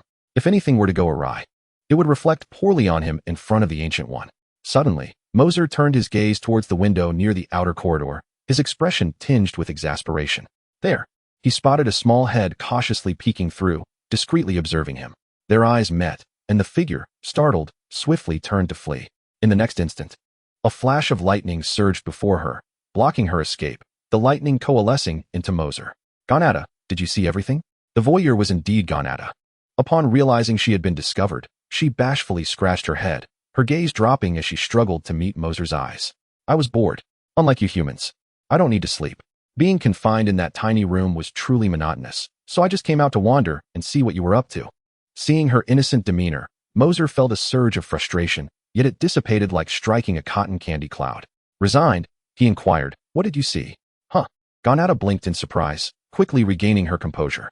I saw 2 cards suddenly appear in your hand. Then one disappeared while the other transformed into a red light and floated towards your eyes. As she spoke, Gonata suddenly lifted her head. Her curious gaze fixed upon Mercer's eyes, eager to discern any changes. It seemed she was unable to perceive the words. Thus, it was only I who could witness the characters fluttering from the card, Mercer mused. Very well, if you see, then come in. With a swift motion, Mercer seized Gonata and pulled her into his room. Hey, what are you doing? Wait. Gonata's words were cut short as the door swung shut. The following day, within Mercer's chamber, he leaned against the headboard, drenched in perspiration, while Gonata gazed at him with uncontainable excitement, a hint of dissatisfaction lingering in her eyes. This is delightful. Your eyes are truly remarkable. Just a single glance, and I am ensnared in an illusion. Though the intensity is feeble, a mere ordinary person would surely be overwhelmed. Gonata exclaimed, having spent the night as Mercer's subject for experimenting with his Sharingan. Initially, Mercer believed he had stumbled upon a free laborer, but after several rounds, he came to realize that he was the one ensnared in a predicament. The Sharingan indeed had the power to cast illusions, drawing the target into a trance without their awareness. Even Gonata was not exempt from its effects, yet despite her inability to evade it, she possessed a divine mental fortitude. Mercer's formidable abilities could not sway such a godly spirit. For her, Mercer was akin to a ride on a pirate ship, though it might induce a slight dizziness. Her safety remained assured. After several attempts, Mercer contemplated ceasing the experiments, yet Gonata found it immensely entertaining and, under the guise of aiding Mercer's training, insisted on continuing throughout the night. By the end of the evening, Mercer felt as though his eyes no longer belonged to him. Chapter 35. The Art of Veshin Mister. Mercer, breakfast is ready, came the voice of an apprentice mage from outside the door. All right, Mercer replied, turning to Gonata. Let us go? You ought to partake in the meal, yes? How rude. Of course, I shall eat. Until I feel that hunger, I dine just as any normal person would. After all, the delights of gastronomy are among the most irresistible pleasures of this world. Gonata huffed lightly. Mercer chuckled awkwardly, responding with an yes. As they made their way to the dining hall. Mr. Mercer, you should join Master Gu for breakfast. She is waiting for you in her previous room. Just as Mercer was about to proceed to the communal dining area, he was halted by a voice. Mercer offered a friendly smile, nodding to Gonata, and they redirected their path toward another location. Moments later, they arrived at the room where Gu was located. On the central table lay 3 servings of breakfast, simple yet appealing, 2 slices of toast, a glass of milk, and a small bowl of nuts. As Mercer prepared to relish this meal, having just picked up a slice of toast, he felt a piercing gaze from beside him. Turning to look, he found Gonata's plate utterly devoid of food. You've already finished? Mercer inquired, astonished. Onyena, with an innocent expression, nodded slightly. Her eyes fixed intently on the toasted bread in Mose's hand. Only 10 seconds had passed, and Mose silently mused, as he discreetly placed another piece of toast from his plate onto hers. After a moment's hesitation, he even offered her some milk and nuts. Eat slowly, once it's gone. It's gone. Onyena, treating the items like treasures, brought them before her and savored them in small bites, a stark contrast to the rapid consumption displayed moments ago. Observing her nibbling on the toast, Mose turned to Gu and inquired, is there a purpose in summoning us besides merely sharing breakfast? Truly, Mr. Alex, your perceptiveness is commendable, Gu replied with a slight smile, her right hand raised in the air, fingers curling as she rotated it to form a 3-dimensional triangle in the center of the table. Because you uncovered Hydra's infiltration within S.H.I.E.L.D. Both parties have now commenced a covert war. What was once their greatest weapon, the element of surprise, has been thwarted by you. As she spoke, an indescribable nuance tinged her voice. Since that day, she too had lost the ability to foresee the future. Moreover, Hydra would not easily capitulate. Some among them had mastered an ancient dark art, attempting to summon a creature from a subdimensional realm into our world. Should they succeed, it could spell dire consequences. For even S.H.I.E.L.D. would find it impossible to contend with such an entity. While Gu-E initially conveyed the gravity of the situation with seriousness, her gaze shifted to Mose and Anyana, whose fervent excitement momentarily caught her off guard. Anyana, did you hear that? We have delicious food. Anyana exclaimed, her eyes sparkling. Wow, that's wonderful. When do we go? The two food enthusiasts displayed no signs of fear, only exhilaration. Can you two take this seriously? Gu-E said, exasperated. That is a subdimensional being we are discussing. Neglecting its significance could lead to catastrophic repercussions. Subdimensional being? Clearing his throat. Mose redirected his focus to the matter at hand, delving into a realm entirely foreign to him. In the Marvel Universe, subdimensional beings could only be akin to entities like Dormammu. Why don't you go? He asked, realizing that such a being was beyond his current magical capabilities. Gu-E shook her head with a wry smile. I could have gone, but I am concerned about this place. I fear that if I leave the sanctum, it may come under attack. There are 3 sanctums, and if one were to be breached by the enemy, the earth would lose its magical protection. So severe? Mose furrowed his brow, contemplating a scenario he had not previously entertained. Gu-E sighed. Thus, I wish for Strange to assume my position swiftly. This way, at least my responsibilities can be shared, and the earth can be rendered safer. Her words caught Mose off guard. Shared? You won't die, will you? Even the ever-composed Ancient One could not help but roll her eyes upon hearing such words. Why would I desire death when I am living well? I merely suggested that finding an heir would spare me the torment of eternal life, allowing for a natural demise. Does finding an heir necessitate my immediate departure from this world? Mose felt somewhat awkward, for in his memories, the Ancient One had met her end rather recklessly. Had she not succumbed so easily, that purple-headed fellow would not have dared to venture to Earth so hastily. Her statement made Mose increasingly convinced that the previous Ancient One's demise had indeed been hasty.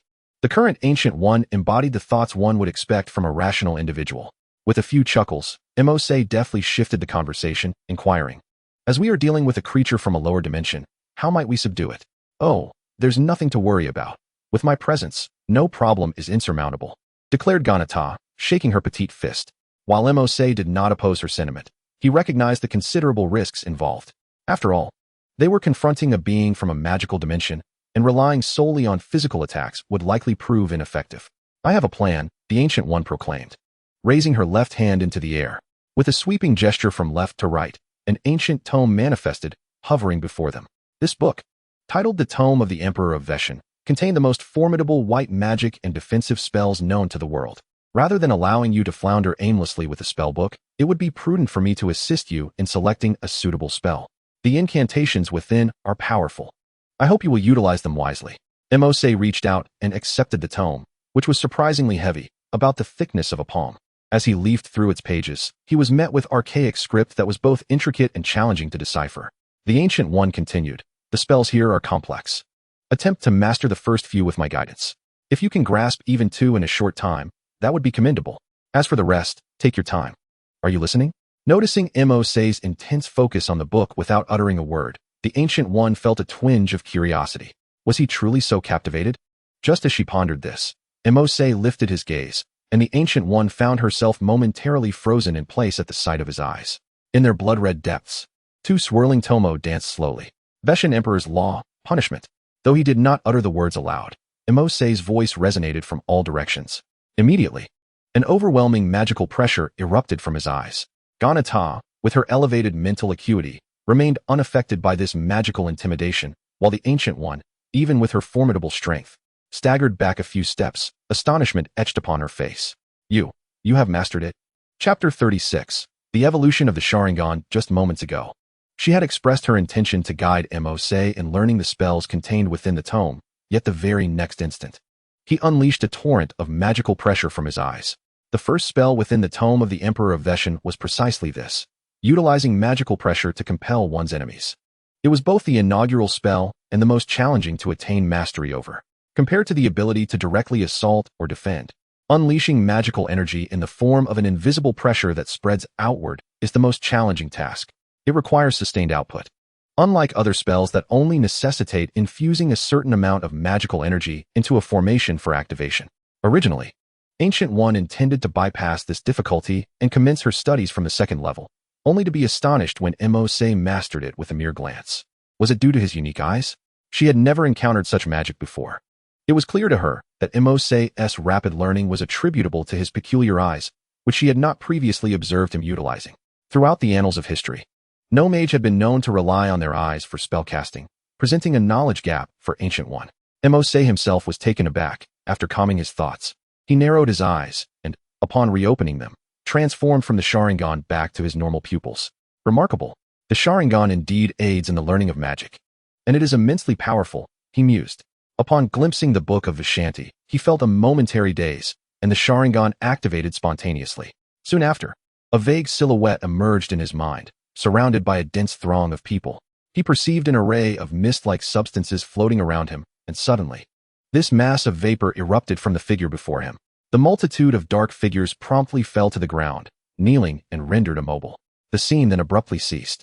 Seeing this, Mose committed the technique of the Vishanti to memory within his Sharingan, utilizing its formidable ocular prowess to unleash it. Due to the unique nature of chakra, combined with the magic of the Vishanti, this synergy created a magical pressure that even Ancient One found difficult to resist. At that moment, Mose suddenly sensed a peculiar sensation emanating from his eyes, akin to the fulfillment experienced after a restorative slumber. Could learning the magic of the Marvel Universe allow my Sharingan to evolve? Ignoring Ancient One's astonishment, Mose prioritized this question. Although not explicitly evident, he was certain that this sensation indicated an enhancement of the Sharingan's power. Perhaps this was the system correcting the method of upgrading his eyes. Otherwise, if he were to continue relying on pain to enhance his ocular strength, he feared he would miss the opportunity. He had no intention of enduring such suffering. Resolute, Mose turned to the next page of the Book of Vishanti, and once again, a similar experience unfolded in his mind, albeit with a different spell this time. He resembled a machine, mechanically flipping through the pages, and with each turn, he learned and executed the previous spell. The astonishment on Ancient One's face transformed into numbness. Many spells that had taken her centuries to comprehend were effortlessly grasped by Mose with just a glance, and his proficiency surpassed her own. A prodigy and anomaly, Ancient One repeated in her mind, tinged with a hint of regret.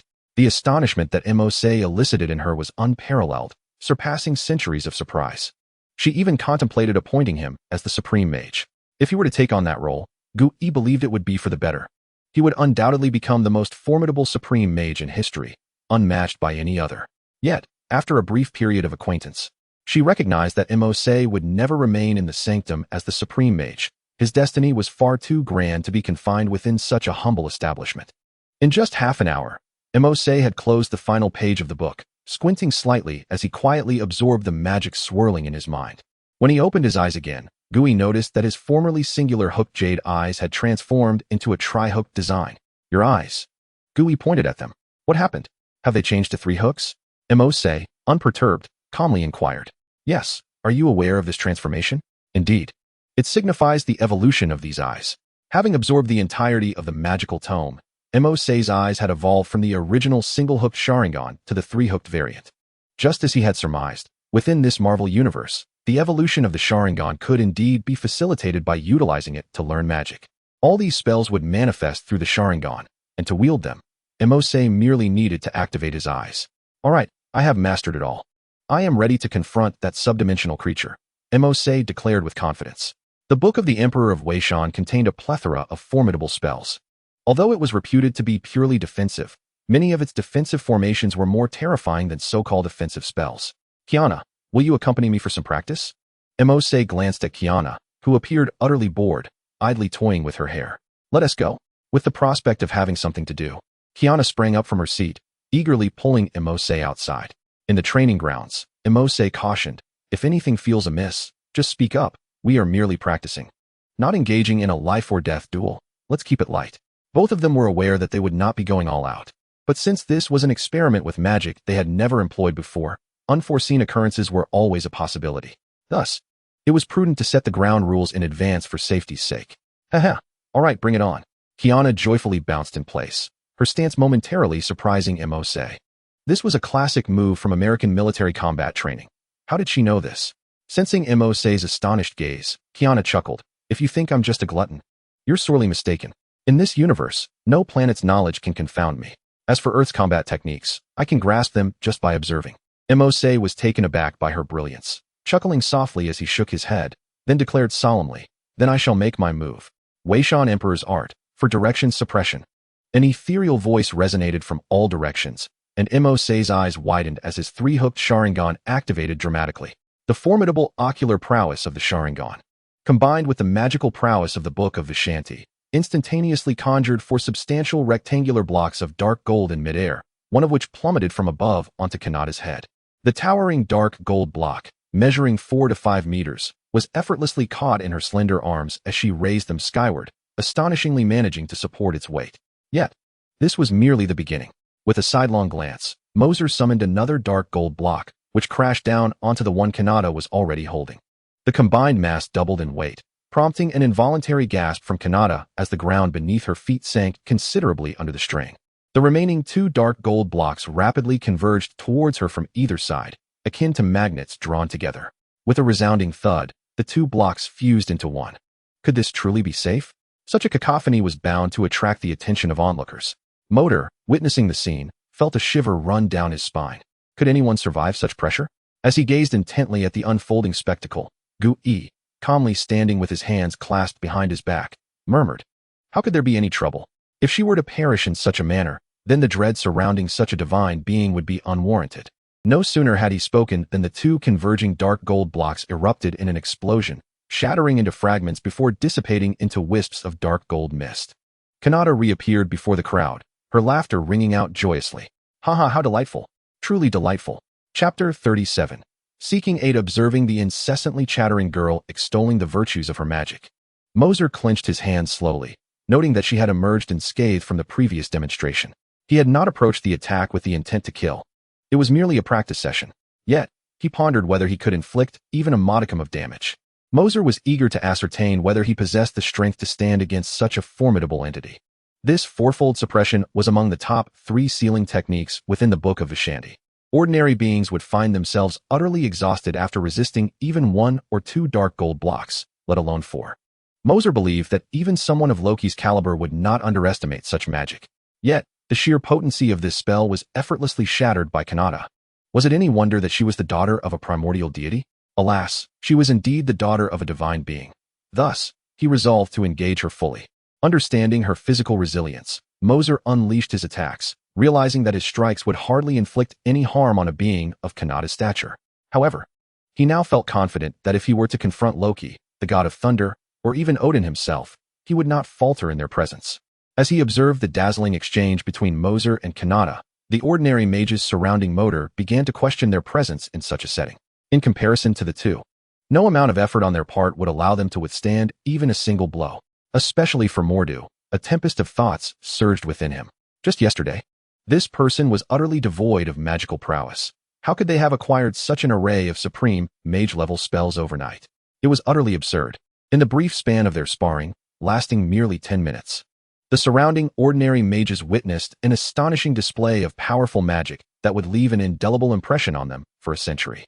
After experimenting with approximately 20 different spells, Moser gained a certain understanding of his own magical abilities. He could confidently assert that he was now on par with the Ancient One, at the very least able to stand shoulder to shoulder with her. However, as the target of their practice was Ganata, Moser felt a distinct lack of accomplishment. As their sparring concluded, Moser's phone erupted with an urgent ringing, the caller ID displaying Carter's name. "Moser, do you have a moment? We need your assistance."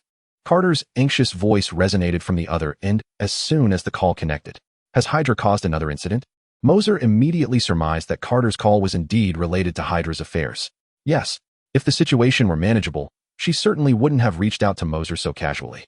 "Are you available? If so, could you come to the S.H.I.E.L.D. headquarters? Just inform the guards downstairs, and they will escort you up." "All right, I'll be there shortly." After hanging up, Moser turned to Ganata. "Let us go, duty calls. Ancient One, we shall meet again. This suspension ring is quite useful. I shall take it." Without waiting for a reply from the Ancient One, Moser promptly opened the portal of the suspension ring and departed with Ganata. "Look at him. So decisive," the Ancient One remarked with a resigned shake of her head. "Well, it's just a suspension ring. I've already given him the Book of Vishanti. This ring is of little consequence. I only hope he honors his word." Meanwhile, at the S.H.I.E.L.D. headquarters, in the operations room. Carter was met with Nick Fury's anxious gaze. Did he agree? Fury inquired, his expression tense. Natasha was present as well, her demeanor equally strained. Eradicating Hydra was no simple task. The trio had scarcely slept in recent days, continuously commanding the frontline battles, fearful that a moment's slumber might lead to unforeseen calamities. Their eyes bloodshot. Carter nodded affirmatively, stating that he would arrive shortly. No sooner had he spoken than a golden circle, towering over a person, materialized in a corner of the room. Observing this anomaly, many in the operations room drew their sidearms, aiming them at the golden circle. Two figures emerged from within, and a teasing voice echoed, "What a grand reception for my arrival. Mercer?" This unconventional entrance was a first for the gathered audience. Upon recognizing the visitor as Mercer, Nick Fury gestured to those around him to lower their weapons. And who might this be? The beautiful Ganata commanded attention wherever she appeared, and as she entered, all eyes were drawn to her, not solely due to her appearance and figure, but primarily because of her rather peculiar attire. Mose realized that Ganata had not changed her clothes. Such a flamboyant outfit could hardly escape anyone's attention. Please wait a moment. I shall take her to change into something else, Mose declared, opening a portal and ushering Ganata through, leaving Nick Fury and the others in a state of astonishment. Before long, the portal reopened, revealing Ganata clad in a fresh ensemble. She wore simple denim shorts paired with a white shirt, her violet hair styled in a high ponytail, exuding youthful exuberance. Despite the simplicity of her attire, it fit her like a model's outfit. Now, this looks far less peculiar, Mercer remarked with satisfaction, observing Ganata, who indeed appeared quite attractive. He gazed openly, without any furtiveness. Your earthly aesthetic is rather commendable. It surpasses the fashion of many other planets. So practical, Ganata mused, admiring her outfit and clearly pleased with her appearance. Do you like it? If so, I can take you shopping for more, Mose offered with a smile, his newfound wealth evident in his demeanor as he casually mentioned purchasing items without hesitation. Oh yes, absolutely. Ganata chattered excitedly about the clothes she had just seen, her appreciation for beauty evident. Ahem, Mose, shall we commence? Carter interjected with a gentle cough. Of course, my apologies for nearly forgetting the matter at hand, Mose replied, signaling for Ganata to be quiet as they approached Nick Fury and the others. What is the current situation? The group quickly shifted into focus. Natasha began typing on a virtual keyboard, bringing up a video as she spoke. In recent days, we have gathered all those we can trust to collectively combat Hydra. Yet amidst our ranks, there exists a mole who has stolen something of great significance. An image of the stolen item appeared, and before Natasha could elaborate, the words slipped from Mose's lips. The Tesseract? Chapter 38, The Meeting You Know? This object is one of S.H.I.E.L.D.'s top secrets. As a level 8 agent, Mose was not privy to its existence. Yet he recited the name of the Tesseract without hesitation. Perhaps he had been aware all along? Mose chose not to explain this and directly inquired. The item was taken. Have you not been able to locate it? As far as I know, it emits gamma radiation, so S.H.I.E.L.D.'s satellites should be able to track it quite effectively. Regarding that, we have enlisted 2 top-tier technicians who are currently working overtime to conduct searches, Natasha replied, regarding Mose with a measure of admiration. It was clear that S.H.I.E.L.D. was aware of the necessary steps to take, particularly after consulting those 2 experts whose research had yielded the current results. Now, Mercer swiftly articulated a solution, truly living up to the reputation of an external ally procured through Nick Fury's level 8 agent privileges. Top-tier personnel? The individuals whom Natasha deemed as elite suddenly materialized in Mercer's mind. Could it be those 2? Nevertheless, the loss of the Tesseract is indeed a grave matter. After all, the Tesseract is merely a vessel, a mere container. The crux lies in its contents, which harbor one of the Infinity Stones, the Space Stone, capable of transporting one to any location across the universe. Fortunately, neither S.H.I.E.L.D. nor Hydra grasped the stone's precise capabilities at present. According to what Ancient One previously stated, Hydra intends to harness it to summon extra-dimensional beings. It is likely that they aim to exploit the formidable energy of the Space Stone rather than its inherent powers. Prior to being frozen, Carter witnessed Hydra's leader utilizing the Tesseract. She surely understands its immense power. Such an artifact warrants stringent regulation, so how could it be so easily pilfered? Mercer had entirely abandoned pretense, openly divulging this military secret. Upon concluding, the gazes of Natasha, Carter, and Mercer converged upon Nick Fury, with Carter's expression particularly intricate. Fury, is what you said true? Has S.H.I.E.L.D. L.D. been researching weaponry with that thing? She had witnessed the Tesseract's might firsthand. On the day of her freezing, she led a team that stormed Hydra's base. There, she beheld Hydra harnessing the energy of the Tesseract to develop a weapon capable of reducing a person to nothingness. At that time, Hydra's leader vanished in the brilliance of the Tesseract. Such a terrifying source of energy cannot be frivolously exploited with Earth's current technological capabilities, should it be mishandled. The repercussions could be far more catastrophic than the simultaneous detonation of dozens or even hundreds of nuclear warheads. Contemplating this, Carter furrowed her brow in rare frustration. How could such a thing be so casually employed to manufacture weapons? Nick Fury was acutely aware of the peril inherent in such actions. Using the Tesseract to create weaponry is far too advanced and potent. If successfully developed, unless managed with utmost precision, it would spell disaster for humanity. This is precisely the predicament at hand. The Tesseract was stolen by Hydra, who exploited the opportunity to weaponize it, thereby escalating tensions on both sides. Let us table this matter for now, Mercer suggested, keenly aware of Carter's past. Continuing this conversation would yield no benefit. Where are those two technicians? I wish to make their acquaintance. No sooner had Mercer spoken than he heard the familiar sound of footsteps approaching from afar, followed by a voice that was somewhat familiar to him. We have located them. The adversaries have not fled New York City. They are still within the city. Turning around, both Mercer and the person who had seen him were taken aback. It was Tony Stark and Dr. Banner. Although it was to be expected, seeing someone in person still left Mercer somewhat astonished. You must be Mercer. A pleasure to finally meet you. I've long wished for this encounter, but you were always away. Stark approached, surveying Mercer with a look of finally encountering him. This expression puzzled Mercer, who inquired, We have never crossed paths. How do you know me?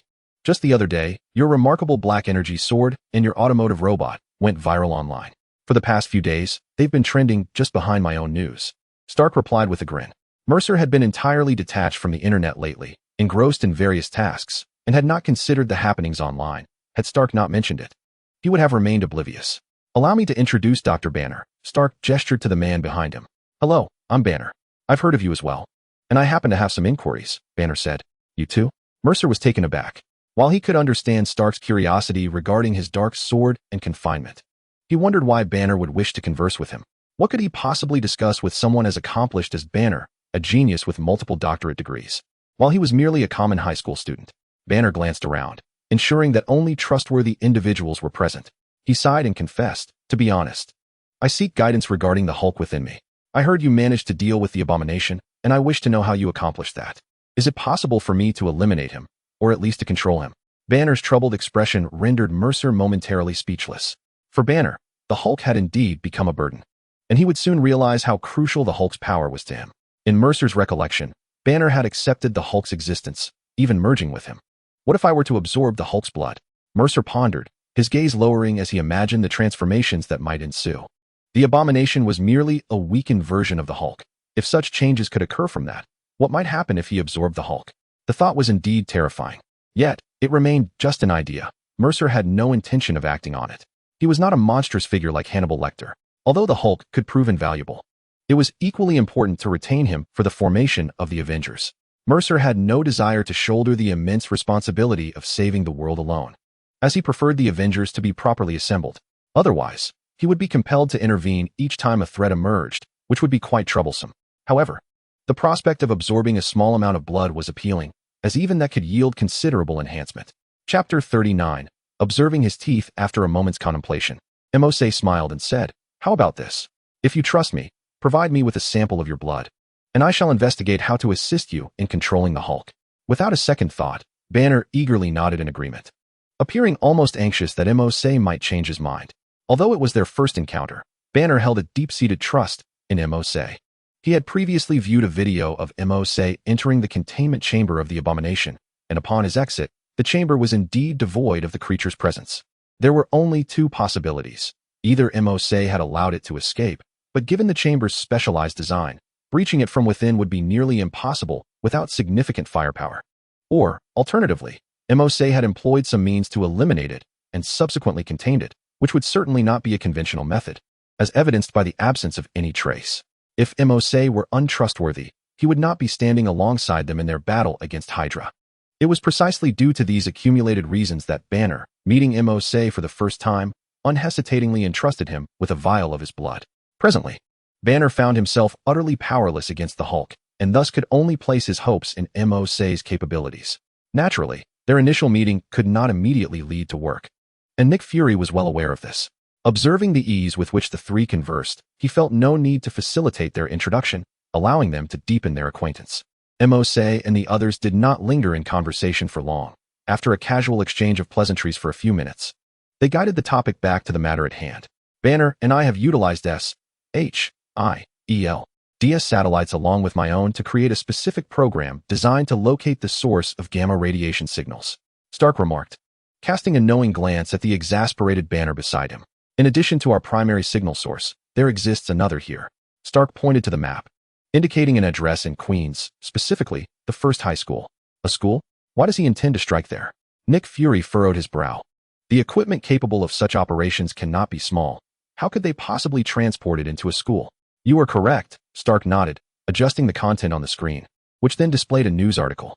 As illustrated, there is a technology exhibition at their school in the coming days, backed by several major corporations, including my Stark Industries and the recently prominent Osborn Group. Hydra is likely exploiting this opportunity to smuggle their large-scale equipment into the school. Upon hearing this, the group felt a sense of urgency. The adversary's choice to operate within a school utilizes the students and faculty as human shields, complicating their ability to secure the surrounding area. Students are the most easily panicked demographic. Should chaos ensue, the potential for disaster would be greatly amplified. This is dire, one remarked. Our personnel cannot enter the campus in large numbers. If such an incident occurs, identifying Hydra operatives hidden within the crowd would prove exceedingly difficult. Should they intend to perish together by detonating the corresponding weapons at First High School, the ensuing devastation would indeed be catastrophic. A solemn silence enveloped the group. This was undeniably a grave concern. Moss, what are your thoughts? Carter inquired, turning his gaze toward Moss, only to find him lost in contemplation. Oh, you all share your opinions first, Moss hastily replied. His distraction stemmed from the profound memories stirred by this location. The terms Queens, High School, and Oscorp were all linked to a certain superhero in Moss's recollections, Spider-Man, Peter Parker. I wonder where Peter, now bitten by a spider, is. Perhaps I could seek him out, Moss mused internally. After pondering for a moment, Moss lifted his eyes to the individuals fervently debating how to infiltrate the school. He suddenly declared, I shall sneak in to ascertain the position of Hydra. My youth renders me the most suitable candidate. Huh. Nick Fury responded, his expression one of disbelief. You are, without a doubt, the least capable of infiltration. Indeed, you are currently a prime target for Hydra's attention, should you appear at the school. Their operatives would undoubtedly spot you immediately, Natasha concurred. What if I do this? Moss proposed with a slight smile, gliding his palm across his face. In the next instant, the onlookers gaped in astonishment. Moss's striking Asian features transformed into an utterly unremarkable Caucasian visage, so ordinary that it would blend seamlessly into any crowd, utterly inconspicuous. You can alter your appearance? Carter stepped closer, scrutinizing Moss's countenance, her astonishment growing with each passing moment. There were no discernible signs of disguise. One could easily believe that this had been Moss's face since birth. I can even create several more. As he spoke, Moss morphed into various distinct faces. Even Natasha, with her extensive undercover experience, found herself captivated by this technique. There were no indications of any disguise whatsoever. This art of transformation was unique to Moss in this realm. It was not merely a disguise but a genuine metamorphosis into another person. This was the camouflage ability bestowed by the Blacklight virus. The identities Moss assumed were those he had previously absorbed, merely adjusted to a younger age. In the gaming realm, such a feat was unattainable, yet in reality, the Blacklight virus allowed for effortless modification of one's appearance, including age. By utilizing the virus to eliminate wrinkles and restore collagen, Moss could replicate the youthful appearances of individuals, even those in their 70s or 80s. Suddenly, as Moss demonstrated his face-changing prowess, a crash resonated nearby. The group turned to see a staff member, wide-eyed with shock. Observing them, upon sensing their collective gaze, he hastily crouched to retrieve his belongings, eager to depart. Noticing the figure, Moss furrowed his brow and murmured, Gianna, apprehend him. A soft whisper of wind carried a fleeting sound, and in an instant, Janata, who had been standing among the crowd, had moved to the side of a staff member, her hand gripping his neck with an astonishing force. The bewildered members of S.H.I.E.L.D. raised their rifles, their expressions tense as they focused on Janata. A girl of merely 5 feet tall effortlessly held a man towering over 6 feet by his throat, rendering him immobile. Such inhuman strength left onlookers in awe. Alex, What is happening? Nick Fury gestured for the armed personnel to lower their weapons, turning to Mercer for an explanation. Check his teeth, Mercer remarked casually. This seemingly light remark ignited a surge of alarm among the S.H.I.E.L.D. agents, all of whom redirected their firearms toward the staff member held aloft by Janata. They were acutely aware of the precarious situation S.H.I.E.L.D. found itself in, surrounded by individuals meticulously selected by Nick Fury, whom he deemed trustworthy. They understood the venomous nature of Hydra operatives. Such a declaration from Mercer carried ominous implications. Upon hearing this, Fury's expression darkened as he approached the staff member. The man, unable to move with Janata's grip around his neck, could only open his mouth as Fury inspected his teeth. Moments later, Fury extracted a tooth from the man's mouth, his countenance growing increasingly grim. This is a poison tooth. Vimir, you are a member of Hydra. After all these years in S.H.I.E.L.D., were you a Hydra agent from the very beginning? Fury's voice trembled with a mix of fury and disbelief, suggesting a personal connection to the man. Well done, Janata. Come back, Mercer instructed, subsequently conjuring several bolts of lightning in his hand, which he tossed to Janata, who caught them deftly. You shouldn't have made me conceal it. Janata huffed. I am not your servant to be summoned at will. Mercer chuckled awkwardly, quickly forming more bolts of lightning, and sheepishly replied, I meant no offense. I simply couldn't help but say something in that moment. Seeing Mercer's earnest demeanor, Janata accepted the lightning orbs from him with a dismissive huff, choosing not to dwell on the matter. Meanwhile, as the venomous tooth was extracted, the man known as Vimir sneered coldly. That boy is truly astonishing. I lost my composure and never anticipated that my concealment would be revealed in such a manner. However, even now that you are aware, it is futile. The ritual has already commenced, and your fates are sealed. A glint of madness and exhilaration sparkled in Vimir's eyes, mingled with a hint of reverence. The entity we summoned is a malevolent god from beyond this earth. When he descends upon your realm, it will be the day you bow in submission. He is none other than the god of deception, Loki. With a frenzied shout, Vimir erupted into a fit of manic laughter, exuding an air of unrestrained arrogance. However, his mirth was short-lived, as he gradually sensed a disquieting stillness enveloping the atmosphere. He glanced at the individuals before him, noting their varied expressions. Some were astonished, others speechless, and a few wore looks of bewilderment. Yet conspicuously absent were the fear and panic that Vimir had anticipated. To his astonishment, it was Loki. Mercer shook his head in resignation, pondering the promised interdimensional beings. He had spent an entire night mastering the techniques of the Vishani to confront those terrifying entities, only to be informed that the visitor was Loki, a being he had already clashed with and had succeeded in driving away. What was there to fear? The trio from S.H.I.E.L.D. stood in a state of muted disbelief. Upon hearing the initial part of Vimir's proclamation, their hearts had leaped into their throats, envisioning a cataclysmic battle. However, the events in New Mexico had been thoroughly documented and relayed back by Coulson, though only Nick Fury and his two companions were privy to this information.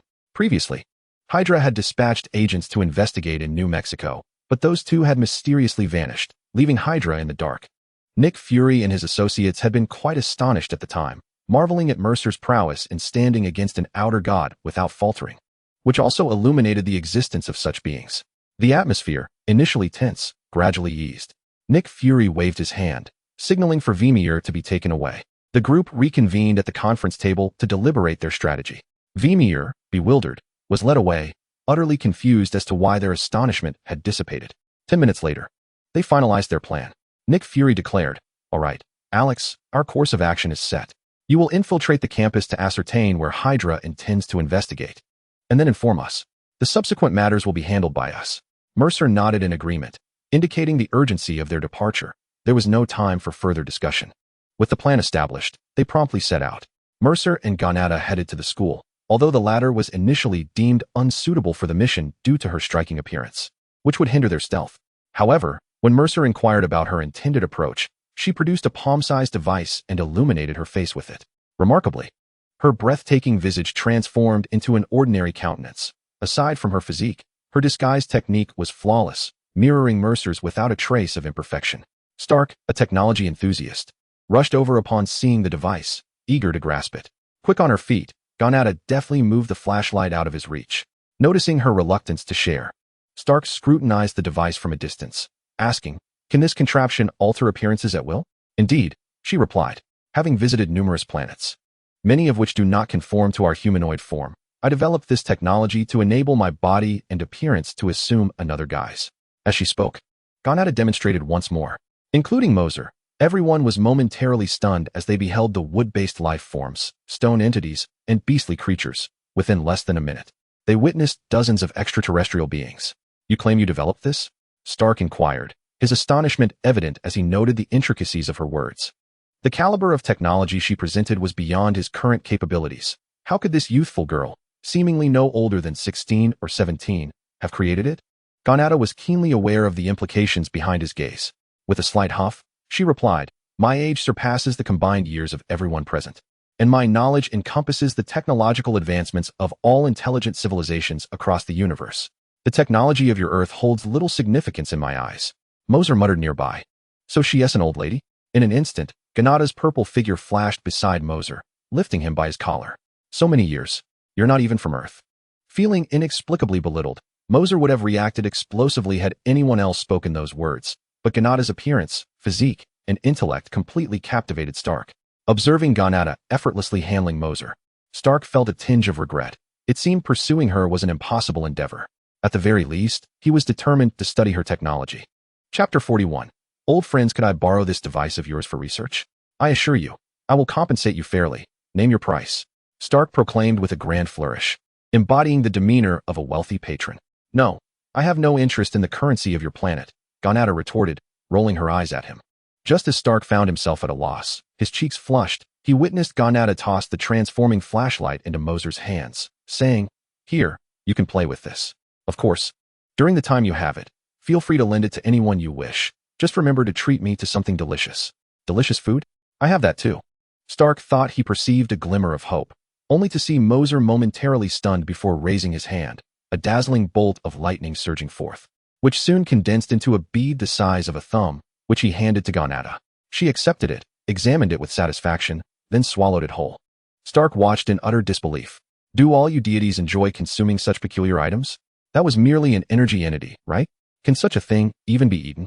Though his initial hope had not entirely dissipated, Ganata's words when she gave that item to Mercer hinted at a potential opportunity. With that thought, he cast a hopeful glance towards Stark. Bearing the prominent red palm print on his face from Ganata's playful assault, Mercer turned to Stark and cleared his throat. "Once this matter concludes, let us discuss the flashlight issue further." "Absolutely." Upon hearing the words of the other party, Stark discerned that there was indeed potential for success. Although Ganata was not of Earth, Mercer certainly was, indicating that he still held an interest in monetary matters. A cleverly disguised flashlight effectively bridged the gap between Mercer and Stark, transforming their interaction into a conspiratorial exchange of prices. Suddenly, Stark recalled something of great importance. He dashed outside and quickly returned, clutching a round instrument the size of a bowl. "This is a gamma energy disruptor," he explained. "While I am unsure of its efficacy against such mysterious forces, having an additional layer of security is prudent. This device was developed in collaboration with Dr. Banner." "Excellent," Mercer responded, accepting the device and placing it into the backpack that Carter had procured for him. Under Natasha's guidance, Mercer now donned a simple plaid shirt and shorts, accompanied by a black backpack and framed by a pair of black-rimmed glasses. With his altered visage, he appeared to be nothing more than an ordinary student. Ganata's attire mirrored this simplicity, making it inconceivable to any passerby that they were in the presence of two formidable beings. Nick Fury nodded in satisfaction. "I will take the team to patrol outside the school. Should any situation arise, report immediately. We will act accordingly." With their tactical decisions made, the group set off towards their destination, Queen's First High School. The front entrance showed no signs of unusual activity. It seemed that those at S.H.I.E.L.D. had yet to catch on. "Once we summon that dark deity, S.H.I.E.L.D. will become our slaves," one of them chuckled. "But let us not lose focus on our assigned task. That fellow named Mercer may intervene." "Fear not," the other replied. "With his appearance, he will undoubtedly be noticed should he show up. Stealth is not in his favor." As they spoke, their eyes wandered to a young couple approaching. The boy was unremarkable, failing to capture their interest, while the girl, though also ordinary in looks, had a particularly appealing figure, drawing their gaze to her legs. They observed the boy speaking to the girl, but the distance rendered their conversation inaudible. Ultimately, they dismissed the couple and resumed their vigil. "Little Na, it appears you are quite popular," Mercer remarked with a light chuckle. This endearing nickname elicited a disapproving glance from Ganata, though she did not deter him. Humph. I can hardly be bothered with those who think with their lower halves. Indeed, Mercer laughed. How could such individuals ever capture the attention of our esteemed Ganata? After all, you are a goddess among mortals. Mercer continued to lavish praise upon Ganata, recognizing the necessity of strengthening their bond. Simple exchanges of goods would not suffice. He needed to cultivate their relationship to ensure her assistance in future endeavors. His incessant flattery seemed to resonate well with Ganata, who appeared to relish the attention. Gradually, Mercer began to realize that while the young girl possessed remarkable technological prowess, she exhibited a certain naivete in her social interactions. It was no wonder he had managed to keep her around with mere food, he mused as they aimlessly wandered the campus, attentively observing the shifts in the surrounding crowd. Indeed, there were numerous individuals. Every 10 meters stood a Hydra disguised sentry. Clearly, the situation was quite precarious. Mercer's expression turned grave, for although these Hydra members masqueraded as teachers, staff, and visitors, their movements betrayed the habits of operatives or soldiers. This was something Mercer, having absorbed the skills of Hydra assassins, could easily discern. Ah, is that him? Just as Mercer was idly surveying the campus, a figure captured his gaze. Without a doubt, upon arriving at this school, he would encounter that individual, Spider-Man, Peter Parker. The astonishment that crossed Mercer's face stemmed from the fact that the Peter Parker before him was not the Marvel Universe's version, but rather the one from the Amazing Spider-Man. Astonishingly, it was he. Mercer's voice trembled slightly. This Spider-Man was his favorite rendition, the Garfield version, from the moment he traversed into this world. He had not exploited his abilities for personal gain, instead finding himself in a passive position. The death of his girlfriend Gwen's father, followed shortly by Gwen's own demise, weighed heavily upon this little Spider-Man. This was a significant emotional hurdle for Mercer, particularly after witnessing the poignant scene in the film where Garfield gazed at Gwen's grave through the changing seasons, a moment that deeply resonated with him. If it were you, I would gladly lend a hand. At the very least, I shall not allow those regrets to resurface, Mercer thought to himself. Observing Mercer's unwavering gaze fixed on a young man in the distance, Ganata inquired, "So, it seems you have a preference for that type?" Mercer chose not to clarify the jest. Instead, he continued to focus on Peter Parker's silhouette, responding slowly, "It is merely the sight of an old friend." Chapter 42, Mockery and Old Friend? Ganata regarded the two with mild surprise, noting the complexity in Mercer's expression, which hardly resembled the warmth typically associated with encountering a friend. Certainly, it could not be mistaken for the gaze of someone harboring a crush. Ganata discerned that Mercer's attention was directed towards her, indicating his heterosexuality. At that moment, Mercer's eyes conveyed a sense of sorrow and regret, leaving Ganata somewhat perplexed. Let us first address the pressing matter at hand. Now is not the time for socializing with Peter Parker, Mercer decided, casting a few more glances in Peter's direction before leading Ganata away. They had far more pressing concerns awaiting them. Ganata, can you sense the location of the energy source? Mercer inquired. The cosmic cube would undoubtedly emit gamma energy, albeit in minuscule quantities. While most individuals would be oblivious to such energy, S-H-I-E-L-D, would struggle to pinpoint its exact location. As they entered the school, the scope of their search was considerably narrowed. It was time for Ghana to utilize her sensing abilities, which she should still be able to employ. Ghana scanned the campus, her eyes narrowing slightly, and then, with her slender finger, she pointed toward a specific location where a certain degree of energy was emanating. What? Mercer exclaimed in astonishment, for the place Ghana indicated was the most crowded area, the gymnasium. A realization struck him, and his brow furrowed as he hastened toward that direction, with Ghana trailing closely behind. Upon entering the gymnasium, which was previously empty, it was now teeming with people. At the center of the crowd stood an enormous machine that was both bewildering and impressive. The machine resembled a mountain, with two massive metallic columns extending outward, each too thick for two people to encircle, while a slightly longer column stood in the middle. Though its purpose eluded him, the sheer size of the machine was undeniably awe-inspiring. The Hydra had abandoned all pretense, placing their device right in the midst of the throng. Mercer's expression darkened. They had previously speculated about where Hydra might conceal the Tesseract. However, it became evident that the Tesseract was not hidden at all, but rather displayed prominently atop the machine. Within the machine's center, a transparent glass compartment housed the Tesseract, which radiated a soft cosmic energy, strikingly beautiful. Had Mercer not known what it truly was, he might have genuinely found it captivating. "I could simply go over and take it," Ghana remarked, rolling up her sleeves, which sent a chill of fear down Mercer's spine. He quickly gestured for her to refrain from such action. "We cannot act here. More and more people are being drawn to this thing." Mercer seized her arm, whispering urgently, "If we act now, many lives will be lost." "Are you joking? Can't you tell?" Ghana shot a sidelong glance at Moser's hand, and he realized he was still gripping her wrist. He hastily released her, offering an awkward smile. If consequences were disregarded, Moser believed Ghana could indeed pry the Tesseract away, given her physical prowess, which could withstand the direct onslaught of the Tesseract's energy. Yet, should that lead to disastrous repercussions, the burden would be too great to bear. Thus, they needed to devise an alternative solution. After relaying the situation to Nick Fury, Moser and Ghana lingered near the machine, contemplating how to resolve the matter. Evacuating the crowd? That was the least feasible option. There were too many people present, and even clearing half of them would certainly alert Hydra. "Excuse me, what is this?" A curious individual approached and inquired. A Hydra operative, feigning friendliness, began to explain. "This is a new energy machine, manufactured by the Creation Group. If used properly, the energy it generates in a single day is equivalent to that produced by a coal-fired power plant in a year." The statement incited a wave of murmurs among the crowd, with many expressing skepticism at such an audacious claim. How could one day's output rival that of an entire year's worth of a power plant? However, it must be said that this is quite an effective gimmick, as his words have attracted a larger audience. Yet, something seems amiss. Just as Mercer was troubled, unsure of what to do, a whisper suddenly drifted from beside him. Turning his head, he noticed Peter Parker standing a couple of paces away, gazing at the pulsating cosmic cube with a look of confusion. "What do you mean? Do you sense something wrong?" Mercer raised an eyebrow and leaned closer, curious if Peter Parker could indeed perceive the anomaly. Peter, observing the unfamiliar young man who had approached him, didn't dwell on it too much, as they were at a technology exhibition.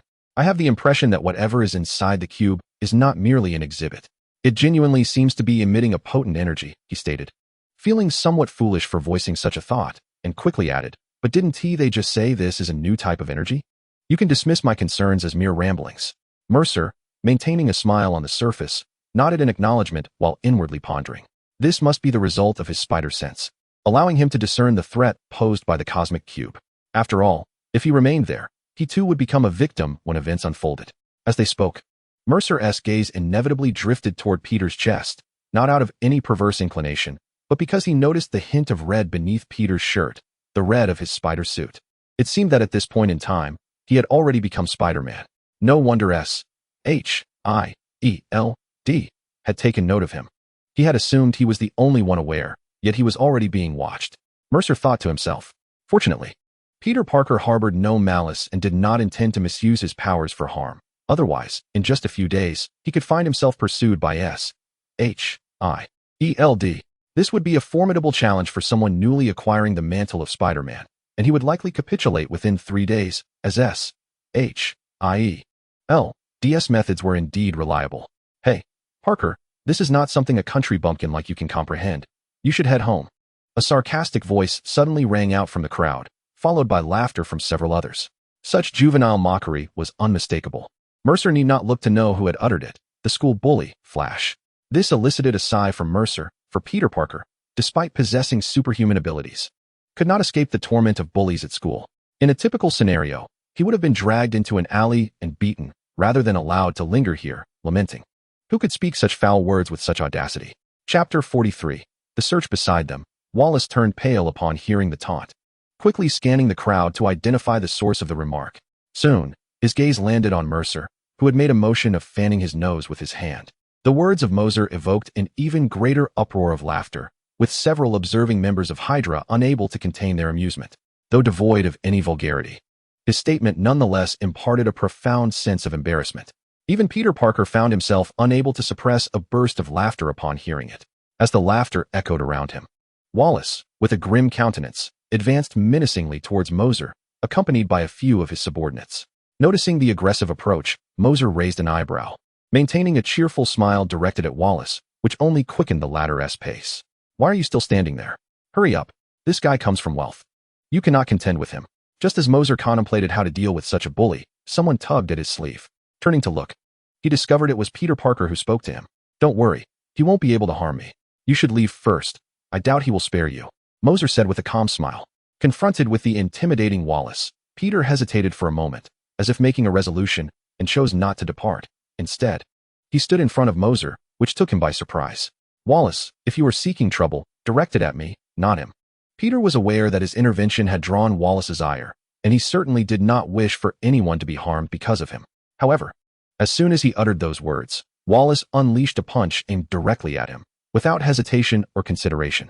To both Peter and Mercer, the punch seemed painfully slow, easily evaded. Yet Peter refrained from dodging. He could not reveal his strength. Standing motionless as the fist approached, one might think he had not reacted. Just as the fist was about to strike his face, Peter felt someone suddenly grasp his backpack and pull him backward. Wallace's punch grazed Peter's cheek, missing its mark entirely. To resort to violence over mere words, it seems you have a mouthful of nonsense, devoid of any intellect, filled only with excrement, Mercer remarked, inciting Wallace's rage further. Ignoring the setting, Wallace barked at his subordinates, "Go seize him." After a moment's hesitation, the subordinates, witnessing Wallace's dark expression, gritted their teeth and lunged at Mercer. "What's got you all worked up?" Mercer chuckled, a glimmer of amusement in his eyes, as the group of boys charged at him. Mercer slightly shifted to the right and extended his leg. One boy, running ahead, was caught off guard by Mercer's swift reaction and tripped, landing unceremoniously. The remaining two boys, seeing their companion stumble, quickly adjusted their approach and lunged towards Mercer, seizing his collar. Mercer remained unperturbed as they grasped him. He pulled back with force as if attempting to escape. However, he leaned forward as they anticipated, causing the two to lose their balance and stumble towards him. By a curious stroke of fate, the very spot where they stumbled was situated behind a machine housing the cosmic cube. In a moment of misstep, Mercer fell alongside them, his hand instinctively reaching for the machine. To the onlookers, oblivious to the underlying truth, it appeared as though Mercer merely sought to steady himself as he fell. However, to the astute eyes of Janata and Peter, a flash of light emanated from Mercer's hand, vanishing into the machine in an instant. A smile danced upon Janata's lips as she regarded him with a playful glint, while Peter stood aghast, rubbing his eyes in disbelief. Had he truly witnessed a silvery luminescence swirling around Mercer's hand, so subtle yet perfectly angled that had he stepped back even slightly, he would have missed it entirely? Just as Peter was about to voice his thoughts, he noticed Janata placing a delicate finger upon her lips, signaling him to remain silent. The young Spider-Man was still dazed. Had this girl also taken note of the peculiarities? Who were they? He too recognized that Mercer's actions were not those of an ordinary individual. Rather, he exuded an air of calm that belied the panic expected of someone so young. Could it be that he was akin to Peter himself? As he gazed at Mercer's retreating figure, Peter felt a yearning for companionship. He could not shoulder this burden alone, for it was far too heavy. If only there were someone to share the weight, even if it were merely through conversation, he would feel considerably less stifled. He raised his hand, intending to call out to Mercer, but reconsidered. This was not the moment, not with so many present, and he was uncertain of Mercer's recent actions. Perhaps he would seek him out later upon their exit. "What's it going to be? Do you want to continue?" Mercer asked with a faint smile, glancing at Wallace. The sight of his underling swiftly subdued had revealed that Wallace possessed some combat training, his face flushed with frustration. Yet Mercer's earlier display had made it clear that any confrontation would not end in Wallace's favor. "Just you wait, this isn't over." With no recourse, Wallace shot Mercer an irate glare before retreating with his cronies in disgrace. "How dull, is that all there is?" Mercer remarked, a smirk playing on his lips, having anticipated a more formidable opponent, only to find a hollow facade. "Thank you for earlier," Peter said, approaching Mercer with genuine gratitude. "Not at all," Mercer replied with a smile. "I simply cannot abide such individuals." While outwardly engaging with Peter, Mercer discreetly observed the crowd's reactions. The energy from the lightning he had channeled into the machine was intended to gauge the intensity of the cosmic cube's energy release, which was steadily escalating. This indicated that someone was persistently stimulating it, albeit with remarkably low efficiency. Despite the prolonged effort, the cosmic cube had yet to yield the necessary energy. Amidst the recent commotion, those who had failed to pay attention or had merely glanced away were, in fact, the spellcasters. Mercer stepped forward not merely to assert himself, but to discern the identity of the incantation's utterer amidst the throng of people, where discerning the truth proved exceedingly challenging. He opted to create a disturbance, keen to observe the reactions of those present. 10 meters to your right, wearing a black cap, whispered Janata, her voice barely audible, intended solely for Mercer's ears. Naturally, he turned to the direction indicated by Janata, and at that moment, a deep crimson hue emerged from the depths of his eyes, as 3 Tomo began to rotate slowly within his gaze. The 3 Tomo Sharingan, activate. Since studying the Tome of Veshin, his Sharingan now enabled him to perceive traces of magical energy. To his eyes, entities imbued with magic appeared as if adorned with luminous powder in the night, conspicuously radiant. However, due to Peter's incessant chatter beside him, Mercer had not yet seized the opportunity to utilize his Sharingan freely. Upon turning, He swiftly activated it to scrutinize the individual Janata had pointed out. There, his gaze suddenly fixed upon a nondescript middle-aged man standing in a shadowy corner. Beneath the cap, the man's eyes were intently focused on the cosmic cube, his lips moving ever so slightly, as if murmuring an incantation. Chapter 44. The Incident. O great deity, heed the call of your faithful servant. Descend upon this world, and allow the foolish mortals to receive your baptism. Observing the man's lips, even the faintest movements were easily deciphered by Mercer, showcasing the extraordinary observational prowess of the Sharingan. These summoning spells are rather juvenile, Mercer mused. Bemused by the absurdity of invoking Loki as a mighty god, a mere petulant child denied his throne. Is Ancient One jesting with me? Where are these subdimensional beings?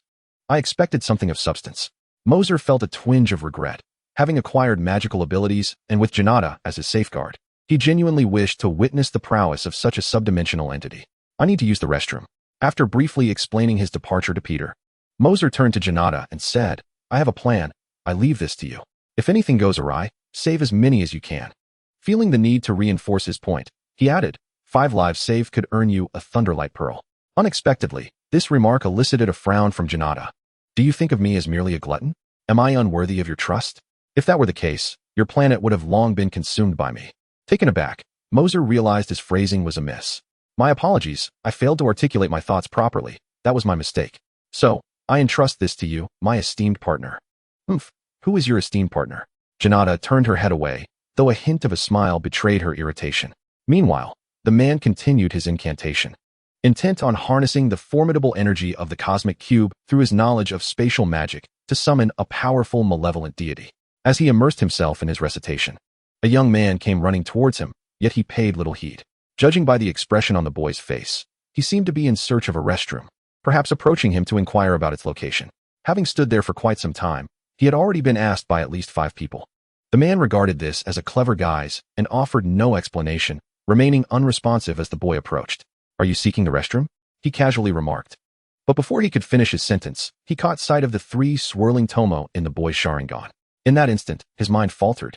A violent wave of dizziness surged forth, and his body stiffened, toppling forward. Sir, what is wrong? Someone call for help. This man has suddenly collapsed. The boy exclaimed theatrically. Observing the commotion, several members of Hydra rushed over. Upon seeing the man sprawled on the ground, one of them bent down and extended a finger to his neck, his pupils dilating sharply, then subtly shook his head at the others. He is dead. One of them exclaimed in disbelief. How could someone die so quietly under their very noses? Their piercing gazes fixated on the boy as they demanded, what just transpired? Panic and confusion etched across their faces. The boy stammered as if genuinely unaware of what had occurred. I merely wished to ask him where the restroom was. I approached, and he just fainted. I had no idea. A nearby Hydra member scrutinized the boy's expression intently, and upon hearing his words, discreetly nodded to the others, indicating that the boy spoke no falsehood. Take him outside. We can deal with this matter later. 2 Hydra members stepped forward to support the man, escorting him away. Simultaneously, one pressed an earpiece and quietly communicated, all units, be advised, S.H.I.E.L.D. Personnel have infiltrated. Manston is dead. Increase vigilance. For the others, this was merely a minor incident, and they paid little mind. To kill an ordinary person with ocular power was exceedingly effortless. Indeed, I could now slay with but a glance. The boy mused as he observed the man being led away. Surely, this would be the end of it. S.H.I.E.L.D. could now come in to clean up the aftermath. Just as he believed matters were nearing resolution, the building suddenly trembled violently. Everyone was bewildered, glancing around in confusion. Only the boy, Janata, and Peter shared a moment of astonished realization, their gazes fixating on the nearby Tesseract machine. A brilliant blue light erupted from the cube, striking against the seemingly sturdy glass shield. The unusual scene, though incomprehensible to the onlookers, was clearly ominous, prompting frantic screams as they rushed towards the exits. One person's panic set off a chain reaction, and soon the crowd surged toward the outside in a chaotic frenzy. In such disorder, trampling was inevitable, and many had already fallen to the ground. This is disastrous. As Mose witnessed a girl fall to the ground, perilously close to being trampled, a sudden flash of white thread shot forth from an unknown source, ensnaring the ankle of the assailant and altering his trajectory, narrowly missing her cheek. Turning his gaze, Mose caught sight of Peter dashing into a nearby emergency exit. In mere moments, a red and blue figure leaped through an open window above the gymnasium. Recognizing the figure clad in the vibrant costume, Mose immediately identified him as Peter Parker, also known as Spider-Man. With his arrival, the evacuation of those around them improved somewhat, averting any trampling incidents. After the majority of the crowd had dispersed, only about 30 individuals remained. Mose was astonished at the number still present, for aside from himself, Ganata, and the transformed Peter, the rest were all Hydra operatives, far more than he had anticipated. What was happening with the device? Was it out of control? A few individuals sprinted to the machine, their fingers flying across the keyboard, yet despite their efforts, the tremors showed no sign of abating. Was it you? Those remaining were clearly not ordinary individuals. And upon seeing the oddly dressed Peter and Mose still lingering, their expressions darkened. Reflecting on the recent events and the sudden collapse of the spellcaster, it became evident that Mose had approached him earlier. Now, his presence here pointed to a clear conclusion. The spellcaster's demise was at his hands. Was he an agent of S.H.I.E.L.D.? Yet, Mose had never heard of such a young member within their ranks. At that moment, a transformation enveloped both Mose and Ganata, reverting them to their original appearances. The Hydra members, unfamiliar with Ganata but well aware of Mose, were taken aback as the previously unremarkable boy morphed into a figure of significant interest. No one had anticipated that his disguise could be so convincingly executed. Several Hydra members who had been in close proximity to Mose had failed to perceive any anomaly in his visage. Peter stood by, dumbfounded. The boy he had been conversing with moments ago had transformed into someone strikingly attractive. Yet, physical allure was secondary. The primary concern was their apparent intent towards the Tesseract. Isn't it merely an exhibit? Peter murmured, gazing at the cosmic cube, lost in thought. These fiends were responsible. His exclamation was abruptly halted as the glass casing containing the Tesseract shattered upon impact from a surge of energy, releasing a brilliant beam of azure light. At the beam's terminus, a spatial distortion manifested, revealing a colossal portal standing several meters high. Almost instantly, a series of crimson phantoms emerged from within, ensnaring 3 unsuspecting Hydra members. Their piercing screams echoed momentarily before they were dragged into the portal. More phantoms emerged from the portal, allowing Mercer and his companions to glimpse the true nature of this life-threatening entity. The numerous shadows dancing in midair revealed themselves to be tentacles resembling those of an octopus. This was an old one. Chapter 45. Unexpected. Following the appearance of these tentacles, an indescribable terror surged within the hearts of the onlookers. The members of Hydra, upon witnessing these appendages, contorted their mouths into an incredulous grimace before succumbing to madness. They collapsed onto the ground, screaming like lunatics in the arena, mumbling a series of nonsensical phrases devoid of any coherent connection. The only commonality among them was their frantic scramble backward, desperately distancing themselves from the portal, utterly afraid to approach it. Turning to Peter, perhaps due to his mutated condition, he fared significantly better than the Hydra members, remaining silent despite his visibly trembling arms and legs. Even Mercer, with his steadfast disposition, felt a shiver run down his spine at the sight of this entity. An old one. How could it be? How could such a presence be summoned? He had encountered books within the Sanctum's library that discussed these beings. The tentacles were their most distinctive feature. The old ones represented a formidable existence from a higher dimension. They could not simply be categorized as aliens or gods. The books of the Sanctum described them in such a way. Their true form remained obscured, known only to be a collection of nameless entities adorned with tentacles. Those who gazed upon them would risk madness or, at worst, sudden death, should one encounter them. It was advised to immediately close one's eyes and kneel until the entity departed. This passage was written with great humility. Had Mercer encountered it elsewhere, he would have dismissed it.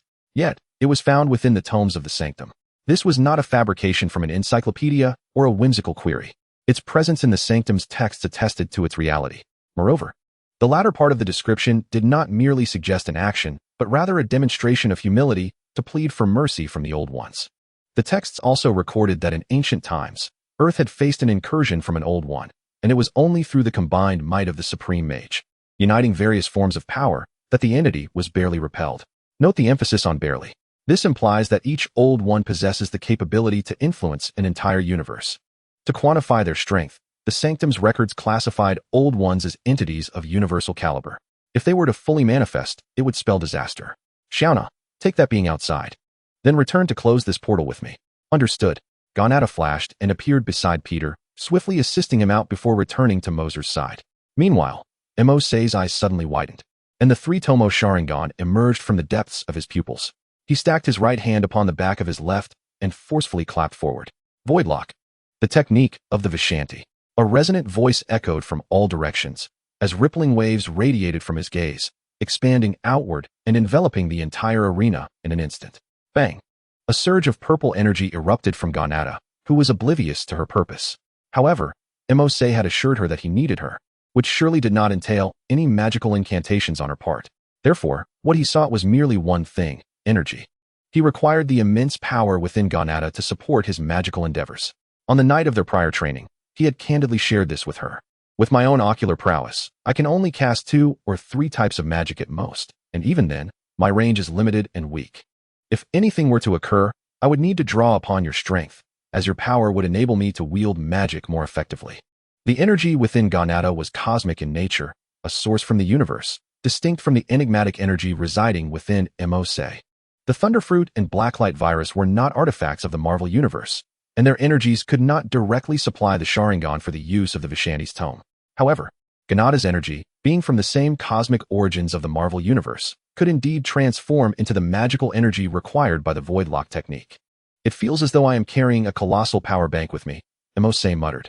No sooner had he spoken than Ganata playfully thumped him on the head, and without needing to glance, he knew she was glaring at him. He chuckled awkwardly and redirected his focus to the task at hand. With the Voidlock in place, I can freely wield my powers without concern for the outside world. Boom. Silver and black flames surged from either side of Mose's body, the 3-tomo Sharingan spinning slowly in his eyes. The tendrils, sensing the threat emanating from Mose, immediately shifted direction and aimed toward him, one of them darting swiftly in his direction. Layers of thunderous light coalesced around Mose's right fist as he struck out toward the approaching tendril. Bang! A muffled sound reverberated in the ears of the onlookers. Mose's earnest punch failed to inflict any damage upon the tendril. Yet, it recoiled significantly, evidently unprepared for the strength he possessed. Mose's expression turned grave. He had exerted at least 70% of his power in that punch, and yet, it could not breach its defenses. This was indeed troubling. A sense of confusion enveloped him. The outer gods were indeed extra-dimensional beings, as Ancient One had stated. But had not the members of Hydra claimed to summon the malevolent god Loki? Were they lying? After pondering for a brief moment, Mercer dismissed the thought. No matter how formidable the Hydra may be, they could only summon entities from this universe. To conjure beings from a subdimension would require a sorcerer of Ancient One's caliber. Otherwise, it was mere folly. As these thoughts crossed his mind, his expression fluctuated, and an incredulous notion arose from the depths of his heart.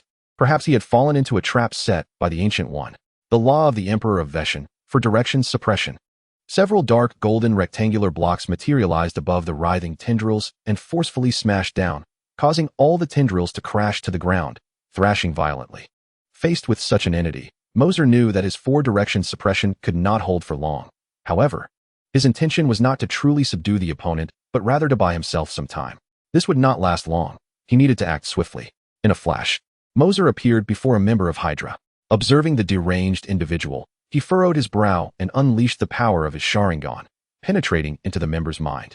The once murky eyes of the Hydra member gradually lost their luster, and the thrashing movements weakened. He had seized control of the individual's thoughts. Most people would be utterly defenseless against such a technique. I ask you, who granted you this summoning spell? I don't know. Sighing, Mercer shook his head in disappointment. They were not permitted direct contact with such entities, just as he was about to question another individual. The current one stunned him with their response. I only know that the person is a bald woman. Chapter 46. The highest temperature, a bald woman.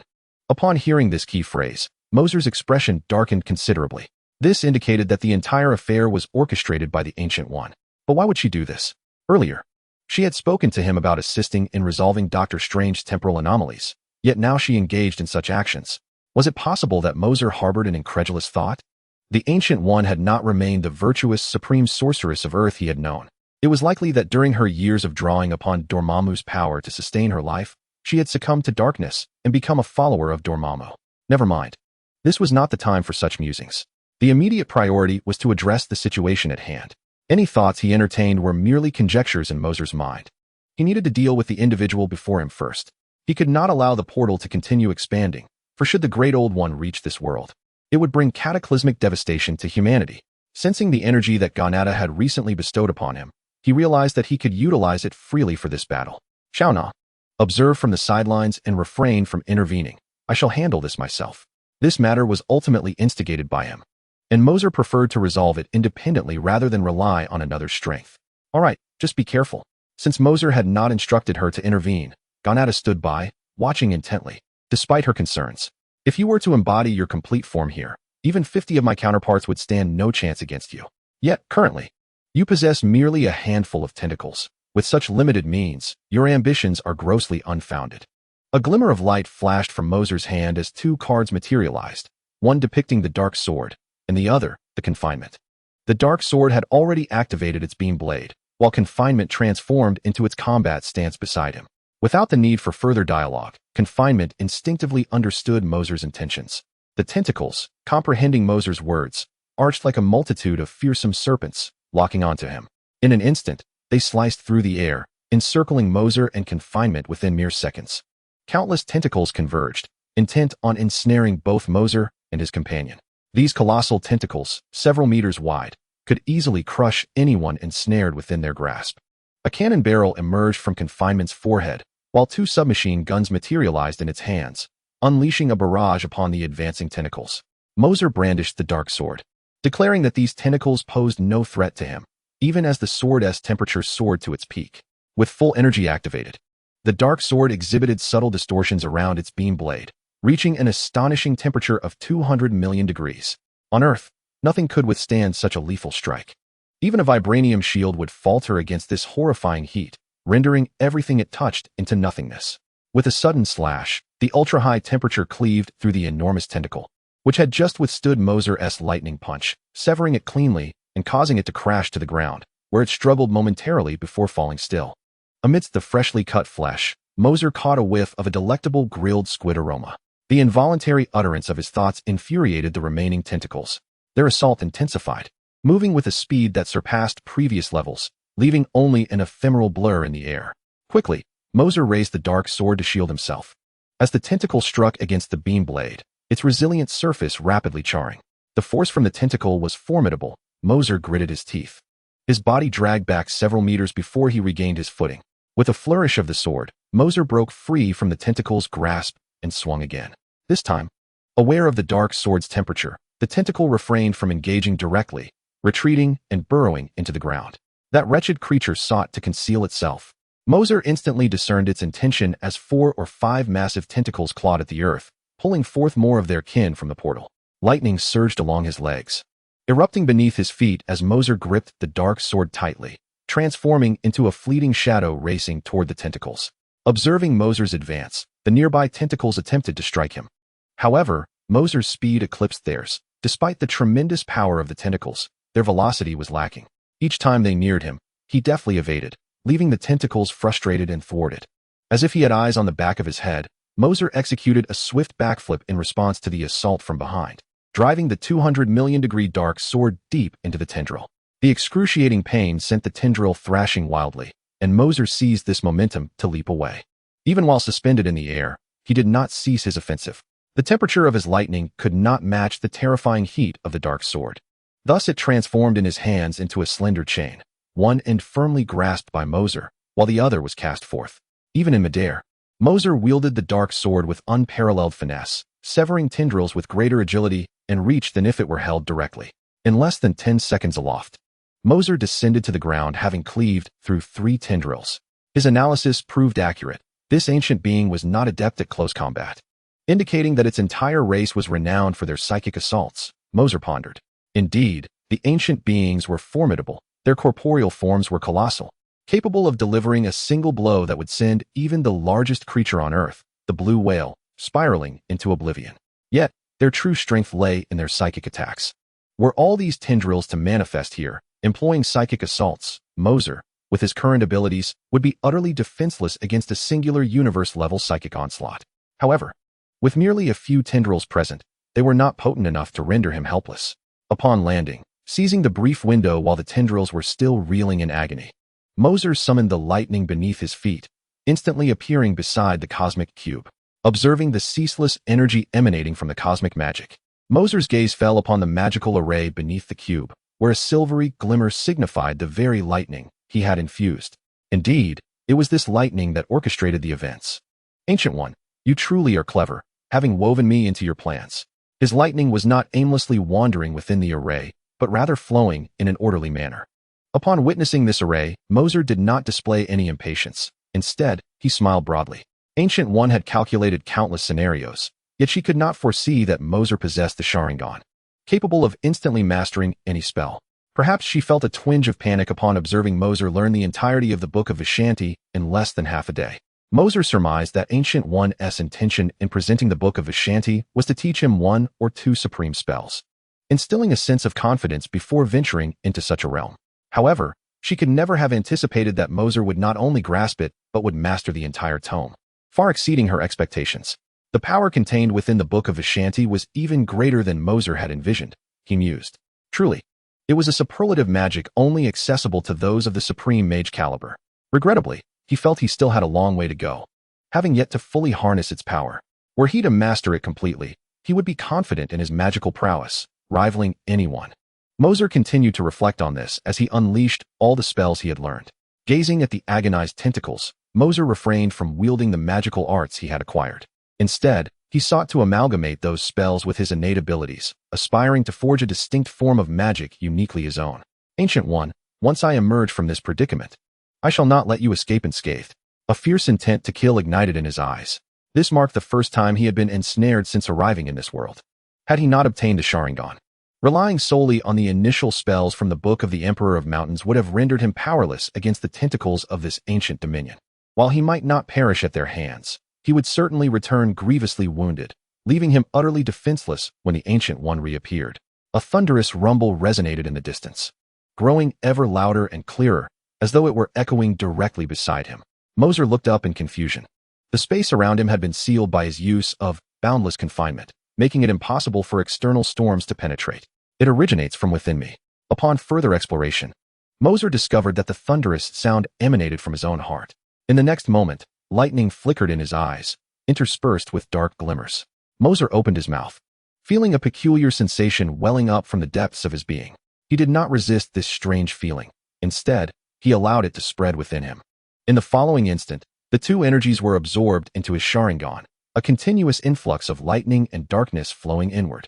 The three tomo within his eyes began to transform gradually, coalescing into a singular black circle, interconnected by three dark rings, with a small black dot resting at the center of the rings.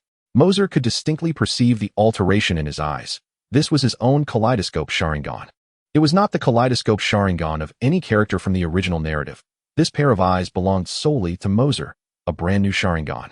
Originally, the Sharingan could not actively absorb the energy contained within the Thunderfruit and the Blacklight virus. However, having been deceived by the Ancient One, Mercer had nearly faced a life-threatening situation. This extraordinary sensation indicated that the Sharingan was capable of absorbing these two energies, perhaps a testament to the uniqueness of the system's Sharingan. The evolution requirements for the Sharingan have been met. Reason for fulfillment: extreme fury. A sudden voice from the system echoed in his mind, enlightening Mercer to the underlying cause. It appeared that the emotions required to evolve the Sharingan were not limited to the sorrow of losing loved ones. Extreme anger could suffice as well. The system did not provide specific conditions for evolution, so Mercer deduced them from the information at hand. Meanwhile, the tentacles had regained their composure after enduring intense pain, and they were now thoroughly enraged. Initially subdued by four-direction suppression, several of the tentacles had now been severed by Mercer. For a mere human to achieve such a feat was an affront of the highest order. The color of the tentacles gradually morphed into a deep crimson, reminiscent of the flush that adorns a human face in moments of anger, signifying that it had truly reached a state of rage. Observing this transformation, the previously languid Ganata began to adopt a more serious demeanor, as violet energy mist began to emanate from her form. Xiaona, refrain from intervening, came Mose's voice from a short distance, causing Ganata to pause in surprise. You still intend to handle this yourself? The situation now is entirely different from before. Ganata's tone carried a note of urgency. Suddenly, a series of explosive sounds resonated within the vast arena. The force of the blast shattering the floor beneath Mose's feet and sending plumes of thick dust swirling into the air. What is happening? Ganata murmured, her palm gently fanning the air as her gaze darted through the haze in search of Mose's figure. As the dust began to settle, her expression froze in astonishment upon witnessing a massive, deep purple skeletal figure gripping the enormous tentacle. No matter how the tentacle writhed and pulled, It remained firmly ensnared within that colossal bony hand. Considering the spaciousness of the arena, the purple skeleton was not overwhelmingly large. Yet it stood at an impressive height of 5 to 6 meters. A glimmer emanated from the skull of the skeleton. As its free left hand seized the dark sword from Mose's grasp, the energy field that constrained the blade's luminescence suddenly expanded, causing the sword's beam to swell in size. It grew to match the dimensions of the purple skeleton, with the energy field within the sword's hilt once again radiating outward, coalescing into a beam of light. This entire sequence transpired in less than 3 seconds, after which the skeleton raised the now massive dark sword high, preparing to strike at the tentacle.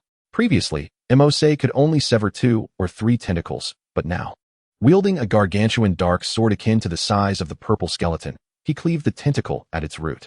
The excruciating pain prompted all the tentacles to curl inward, reminiscent of a human's instinctive reaction to protect a finger in response to sharp pain. What in the world is this? Ganata exclaimed, baffled, as she had never witnessed Mose wield such power before. Shao Na, it is true that he has changed in his anger, but I too possess something different. Mose's voice rang out with a light chuckle. This massive purple skeleton was a manifestation of the unique ability of the kaleidoscope Sharingan. Susanoo. Tendrils of black threads surged forth from the bones, weaving intricately across the skeleton, resembling veins of blood that connected lightning and thunder, forming a semblance of flesh. Once this flesh was formed, silver arcs of lightning erupted from within, enveloping the surface in a shroud of electric radiance. Should a member of the Uchiha clan, capable of summoning Susanoo, witness this spectacle, they would undoubtedly be struck with awe at the sight before them. This Susanoo had ascended to its second form. It was a rarity for one to activate Susanoo and immediately transition into its second form. However, Mose's Susanoo in its second form was not akin to the typical second form that one might expect. This is a corporeal form composed of the Thunder Fruit and the Blacklight virus, possessing resilience that rivals the original second form of Susanoo. In terms of offensive capabilities, the dark sword with a temperature of 200 million degrees renders it invincible. This incarnation of Susanoo is destined to be the mightiest. How marvelous! As he sensed the transformation within himself, a look of rapture spread across Moser's face. It is no wonder that the second pillar favored this form of Susanoo even before acquiring the power of the 6 paths. Its malleability is simply extraordinary. Chapter 48. Heroic Moser chuckled, unafraid to confront the tentacles before him. In a flash, the spectral form of Susanoo materialized beside several tentacles, swiftly severing them as they fell to the ground. The old one understood that with only a few tentacles, it could not withstand Moser's might. So 2 tentacles withdrew to prop up the portal, attempting to force it open slightly. Moser would not grant it this opportunity. With a swift motion, he severed the tentacles supporting the portal. Let this farce come to an end. The kaleidoscopic Sharingan surged with power, instantly dismantling the array that operated the cosmic cube, causing the portal to begin contracting. The portal, which had previously extended several tentacles, saw their numbers dwindle as it shrank, the tentacles clinging desperately to the portal.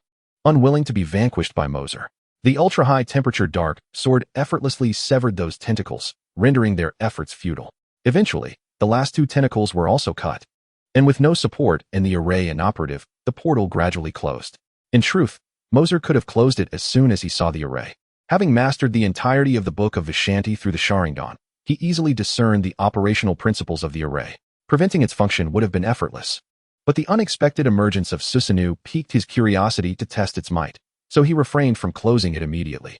Now that the commotion had settled, and uncertain whether the old one had any further tricks, Moser decided to close the portal promptly to avert any unforeseen complications. The cosmic cube lacked autonomous consciousness. Once the magic array operating it became ineffective, the azure magic surrounding it was absorbed back into the cube, restoring silence to the surroundings. With matters resolved, Moser exhaled in relief, reverting the dark sword to its normal size and relinquishing the form of Susanoo.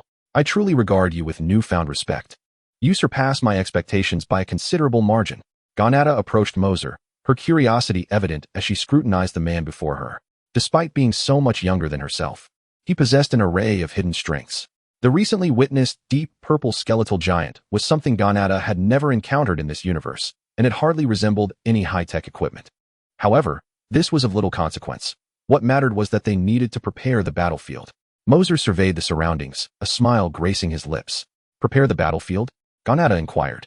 Somewhat puzzled, Moser leaned in to whisper a few words in her ear, and upon hearing them, her eyes sparkled with excitement as she eagerly nodded.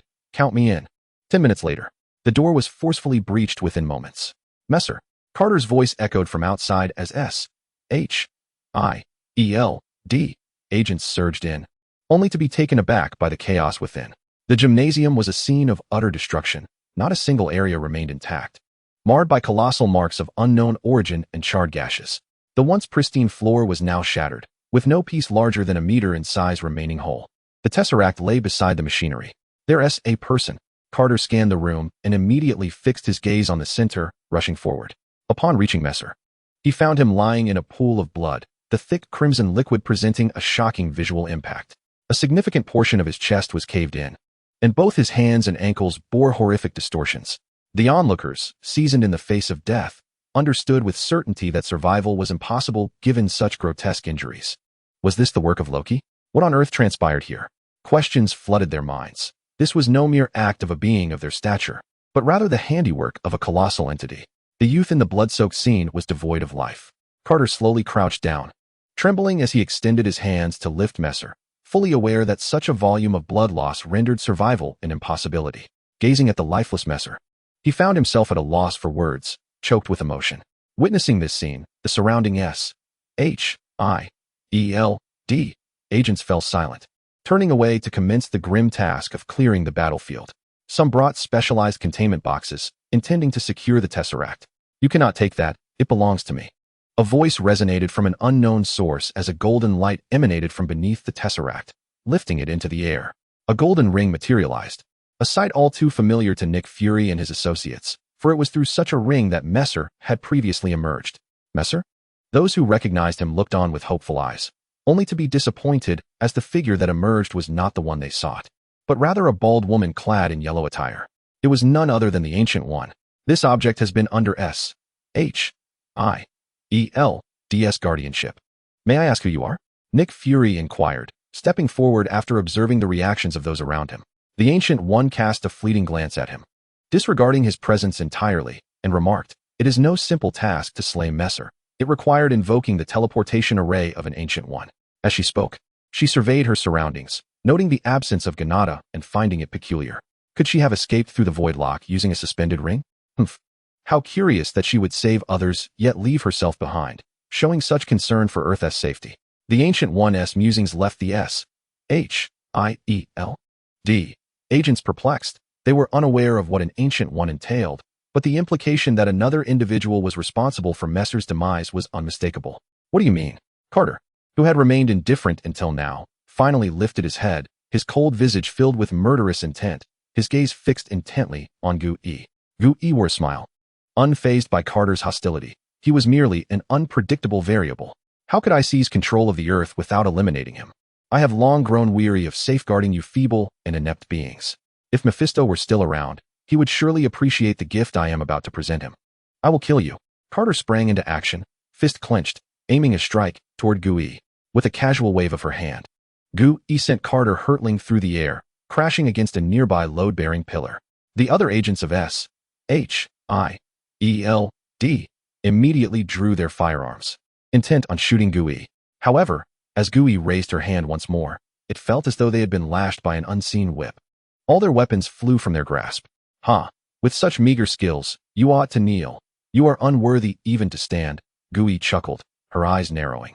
Instantly, everyone present felt their legs weaken, and true to her word, they found themselves kneeling. Carter and her companions struggled to rise, but the weight pressing upon them was insurmountable. Not only could they not stand, even moving a finger was beyond their capability. At last, I can finally dominate the earth. With Mephisto dead, there is no one left who can thwart me. The pitiful sight of those struggling yet unable to rise brought forth a derisive laugh from Gu-E, a laugh filled with arrogance. But before her laughter could fade, a light chuckle interrupted her. Is that so? Then allow me to present you with a gift as well. In the next moment, the spatial cube in Gu-E's hand erupted with a thunderous blast, its formidable energy enveloping her entirely rather than dispersing outward. As that voice resonated, another ethereal sound followed suit. Vishanti's technique, boundless ceiling. In an instant, Gu-E vanished from sight. In less than 10 seconds, she reappeared before the onlookers. But this time she was kneeling on the ground, her appearance utterly disheveled. The arrogance that once characterized her was gone, replaced by a ghastly visage, bloodied and in disarray. Her clothes were tattered, and though they revealed much, no one dared to gaze for long, for her injuries were truly horrific. Not a single patch of unblemished skin remained. Her body bore the charred marks of explosion. A layer of black runic inscriptions flowed across Gu Yi's surface. Perhaps these very inscriptions were the reason for her survival. The dark runes coursed through her body, entering her wounds, and astonishingly, those horrific injuries began to heal at a visibly rapid pace. Gu Yi extended her hand, summoning 2 pieces of dark clothing from the portal, which adorned her automatically. Once she had completed this, her expression darkened as she fixed her gaze on a particular direction. In that ethereal void, a ripple stirred as a boy, adorned with a smile, emerged alongside a stunning maiden. The crowd gasped in astonishment. It was Mercer and Janata. In Mercer's grasp, the cosmic cube radiated a brilliant azure light, unmistakably indicating that they had recently employed its power to conceal themselves. I cannot believe I was deceived by you. You utilized the spell All Things in Nature from the Book of Vishani, did you not? Ancient One's voice dripped with malice. Just an hour prior, the two had engaged in amicable discourse, yet the atmosphere now crackled with tension. Mercer tilted his head slightly, a wry smile gracing his lips. Thanks to you, I have mastered the Book of Vishanti. It has proven to be exceptionally useful. My gratitude is genuine. Though his words ostensibly conveyed appreciation, they were devoid of warmth, the chill palpable to all present, especially to the visibly enraged Ancient One. Had it been an ordinary illusion, Ancient One could have seen through it effortlessly. However, All Things in Nature was a premier illusion from the Book of Vishanti, capable of seamless disguise, a rather sophisticated enchantment. Unbeknownst to her, Mercer had acquired the Kaleidoscope Sharingan, placing his magical prowess on par with, if not surpassing, that of Ancient One. With such elevated skills, even the most advanced illusions eluded her perception. She genuinely believed Mercer to be deceased, emboldening him to brazenly wield the cosmic cube. Now, however, the cube remained out of reach, and he had dealt her a considerable blow. Well done, you truly are impressive. The murderous intent in Ancient One's voice was unmistakable. Despite having lived for centuries and possessing the prowess of a supreme sorcerer, her physical form lacked the superhuman capabilities of Mercer. She was merely superior to ordinary mortals. A gunshot or knife wound could inflict fatal harm upon her. The recent explosion had triggered a life-protective spell she had crafted years prior at great expense of her magical energy. Ancient One had not anticipated needing it at this moment, and before she could react, it had activated. I never imagined that an old one could not vanquish you. You have truly exceeded my expectations. Dark, visible waves of energy emanated from her, as though the very fabric of the surrounding space threatened to shatter. I expended the vast majority of Dormammu's power to glimpse the singular visible future with the Time Stone, crafting a plan accordingly. I did not foresee that you would only sustain superficial injuries. You truly are the one who altered the timeline. The onlookers were oblivious to the weight of Ancient One's words, only aware of her intent to eliminate Mercer. Yet, he discerned a dissonance in her tone. Dormammu's power? Mercer's brow furrowed deeply. Was this not his archenemy? Could it be that you? At this juncture, Ancient One shed all pretense, the black mark of Dormammu materializing upon her forehead. Initially no larger than 3 fingers, the mark swiftly expanded to envelop her entire visage, rendering her countenance somewhat deranged.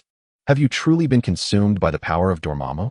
Mercer exclaimed, astonished at the terrifying visage before him. How could a supreme sorcerer fall under the control of a lord from the dark dimension? Do not misunderstand.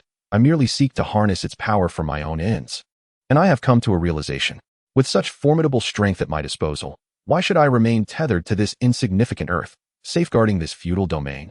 I shall seize control of the entire planet and become its sovereign. The once cold demeanor of the Ancient One had vanished, replaced by a madness one could scarcely have anticipated from her. I never expected you to undergo such a transformation, Mercer remarked with a hint of disappointment. Humph, do not feign omniscience. Once I capture you, I shall have ample means to pry open your mind and uncover its secrets. A thick, dark energy surged from the Ancient One's palm, embodying the essence of ultimate malevolence. The black energy spread rapidly from her feet in all directions. The S.H.I.E.L.D.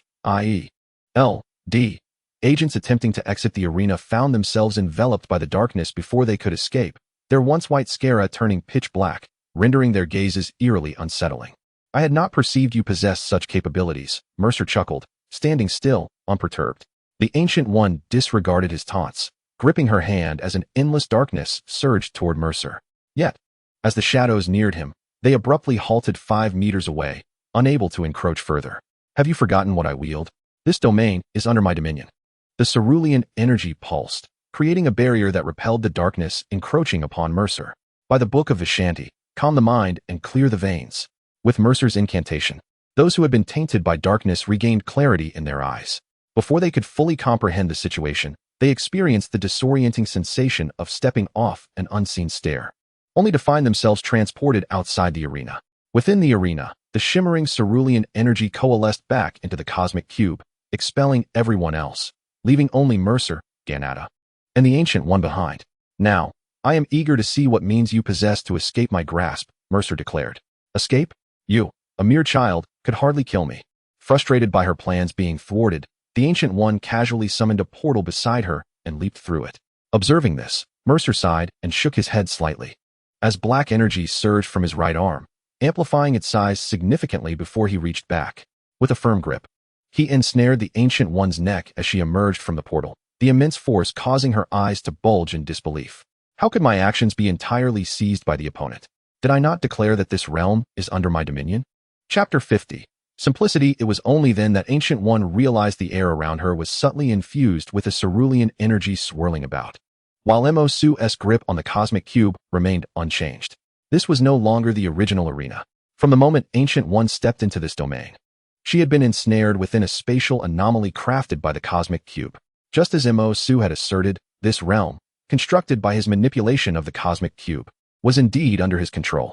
Within this space, all forms of teleportation magic had become utterly ineffective. With a vice-like grip around Ancient One's neck, Mosu hurled her violently towards the ground. The immense force of impact caused cracks to spiderweb across the surface, illustrating the sheer power of his strike. Cough. After being struck, Ancient One expelled a copious amount of crimson blood. Her body could scarcely withstand such a level of assault repeatedly. Damn it, do not underestimate me. A resplendent black and gold circular magic array materialized in Ancient One's grasp, brimming with monumental magical energy, aimed squarely at Mosu's visage. Yet, before she could unleash the spell, Mosu swiftly planted his foot onto her palm, forcefully shattering her array. The bones in her hand fractured, eliciting a cry of pain from her lips. Ancient One was a supreme sorceress, having drawn upon the power of Dormammu, rendering her significantly more potent than before. Had the Avengers attempted to thwart her, even with a fortunate success, the outcome would have been nothing short of catastrophic. Mosu was acutely aware of this, which is why each of his attacks was not a mere ruse. He struck with lethal intent. After all, the adversary had already harmed him once. Could he afford to show mercy? Mosu was neither malevolent nor foolish. Such folly was out of the question. Cursed wretch. Beads of sweat formed on her brow as a dark luminescence surged from her chest, which did not coalesce as it had previously, but detonated instantaneously. The tremendous explosion compelled Mosu to instinctively leap back, granting Ancient One a moment to distance herself. Escaping now was impossible. She needed to inflict some trouble upon him first, or her own exit would remain unattainable. With this thought in mind, Ancient One uttered a low incantation and struck the ground with fervor. A dozen golden and black magic arrays emerged from her hands, suspended in the air. As she swept her palm from above downwards, the arrays erupted, unleashing a torrent of magical beams directed at Mosu. Is that all? Mosu chuckled softly, neglecting to shield the cosmic cube, instead using the lightning from the thunderfruit to absorb the onslaught. With a mere thought, he activated the powers of the cosmic cube. As the magical rays hurtled towards him, they vanished into nothingness as if they had sunk into the abyss. At the moment of Ancient One's astonishment, a ripple in the space beside Mosu gave rise to a magical ray identical to the previous one. Ancient One, with a grim expression, absorbed the impact of these magical rays. Their potency was as formidable now as it had been when first unleashed. The sheer force of the magical energy left her momentarily dazed, for Mosu had utilized the cosmic cube to redirect those magical rays back at her. This form of magic had become utterly ineffective against him. No matter how much he used, it would ultimately rebound upon himself. The capabilities of the space gem were exceedingly vexatious. Ancient One's countenance darkened, and she found herself at a loss. The spells she wielded were all derived from the Book of Vishanti. Although their effects differed, the underlying principles remained the same. The kaleidoscope Sharingan had long been in operation within Mosu's eyes. No matter what magic Ancient One conjured, he could effortlessly discern its essence. Could it be that? As she beheld the even more peculiar pupils of his eyes, a disconcerting thought crossed her mind. Could these eyes truly see through all her magic? Such a notion seemed preposterous. Even with mastery over magic, it was inconceivable that one could counter every move with such precision. Had Mosu transcended the realm of magic itself? Cursed be this creature, a veritable monster, having mastered the Book of Vishanti to perfection in a mere day. Indeed, she realized she had provoked a formidable adversary. Ancient One silently cursed. Her initial composure entirely dissipated. Had Mose not acquired knowledge from the Book of Vishanti, she might have had a chance against him, but now it was far too late. The space around her was sealed by Mose, leaving her no avenue for escape. Her magical prowess paled in comparison to his, rendering any attempt to retaliate futile. Subduing Ancient One was astonishingly effortless for him, with restrictions imposed at every turn. Victory was simply unattainable. A barrage of blows rained upon Ancient One's face. Regardless of her attempts to evade, Mose effortlessly neutralized her every maneuver, leaving her to endure the assault passively. Minutes later, Mose grasped the nearly incapacitated Ancient One by the throat, his gaze filled with a semblance of pity. What a pity, he mused. I had hoped we might become good friends. Alas, you have let the allure of dark power cloud your true self. You are so vastly different from the Ancient One I once knew. Please wait. I concede. Spare my life, and I shall follow you. Ancient One pleaded desperately, sensing the rising malice in Mose's words. If this continued, she would surely meet her demise. After uttering her plea, Mose stroked his chin in contemplation and nodded. Indeed, you are still of use to me. At his words, Ancient One's expression brightened. She believed a glimmer of hope had emerged. Just as she was about to seize the moment to plead further, Mose interrupted. You previously urged me to engage with it. Now, I suggest you enter and face it yourself. If you can survive in your current state, then go ahead and try. What? Mercer snapped his fingers, causing the cosmic cube beside him to emanate a radiant blue energy wave, which opened a portal. As he spoke, it appeared that several tentacles were writhing on the other side of the portal. Observing this, Mercer unceremoniously tossed the Ancient One into it. The tentacles emerged from the portal and immediately ensnared the Ancient One, pulling her back in with an urgency that suggested a fear of her escape. Mercer swiftly closed the portal, a faint smile playing on his lips. How ruthless you are to have cast her into the lair of that monster. Especially after we just provoked it. Who knows how furious it has become. Ganada's light, airy voice floated in from the side as she gracefully alighted next to Mercer. This is merely tit for tat. With the Ancient One serving as a scapegoat, the Great Old One should refrain from disturbing our world. This was Mercer's plan. The Great Old One, having lost a significant number of its tentacles, would surely be enraged, and if left unchecked, it might incite a second invasion of Earth. If a sacrificial lamb were to endure its wrath, it might quell some of its fury. Should it return thereafter, Mercer would not be at a disadvantage. Oh, but those concerns are trivial now. The pressing matter lies with what to do with these tentacles. Ganada pointed towards the severed tentacles not far from Mercer, her gaze filled with anticipation. Naturally, we shall keep them for ourselves. With such a bounty at hand, why should we share it with others? Mercer replied with a grin. Upon hearing this, Ganada leapt in delight like a joyous child, already plotting how to divide the tentacles from the Great Old One with Mercer. With a sigh of relief, Mercer felt a wave of ease wash over him. It seemed that matters were finally coming to a close. This battle had not only thwarted Hydra's grandest scheme, but had also eliminated a lurking threat. Now, I should finally be able to rest, he mused. Yet, before he could catch his breath, the voice of the system suddenly resonated in his mind. Mission triggered. Rescue the Ancient One. Chapter 51. The curtain falls. Mercer was taken aback by the belated mission announcement, akin to a last-minute intervention. Why was the task being issued now? Shouldn't it have been presented before the events unfolded? And to rescue the Ancient One? Hadn't he just sent her to the Great Old One's domain?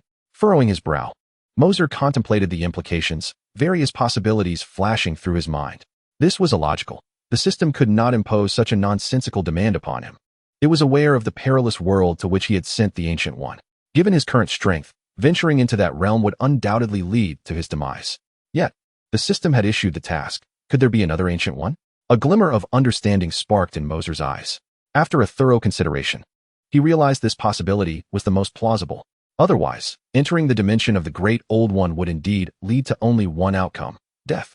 Unless the system grants itself some formidable cards after its past, such notions remain unsubstantiated. The dimension inhabited by the Old One is shrouded in mystery, and he dares not gamble his life in exploration.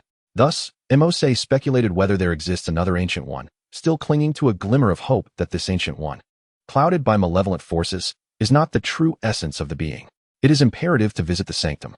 Mose resolved that indulging in idle thoughts would yield no fruit. It would be far more prudent to investigate the sanctum. In the midst of contemplation, Mose lifted the cosmic cube's blockade over this space. Once the azure energy enveloping the gymnasium dissipated, the agents of S, H, I, E, L.D. cautiously surveyed the entrance before stepping inside. Upon their arrival, they were greeted by the sight of Mose and Ganata, exuberantly maneuvering the grotesquely massive tentacles, which they carelessly tossed into the azure portal. Mose, are you unharmed? Upon witnessing the duo handling the tentacles, especially Mose, who bore no semblance of injury and appeared in peak condition, they were taken aback. Ah, Carter, Mose stammered, momentarily at a loss for words. He vividly recalled the moment she had held his lifeless body in silence. Perhaps she harbored some unusual feelings towards him. To be noticed by such a striking woman is indeed a fortune for any man. Yet, Mose understood that whatever peculiar sentiments she might possess were largely influenced by the man with eyes of the same hue, Steve Rogers. Initially, Mose regarded her as a neighborly sister, never contemplating deeper implications, so while he felt a stir within upon seeing that scene, it was not profound. Carter, I appreciate your care during these days. Allow me to present you with a gift, Mose said with a gentle smile. Huh, what is it? Carter inquired, perplexed. With a subtle gesture, a spatial disturbance erupted beside him, and a large black rat materialized before the assembly, startling them all. This is your gift, take a look. Mose beamed at Carter. At that moment, Carter remained oblivious to the gravity of the situation. Approaching the object, she discovered it to be a mummy. She crouched down and tapped it, eliciting no response.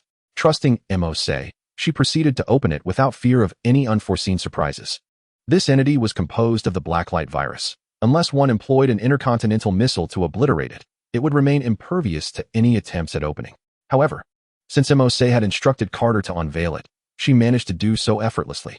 As she removed the mummy's facial covering, the visage she had longed for and often encountered in dreams materialized before her, rendering her momentarily speechless. Upon being exposed to light after prolonged confinement, Rogers sprang to life.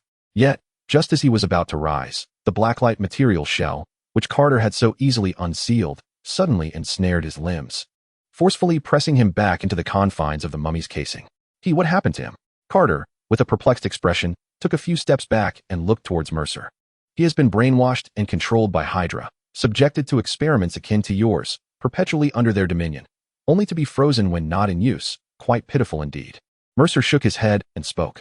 Carter stood frozen, gazing at the man who was struggling, his eyes devoid of the tenderness he once held for her. Help him. He is also a wretched soul, forced to become Hydra's weapon, and there is a person who met his demise at his hands, someone you would never suspect. Mercer stated. Who is it? Nick Fury approached, eager to listen, with Natasha by his side, her rank sufficiently high to stand beside him and hear some confidential matters. The other Hydra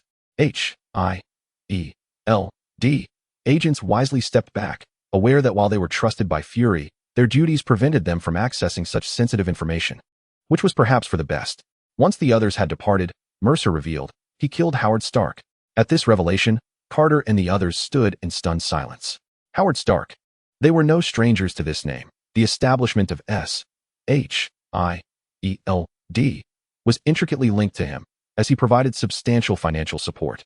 Moreover, he was the father of Tony Stark. This complicates matters significantly. Tony Stark, a pivotal member of the Avengers, could not be forsaken.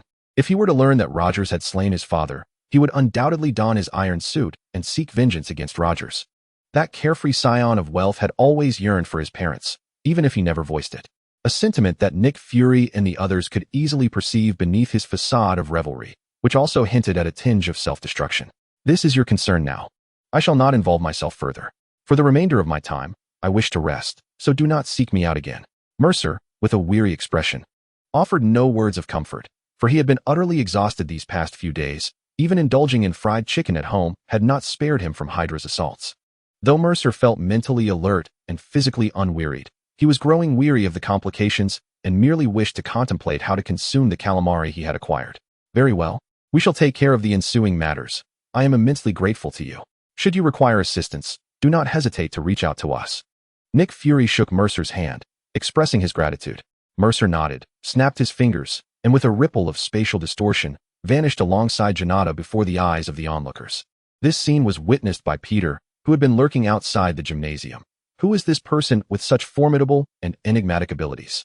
He had been intent on entering to assist Mercer, yet no matter how he attempted to gain entry, the gymnasium was sealed by a cerulean energy, leaving him to wander aimlessly outside. Thankfully, seeing Mercer unharmed, he let out a sigh of relief.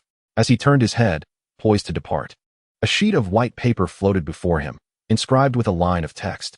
If you wish to seek me, proceed to the address written below. Chapter 52. The dim path. Moses did not return home. Instead, he first ventured to the sanctum. Janata was reluctant to accompany him, prompting Moses to escort her back to his residence. In the present sanctum, with the absence of Ancient One, no one could discern that Moses had arrived. He wandered alone within the sanctum, the presence of the cosmic cube allowing him to evade all prying eyes, rendering him invisible to others. Could my deductions be erroneous? Is it truly necessary to rescue the Ancient One? Moses furrowed his brow. If that were the case, he would prefer to abandon this mission. After fruitless searching, he sighed and was about to retrace his steps home when suddenly he halted. A gentle breeze brushed against his face, compelling him to turn his head. Currently, he stood on the highest floor of the sanctum, effectively the office of the Supreme Sorcerer, typically devoid of visitors. The room housed numerous weapons and tomes, comprising magical artifacts and spell books, which Moses glanced at dismissively, regarding them as mere refuse. He approached the bookcase on the right, observing the plethora of books it held, acutely aware that a breeze had indeed passed moments ago. Standing before the shelf for about 10 seconds, Moses smirked, recognizing the familiar cue. He stepped forward, and the bookcase shimmered with spatial ripples, allowing him to pass through. Behind the shelf lay, as anticipated, a dimly lit path, constructed from stone bricks, many of which were adorned with moss. It bore the marks of age, certainly not built within the last century. The atmosphere hinted at what lay at the end of the path, and with a swift motion, Moses propelled himself deeper into the shadows. The passage was not lengthy. Within mere seconds, he reached its terminus. Dark, damp, and narrow. These were Moses's 3 impressions of this passage, a veritable perfect chamber for confinement, embodying a quintessential villainess lair. Who approaches? A feeble voice echoed from the end. Startled by the voice, Moses raised his gaze. At the passage's conclusion stood a small altar-like platform, flanked by 2 pillars, from which a black chain ascended. Bound between the chains was a familiar visage, the Ancient One. You, how have you come to be in such a state? Moses rushed forward, apprehensively observing that the Ancient One appeared somewhat ethereal. A spectral form? The state of the Ancient One was evident even to an ordinary person. Her body seemed insubstantial, and her legs had vanished up to mid-thigh, resembling the essence of a soul. You are the first to arrive in this place in many years. Who are you? The voice of Ancient One was exceedingly frail, her eyelids drooping heavily. Were it not for Mose's ability to sense her energy, one might assume she was on the brink of death. However, this was of little consequence. What mattered was that he must first rescue her. As he prepared to dismantle the 2 magical pillars beside her, Ancient One halted him. Do not. These pillars possess formidable protection. No one can breach them except for her. The identity of the her she referred to was immediately apparent to Mose, who flashed a reassuring grin, revealing his bright, white teeth. Fear not. I am quite adept in the realm of magic. With that, he widened his eyes before Ancient One. And to her astonishment, his azure-green irises transformed into a kaleidoscopic Sharingan. Casting a cursory glance over the 2 pillars, Mose chuckled softly, recognizing it as a mere old trick. He raised his hands, forming intricate hand seals, and golden magical energy coalesced before him, shaping into a palm-sized magical sigil. The gestures abruptly ceased as he pressed his right hand against the sigil and struck it against the pillars. The magical columns that had imprisoned Ancient One for countless years shattered from top to bottom. Freed from her constraints, Ancient One collapsed to the ground. Has the seal been broken? She marveled, observing the remnants of the pillars, then turning her gaze to the smiling youth before her. Noticing his unfamiliar attire, she paused for a moment before inquiring, "What year is it now?" Mose hesitated briefly before responding, "It has been quite some time since your era. I am more intrigued to hear how you ended up trapped here." With a long sigh, Ancient One recounted her tale. She hailed from the mid-17th century, a time when she was young and exceptionally gifted, having attained the status of the most powerful sorceress at the mere age of 23. During that epoch, Ancient One was a luminary in the magical world, renowned for leading fellow sorcerers in repelling numerous assaults from magical forces originating from other planets or dimensions. It was through her prowess that the strength of Earth's magicians began to resonate throughout the cosmos. Consequently, many extraterrestrial magical beings recognized a critical vulnerability in Ancient One, her mortality. While humans typically lived for around a century, many beings from other worlds had lifespans extending from 150 to 200 years. To safeguard Earth from the incursions of these alien entities, Ancient One established the Sanctum Sanctorum and was bestowed with the title of Supreme Sorceress. As time passed, Ancient One began to seek a successor to the title of Supreme Sorceress. Though many possessed magical aptitude, finding someone capable of rising to her level proved elusive. By the age of 50, impatience began to set in, for she had yet to encounter a suitable candidate. It was then that she delved into dark magic. Aware that while there were noble sorcerers protecting Earth, there also existed nefarious practitioners who sought to draw upon the malevolent energies of other dimensions for their wicked deeds. During the course of vanquishing these nefarious sorcerers, the Ancient One unexpectedly encountered Dormammu, the sovereign of the dark dimension, who sustains himself by consuming the cosmos. His existence was subsequently documented by the Ancient One in the arcane tomes as a being of multiversal magnitude.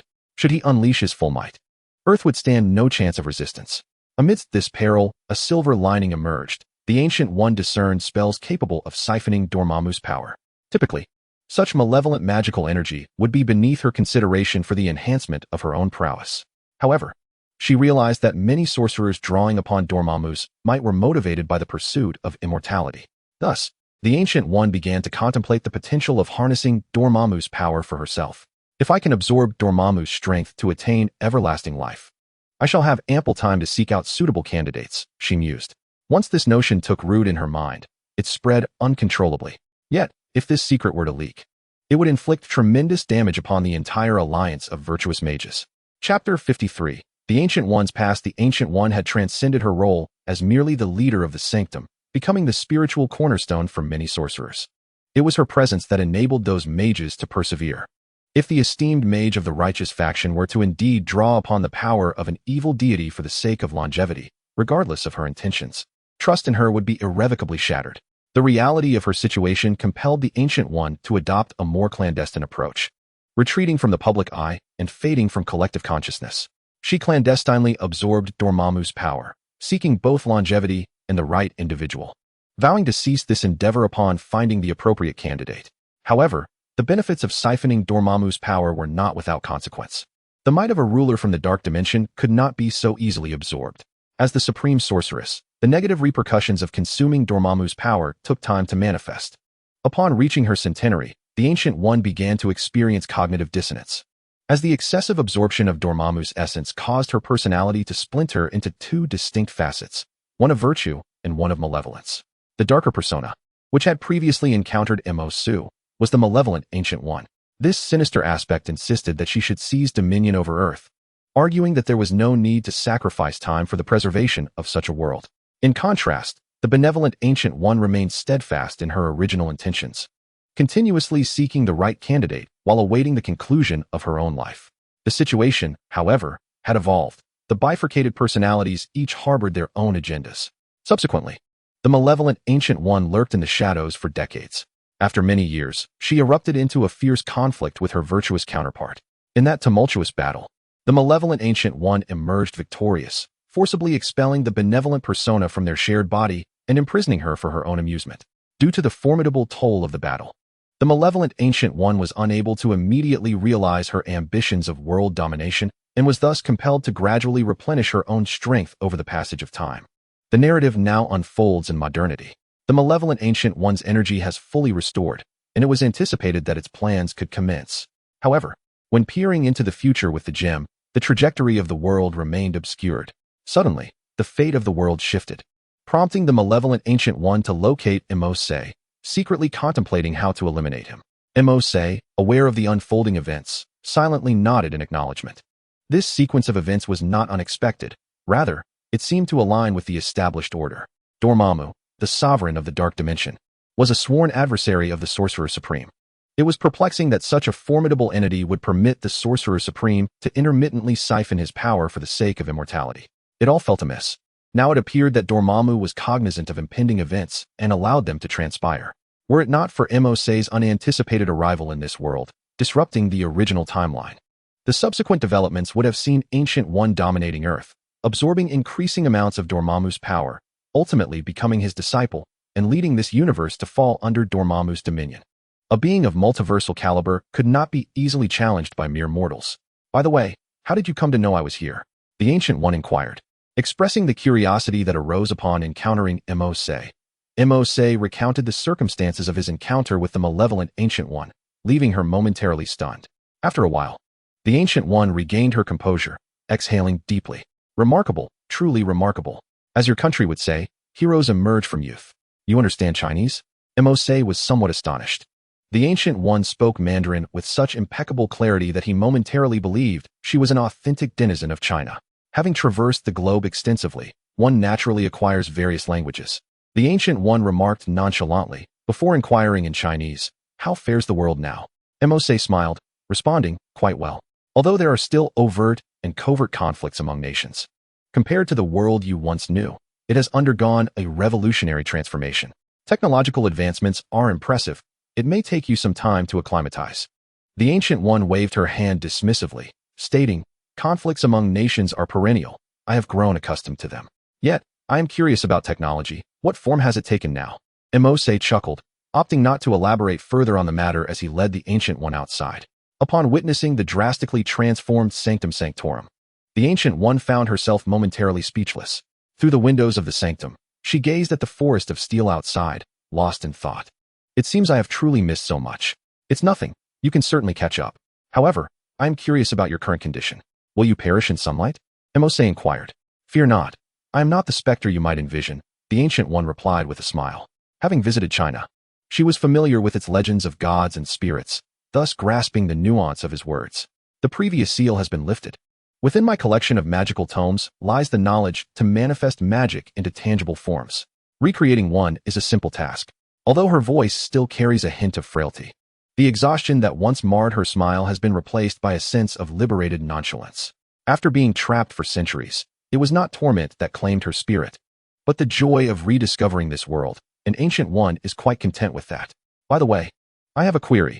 Why did that Ancient One refrain from utilizing the Time Stone during our confrontation?" Mose inquired. The Time Stone, when employed in battle, poses a formidable challenge. It can periodically reverse the flow of time, effectively predicting Mose's actions. In such a clash, no matter the strategy employed, the opponent could counteract every move. Ancient One chuckled softly and replied, "She is incapable of using it. In our previous battle, the Time Stone had its power sealed by half. The current Time Stone can only glimpse the future, but cannot traverse through it. That is why, each time she comes to torment me, she doubles her efforts, insisting that if I release the seal on the Time Stone, she would set me free. Who would believe such words? Is that so?" "Well done." Mose nodded in understanding. He had been vigilant regarding this matter, assuming she would wait for the opportune moment to wield it. Little did he know, it was the Time Stone that bore the seal, rendering the malevolent Ancient One powerless. Suddenly, a thought struck Mose, and a hint of panic crept into his voice. "Oh no, I cast that Ancient One into another dimension. The Time Stone wouldn't be trapped there with her, would it? Another dimension?" Ancient One pondered for a moment, her eyes narrowing as she attuned herself to the energies around her. With a flick of her fingers, a gemstone radiating a green glow manifested in her grasp. This gem, stripped of its ability to manipulate time, was rendered useless in combat, and she hadn't taken it with her. "That is a relief," Mose exhaled, reassured that it remained within his control. Chapter 54. As joyful as a child now that everything has been resolved, I shall take my leave. Should you require assistance, feel free to summon me. However, I do not engage in menial labor. Haha. Excellent. The Sanctum shall always welcome your presence. You will forever be a cherished friend of ours." Ancient One extended her ethereal right hand, shaking Mose's in a gesture of camaraderie. After a pleasant exchange, Mose utilized the cosmic cube to depart from the sanctum. Standing beneath the sunlight, Ancient One gazed upon the world outside, murmuring to herself, "Where shall I begin to replenish my knowledge?" Mose stepped through the portal, returning directly to his room, and cast a satisfied glance at the closed gateway. This artifact is truly remarkable, far superior to the suspended ring. The mere thought of that cumbersome device, which required intricate circles to operate, dissuades him from using it. He has since relegated it to a storage space created with the cosmic cube. With the cosmic cube, Mose can effortlessly conjure storage spaces of varying sizes for his belongings. This particular space is utilized to house the tendrils of the Great Old Ones. Otherwise, such a sizable entity would be ill-suited for any other location. As Gonatao witnessed his usage, she couldn't help but exclaim, "Truly a person from the realm of fantasy novels." Task completed. Reward acquired. Item card obtained. Armor Summoner. Game card acquired. GTA 8. Upon hearing the series of voices resonate in his mind, Mose suddenly felt a chill run down his spine. He hurriedly raised his hand and pinched, causing 2 cards to materialize at his fingertips. When he beheld the card, Mose initially thought he had misread it and promptly chose to use it. What emerged was a thick tome. Upon opening it, he discovered numerous entries that were largely incomprehensible to him. Yet he was certain it was a guide on how to play games. Such a thing exists? Moreover, I recall that in my previous world, the maximum was GTA 5. How did the system manage to conjure GTA 8? Mose had long awaited GTA 6 in his former life, never receiving it, yet here he was in this new world, unexpectedly encountering a game from his past, GTA 8. This revelation stirred excitement within him. The gaming industry in this world was still in its infancy. Despite the advanced technology, games remained confined to 2D, which was perplexing and quite unscientific. Regarding the game cards, Mose decided to temporarily store the tome in his inventory for later exploration. For now, his eager gaze shifted to the other card, Armor Summoner, Flame Dragon. Speaking of armored warriors, as a citizen of Huaxia, Mose was intimately familiar with it. It was a nostalgic memory from his childhood. He swiftly used the card, but was startled by the sudden appearance of 3 items. The main Armor Summoner, several silver-edged badges, and a red crystal. Is this a fire crystal? So, I can summon the Flame Dragon armor? Placing the fire crystal on the table, Mose pulled out a chair and began to scrutinize the summoner in his hand. The summoner bore the design of Armor 1, featuring old-fashioned telephone-like buttons on the back for communication. However, the front circular viewport did not display the expected red hue. Since he had obtained the fire crystal, Mose assumed it should summon the Flame Dragon armor. Logically, the front ring should be red. Yet, it was a dull gray, and even the silver-edged badges were blank, failing to exhibit the emblems of the 5 armors. Could it be that? Mose held one of the silver-edged badges close to the fire crystal, which began to emit a faint glow. A beam of light shot forth, striking the center of the silver-edged badge. Immediately, the previously blank badge revealed a fiery red emblem, the dragon head insignia vividly appearing before his eyes. So this is how it works? Then I must collect the other light stones. Glancing at the 4 other blank silver-edged badges on the table, Mose suddenly felt a pang of anxiety, sensing an impending demand for him to grind for game equipment. He chuckled to himself. Ha ha ha, let me give it a try first. Upon gazing at the Armor Summoner in his hand, Mercer could not help but break into a wide grin. Anyone observing him would surely be startled by such an absurd display of joy. Ahem, it is about to begin. It is coming, it is here. With a serious demeanor that belied the excitement bubbling beneath the surface, Mercer stood in his room, fastening the Armor Summoner to his wrist and inserting the Flame Dragon emblem. He waved his left hand upward, followed by his right, and after repeating the motion, he shouted with fervor, Flame Dragon armor, unite. With a resounding boom, fiery crystals erupted, enveloping Mercer in a radiant energy. Crimson energy traced the outlines of an armor around him, swiftly filling in the gaps to become a genuine suit of armor. In the blink of an eye, Mercer was transformed into the Flame Dragon Knight. I have transformed. I have truly transformed. Feeling the changes coursing through his body, Mercer erupted into a foolish laugh beneath the armor. This moment was more exhilarating than any power he had ever acquired. The armor was imbued with cherished memories. Its combat prowess may not be the highest, but it undoubtedly held the most sentiment. What is happening? Mercer, is that you returning? The sound of transformation echoed loudly in the room, catching the attention of Janata, who resided in the same building. Her voice approached, and she swung open Mercer's door, only to find him clad in the Flame Dragon armor. Ah, you've arrived. Look at me. Am I not strikingly handsome? Upon seeing Janata enter, Mercer, convinced of his own charm, flashed her a peace sign. Janata gaped at the sight of the armor, and after a moment, slowly closed the door. Just pretend I was never here. Enjoy yourself. TCH, you don't understand the romance of a man. Mercer paid little mind to her words as he stood still, exploring the contours of his armor. Up he touched, down he touched, left he touched, right he touched, reveling in the joy akin to a child who had just received a new toy, with himself as the grand plaything. Time to test its might. Mercer descended to the lower level, where behind the house lay a small patch of open ground, an area he had deliberately chosen for exercise or play. He turned the dial on the right side of his belt, and in alignment with his thoughts, the central Tai Chi emblem of the belt ejected a red crystal card matching his height, revealing a double-edged long sword within. Reaching out to touch the red crystal card, Mercer grasped the sword with enthusiasm, and the belt emitted a sound. Flame blade. Oh my goodness. Chapter 55, The Eccentricity. Mercer cheered at the belt's built-in sound effects, which were simply out of this world. Such a realistic toy could only be enjoyed by him alone. Thus, clad in the Flame Dragon armor, Mercer played from 3 in the afternoon until 8 in the evening, indulging in a delightful 5 hours of play. Gannett stood on the balcony, observing the scene below with a complex expression. The manner in which the armor had appeared was certainly peculiar, yet it hardly warranted 5 hours of playtime. Had her previous impression of him as mature been a mere illusion?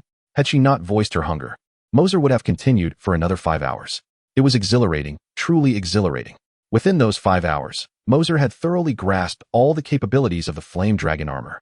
The trio of weapons, the sword, bow, and dart, along with the ultimate technique, the slash fist, and an almost cheat-like skill, the Zen seal, were all comprehended in detail by him. The strength of the flame dragon armor did not seem particularly formidable. In the Marvel Universe, its defensive capabilities would likely surpass those of Iron Man's suit. Yet it fell short of the vibranium's metallic strength. However, considering its convenience, weaponry, and ultimate techniques, it could be said to completely overshadow Iron Man in terms of ground combat capabilities, barring aerial maneuvers. Mercer nodded in satisfaction. It was indeed a nostalgic relic of his childhood, with a moderate armor strength suitable for occasional use. Nonetheless, the Zen seal was quite a powerful skill, capable of freezing time within a defined radius, though he wondered what entities it could not restrain. This skill, Mercer had scarcely encountered in Armor Warrior, often relegated to mere showmanship by those armored warriors, despite its evident effectiveness. Perhaps it was due to the energy consumption of the armor? The donning of the armor did not yield to the wearer's whims. It could be forcibly removed through combat. Each suit had a defined combat duration, and the usage of skills would deplete the energy within the shadow armor.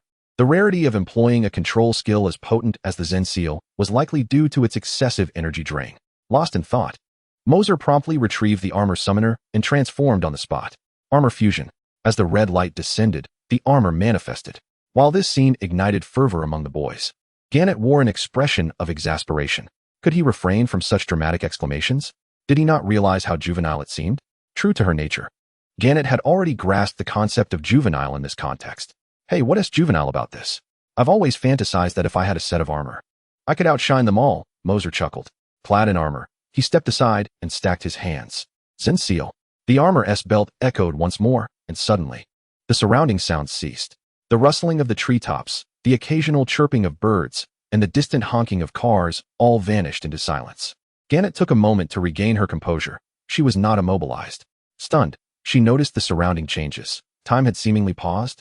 Observing that she could still move, Mercer disengaged the Zen seal and employed it several more times. After 3 uses, the flame dragon armor automatically disassembled, solidifying Mercer's thoughts. It appears that the energy stored within the armor is indeed related to the transformation. Each metamorphosis may only be utilized thrice, lest disintegration ensues. After the fusion was undone, Mercer found himself muttering to himself when he suddenly sensed a resentful gaze directed at him from the side. Turning around, he beheld Gannett. Her lips pursed in annoyance as she glared at him. What are you trying to appear adorable for, you ancient hag of 1,000 years? She exclaimed, delivering a playful punch toward Mercer's cheek, imbued with palpable menace. Mercer inhaled sharply, swiftly dodging to the side using the cosmic cube, narrowly avoiding her strike. Observing the fuming Gannett, Mercer broke into a cold sweat. Had that blow landed, he would have been sent flying at least 800 miles away. Just a jest. Let us dine. He chuckled, offering some conciliatory words to Gannett, eventually managing to soothe the irate girl. That evening's repast consisted of the tentacles of an ancient cosmic entity. And neither Mercer nor Gannett were ordinary beings. They had long anticipated the flavors of this cephalopod delicacy. They set up a grand bonfire in the vacant space behind the building, producing a tentacle that measured at least 4 meters in both length and width, which they proceeded to slice with a dark blade. Naturally, this fire was no ordinary flame. Earthly fires could never cook such tentacles, no matter how long they burned. They utilized a specially crafted boiler infused with Kyber crystals, capable of elevating the temperature to several thousand degrees. Although the tentacle was highly resilient to combustion, it had lost its vitality, and such extreme heat was sufficient to render it tender. Mercer liberally applied an abundance of spices, so plentiful that even a shoehorn would taste delectable when stewed. Not bad at all. Quite chewy, he remarked. And both he and Gannett nodded in satisfaction as they engaged in discussions about the tentacle's flavor. Should the ancient entity behold this scene, it would undoubtedly be incensed.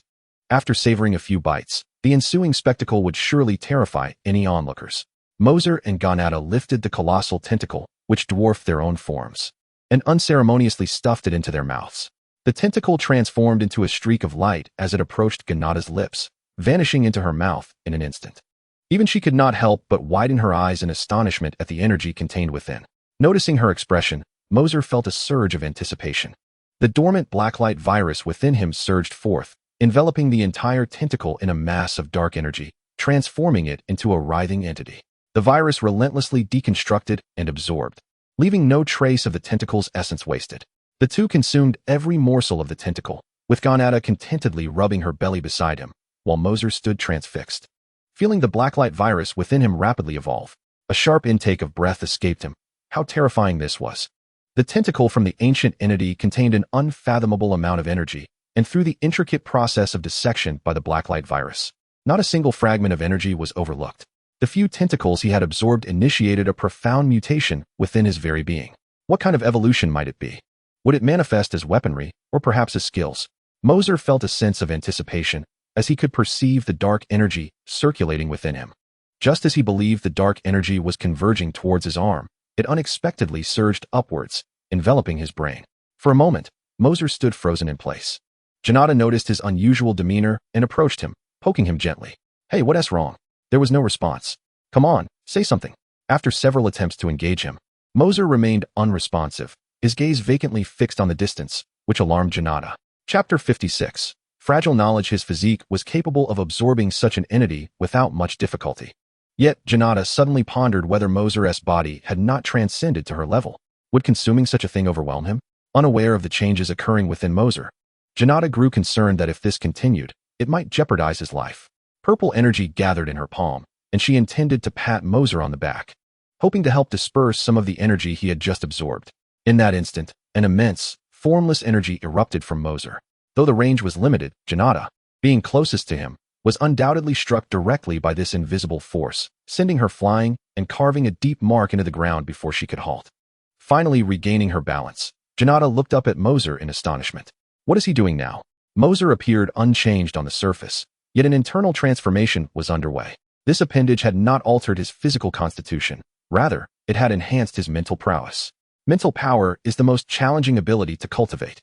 In a world of fantasy novels, only a select few can achieve mastery over such a force. In the Marvel Universe, it is even more difficult to enhance, as the majority of its inhabitants rely on technology and cosmic energy, with the exception of those ancient, inherently powerful beings from the lower dimensions. Ordinary people cannot find methods to elevate their mental faculties. In the Marvel Universe, mental power lacks a system of classification. Perhaps I could establish my own. Previously, Mercer had encountered two classifications in the sacred texts, the singular universe level and the multiverse level, both indicating the strength of such entities. This distinction is quite clear. After contemplating for a moment, Mercer opted not to elaborate further with Ganada and hurried back to his room, where he began to jot down the following conclusions with a rustle of paper currency. Asteroid level, with lethality sufficient to affect a single planet, followed by subplanetary and planetary levels, capable of influencing one or several planets and mastering cosmic space combat. Next, there are substellar and stellar levels, with effects akin to the above, possessing combat strength comparable to that of a star and the ability to annihilate a star at will. Nebula level, with a deterrent effect that can pervade an entire nebula. Ascending further, there exists the Father level, where such beings can effortlessly obliterate a nebula. Lastly, there are the singular universe level and the multiverse level. These two entities represent the highest forms of existence that Mercer has encountered, either directly or indirectly. The singular universe level Old Ones and the multiverse level Dark Lord Dormammu. I suppose I should belong to this realm, shouldn't I? Mercer hesitated for a moment, encircling the first term on the page, planetary level. Despite possessing a multitude of abilities, including the Blacklight virus, Thunderfruit, Kaleidoscope Sharingan, and the Book of Vishandi, he pondered that in the eyes of those deities, he might appear as nothing more than a child playing house. It seems that I must enhance my strength, Mercer murmured. Learning anything new at this point would be futile. Rather than accumulating flashy skills, what I truly need is to integrate my abilities. In the context of fantastical literature, Mercer's current power is superficial, lacking a solid foundation. While it may appear impressive, should he encounter an opponent of equal standing but superior technique, Mercer would find himself at a severe disadvantage. Suddenly, a tinge of envy washed over him for Xiaohuahua. How wonderful it would be to have a wise mentor residing within a ring to guide his training. Mercer sighed. Although he possessed numerous formidable abilities, he alone must delve into their applications. Most individuals would spend half a lifetime, or even an entire lifetime, mastering just one of these powers. And Mercer simply does not have that luxury of time. In this Marvel universe, teeming with celestial beings, Mercer must swiftly elevate his capabilities to a divine level. Observing the various classifications on paper, he gently tapped the table with his pen. In this light, beings like Thor and Loki are, at most, only at the planetary level. After all, Neither Thor nor Loki possesses the capacity to obliterate a planet singularly. Though they proclaim themselves gods, the Asgardians are not gods in the truest sense, but rather beings enhanced by advanced technology. They harness stellar energy to augment and transform themselves, and on this primitive planet Earth, they consider themselves divine, which is not entirely unjustifiable. Yet, when it comes down to it, they are merely exceptionally strong mortals. They are not immortal and will inevitably succumb to death when their lifespans reach their limit. Perhaps I should start by learning about weaponry. After some contemplation, Mercer resolved to summon his dark sword. He was completely unfamiliar with swordsmanship. These light swords possessed techniques, yet the system did not provide any relevant information, meaning that Mercer would have to learn swordsmanship on his own. However, he could not recall anyone in the Marvel Universe renowned for their sword skills, which posed a challenge. He would have to inquire further. Mercer retrieved the Tesseract and opened a ripple-like portal, stepping through with purpose. The Sanctum Sanctorum. Upon seeing Mercer suddenly appear before him, the Ancient One inquired, "Mercer, what brings you here so suddenly? Is there something amiss? I've only been gone for a brief moment. And you've already read so many books?" Morse glanced at the modern newspaper she had just set down. It contained merely a dozen pages. Yet beside her lay an immense pile of books. Ancient One was already immersed in a sea of literature. There is much knowledge to be acquired. I must hasten to keep pace with the times, for combating evil requires adaptation, she remarked with a smile. How do you manage that? Morse could not help but inquire. In such a brief span, finishing even 1 or 2 books seems arduous. How could one possibly accumulate so many? Ancient One chuckled softly, revealing the artifact hanging from her chest, the Eye of Agamotto. The time gem embedded within it was radiating a verdant glow, clearly activated. I have significantly slowed the passage of time for myself in relation to the outside world. While I read for 10 hours in the realm of time, only 10 minutes may have elapsed outside, Ancient One explained. You have been reading for such a long time, Morse murmured.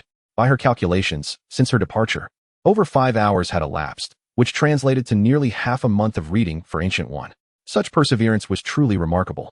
Setting that aside, your sudden arrival must indicate something amiss. Ancient One closed her book and approached, her ethereal form having solidified considerably since their first encounter. It appeared she had not neglected her corporeal restoration during the past fortnight. Oh, it's nothing of great importance. I merely wish to inquire if you know of any swordsmanship masters, as I am eager to learn the art of the sword. Chapter 57. Learning the swordsmanship? Ancient One responded, a hint of surprise evident in her tone. What has prompted this sudden interest? It's not entirely sudden. I possess a sword as my weapon of choice, and I wish to learn its proper use. Otherwise, wielding such a weapon would be a waste. Oh. Ancient One nodded thoughtfully, her expression contemplative. After pacing the room for a moment, she faced a particular bookshelf. An invisible force drew a book from the second shelf, which settled neatly into her hand, its pages turning of their own accord as Ancient One spoke. During my days of confinement, my other persona occasionally shared news of the outside world. In the early 19th century, a formidable assassin guild emerged in Eastern Europe, with nearly all prominent figures of the time entangled in their affairs. As she spoke, the book's pages ceased their motion, and beams of light emanated from them, coalescing into the projection of an old-fashioned projector. The scene revealed the distinct architecture of 19th century Eastern Europe. On the streets, children frolicked, nobles rode by in horse-drawn carriages, and a few elegantly dressed ladies strolled gracefully under parasols. The scene shifted to a grand castle, bustling with activity, seemingly hosting a ball. The castle's owner, with a beaming smile, welcomed esteemed guests, and everything appeared perfectly normal. As Mercer contemplated this, a group of individuals clad in black hooded garments surged through the doors and windows, charging directly at the guests. Each figure wielded a gleaming dagger. In an instant, blood splattered everywhere. Strangely, despite the brutal slaughter of approximately 30 individuals present, not a single sound was uttered. It was as if this horrifying scene had been rehearsed countless times, captivating onlookers despite its gruesome nature. The execution was executed with such precision and cleanliness that one could hardly find a flaw. The assassins swiftly identified their targets and struck decisively, ensuring a swift demise. It wasn't until 10 minutes after their departure that the guards outside sensed something amiss.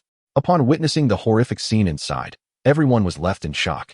Some of the deceased still bore smiles on their faces, a testament to the terrifying efficacy of the assassin's methods. Even more bizarre was the fact that these corpses had already desiccated into mummies. They resembled a water bottle drained of both liquid and air, appearing alarmingly shriveled. Yet, autopsies revealed that they had only perished 10 to 30 minutes prior. At this point, the projection concluded, and Gu continued to speak. My other persona had gathered information indicating that these assassins hailed from a singular source, the Assassin's League, a formidable and infallible organization. Moreover, according to my other persona's understanding, Hydra had plans to enlist the leader of the Assassin's League should they fail to eliminate you. He is an exceptionally skilled assassin, proficient in various martial arts, and has never been replaced. Never replaced? He has survived from the 19th century to the present? Mercer exclaimed, astonished. Surviving from that era means he must be several centuries old. Goro nodded, affirming that historical records noted he possessed a fountain of youth, which, when bathed in, grants immortality. However, the caveat is that one cannot stray far from it. Every decade, one must immerse themselves for 10 hours, and their temperament becomes increasingly savage and bloodthirsty, rendering them no longer truly human. Mercer found this notion hardly astonishing. In the Marvel Universe, anything is possible. If Goro could draw upon Dormammu's power for immortality, it was not far-fetched for the King of Assassins to utilize a Fountain of Youth. Should he seek out the King of Assassins to learn swordsmanship? Mercer nodded, considering it a plausible endeavor. Currently, there was no one available to teach him sword techniques. Those who claimed to offer instruction were merely pretenders, posturing without any genuine expertise. Do you have their address? Mercer inquired. Of course, Goro replied with a slight smile, pointing to the book and gesturing upward. A beam of light emerged, transforming into 2 lines of text. Kick Nigel, Yinkiat Snow Mountain. The letters formed momentarily before dissipating into a glimmer, embedding the location into Mercer's mind. After a moment of contemplation, Mercer smiled and nodded, expressing gratitude. Then I shall go now. Just as Mercer prepared to use the cosmic cube to teleport himself, Goro called out to him once more. Wait a moment. It is rather cumbersome for you to hold that. Allow me to present this. With a delicate pinch of her fingers, Ancient One conjured a pale blue ring that materialized upon her fingertip. This once served as a vessel for the time stone. Yet I deemed it ostentatious and opted for the more discreet Eye of Agamotto instead. Now, this trinket is yours. Moser accepted it, feeling a subtle coolness as the ring graced his hand. It appeared to be crafted from jade, yet a gentle tap revealed a metallic resonance. Quite intriguing. Grasping the lower end of the tesseract, Moser exerted pressure, shattering its glass-like exterior to unveil the space stone within. With 2 fingers, he maneuvered the space stone above the ring, and an unexpected force drew the gem from his grasp, affixing it to the ring. Upon adorning the ring, he closed his hand slightly, and the space stone flickered with a faint luminescence, summoning a ripple of spatial distortion before him. Truly remarkable. After experimenting several times, he discovered that its functionality aligned with his intentions. It was not necessary to clench his fist. Moser merely found that striking a pose was more aesthetically pleasing. Feel free to take it. I owe you a considerable favor, and such a trinket cannot possibly equate to repaying that debt, Ancient One remarked with a smile. Indeed, Moser refrained from further discourse, glancing at the time before embarking on his journey. Kicking off from the snowy peaks of the Ainshio Mountains, nightfall descended, illuminating the mountaintop with a radiant glow. The ancient castle perched atop exuded an air of formidable authority. Numerous figures cloaked in black roamed the vicinity of the castle, and should a formidable presence be nearby, one could discern lurking assassins among the shadows. Even the most observant ordinary person would fail to perceive their existence. These are the assassins of the League, each capable of extraordinary prowess, easily serving as personal bodyguards to prominent figures. Yet, even with such lethal individuals present, none noticed a figure darting up the mountainside. Whenever someone turned to look, this figure effortlessly evaded their gaze. The mountain's defenses were indeed formidable. The swift silhouette racing through the forest was none other than Moser. He meticulously surveyed the fortifications, narrowly avoiding detection on several occasions, thanks to the timely use of the space stone. In the final stretch, he released a wave of energy akin to bat echolocation, granting him clear awareness of all living beings within a 30-meter radius, even with his eyes closed.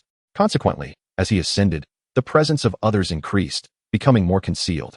Nevertheless, Moser adeptly maneuvered through the defenses, as this energy feedback allowed him to infiltrate the castle with ease.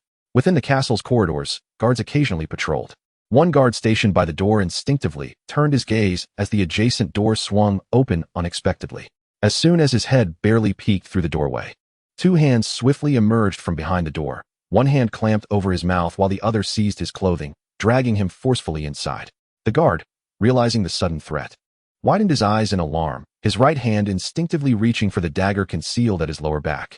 However, he was unable to resist the overwhelming strength of those hands. Before he could even draw his weapon, he was pulled into the shadows behind the door. The door closed silently. Moments later, the guard emerged, appearing impeccably composed, unchanged from his previous self. Was it possible for an ordinary guard to possess the physical prowess of a special forces operative? Indeed. It was astonishing. He must have had at least half the physicality of a Carter. The guard who now stood before him was Mercer, who had effortlessly consumed this unfortunate soul using the Blacklight virus, marveling at the latter's formidable physical attributes. A body capable of achieving even half the capabilities of a Carter could easily shatter numerous world records in various athletic competitions.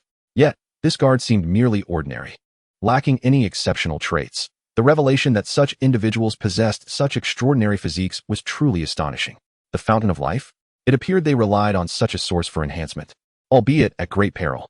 Mercer sifted through the guard's memories, uncovering that this faction of assassins consumed a special water known as the Fountain of Life, bestowed upon them annually by the King of Assassins.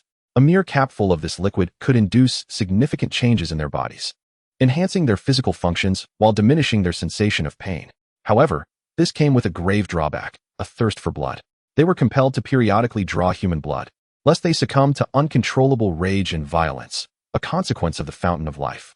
Due to their limited intake, combined with the annual nature of the fountain's availability, they were forced to suppress these impulses through blood.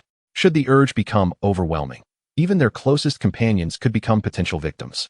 Thus, Mercer understood the ghastly fate of the noble figures he had witnessed earlier in the ancient city.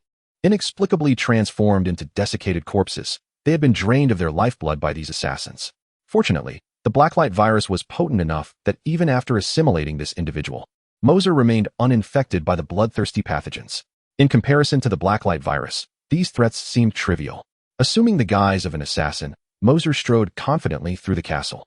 Anyone who dared question his identity was swiftly dispatched to a corner for absorption. He could not help but appreciate the absence of surveillance cameras in this place. As long as he remained silent, no one would suspect his true activities. Of course, should he wish to respond to their inquiries or coded signals, Mercer could do so effortlessly, for he possessed their memories. The castle housed only a limited number of inhabitants, around 100 souls, along with a handful away on missions, totaling scarcely 200. Though few in number, each was a seasoned warrior. The absence of weakness among them was precisely due to the very scene that unfolded before Mercer. He now arrived at an inner sanctum, where 5 assassins, clad similarly to Mercer, encircled a solitary figure. The man at the center appeared somewhat gaunt, dressed in a flowing black robe, and stood there with his hands propped on the hilt of a long sword. His slightly squinted eyes concealed his intentions from view. The assassins exchanged glances, and after a brief silence of about 10 seconds, sensing the impatience of the man in black, one of them finally stepped forward. A sharp dagger slipped from his sleeve, gripped in a reverse hold, and with a fierce intent, he slashed towards the throat of the man in black. This move was lethal, aimed solely at ending the life of his opponent. In the face of this swift assault, the man in black remained utterly unfazed. It was not until the assailant was within half an arm's reach that he suddenly moved. In a motion swifter than that of the assassin, the man in black placed his dagger against the assassin's throat, and without hesitation, he swiftly ended the assassin's life.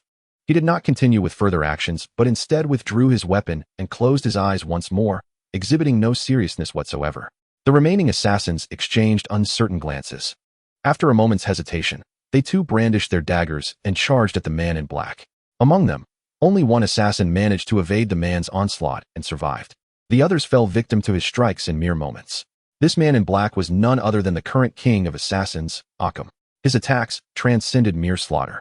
They resembled an artistic harvest.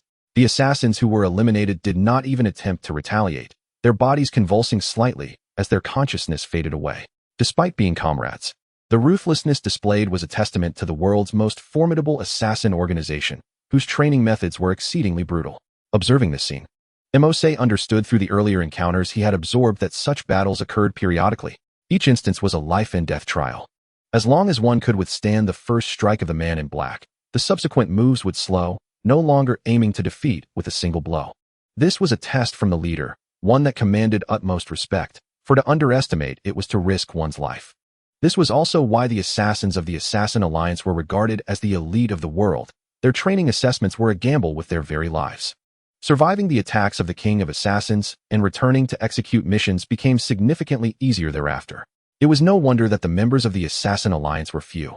Although scarce, each was a powerhouse, unlike the mercenaries in the outside world, many of whom appeared strong yet were, in reality, quite weak. Mose could not help but reflect that this was entirely different from the combat techniques he had learned. Those techniques emphasized direct confrontation. And although there were moves designed to defeat an opponent with a single strike, they required considerable strength.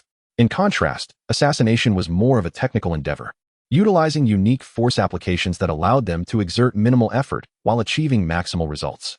Come here and see for yourself. The man in black, noticing Mose hiding nearby, beckoned him over.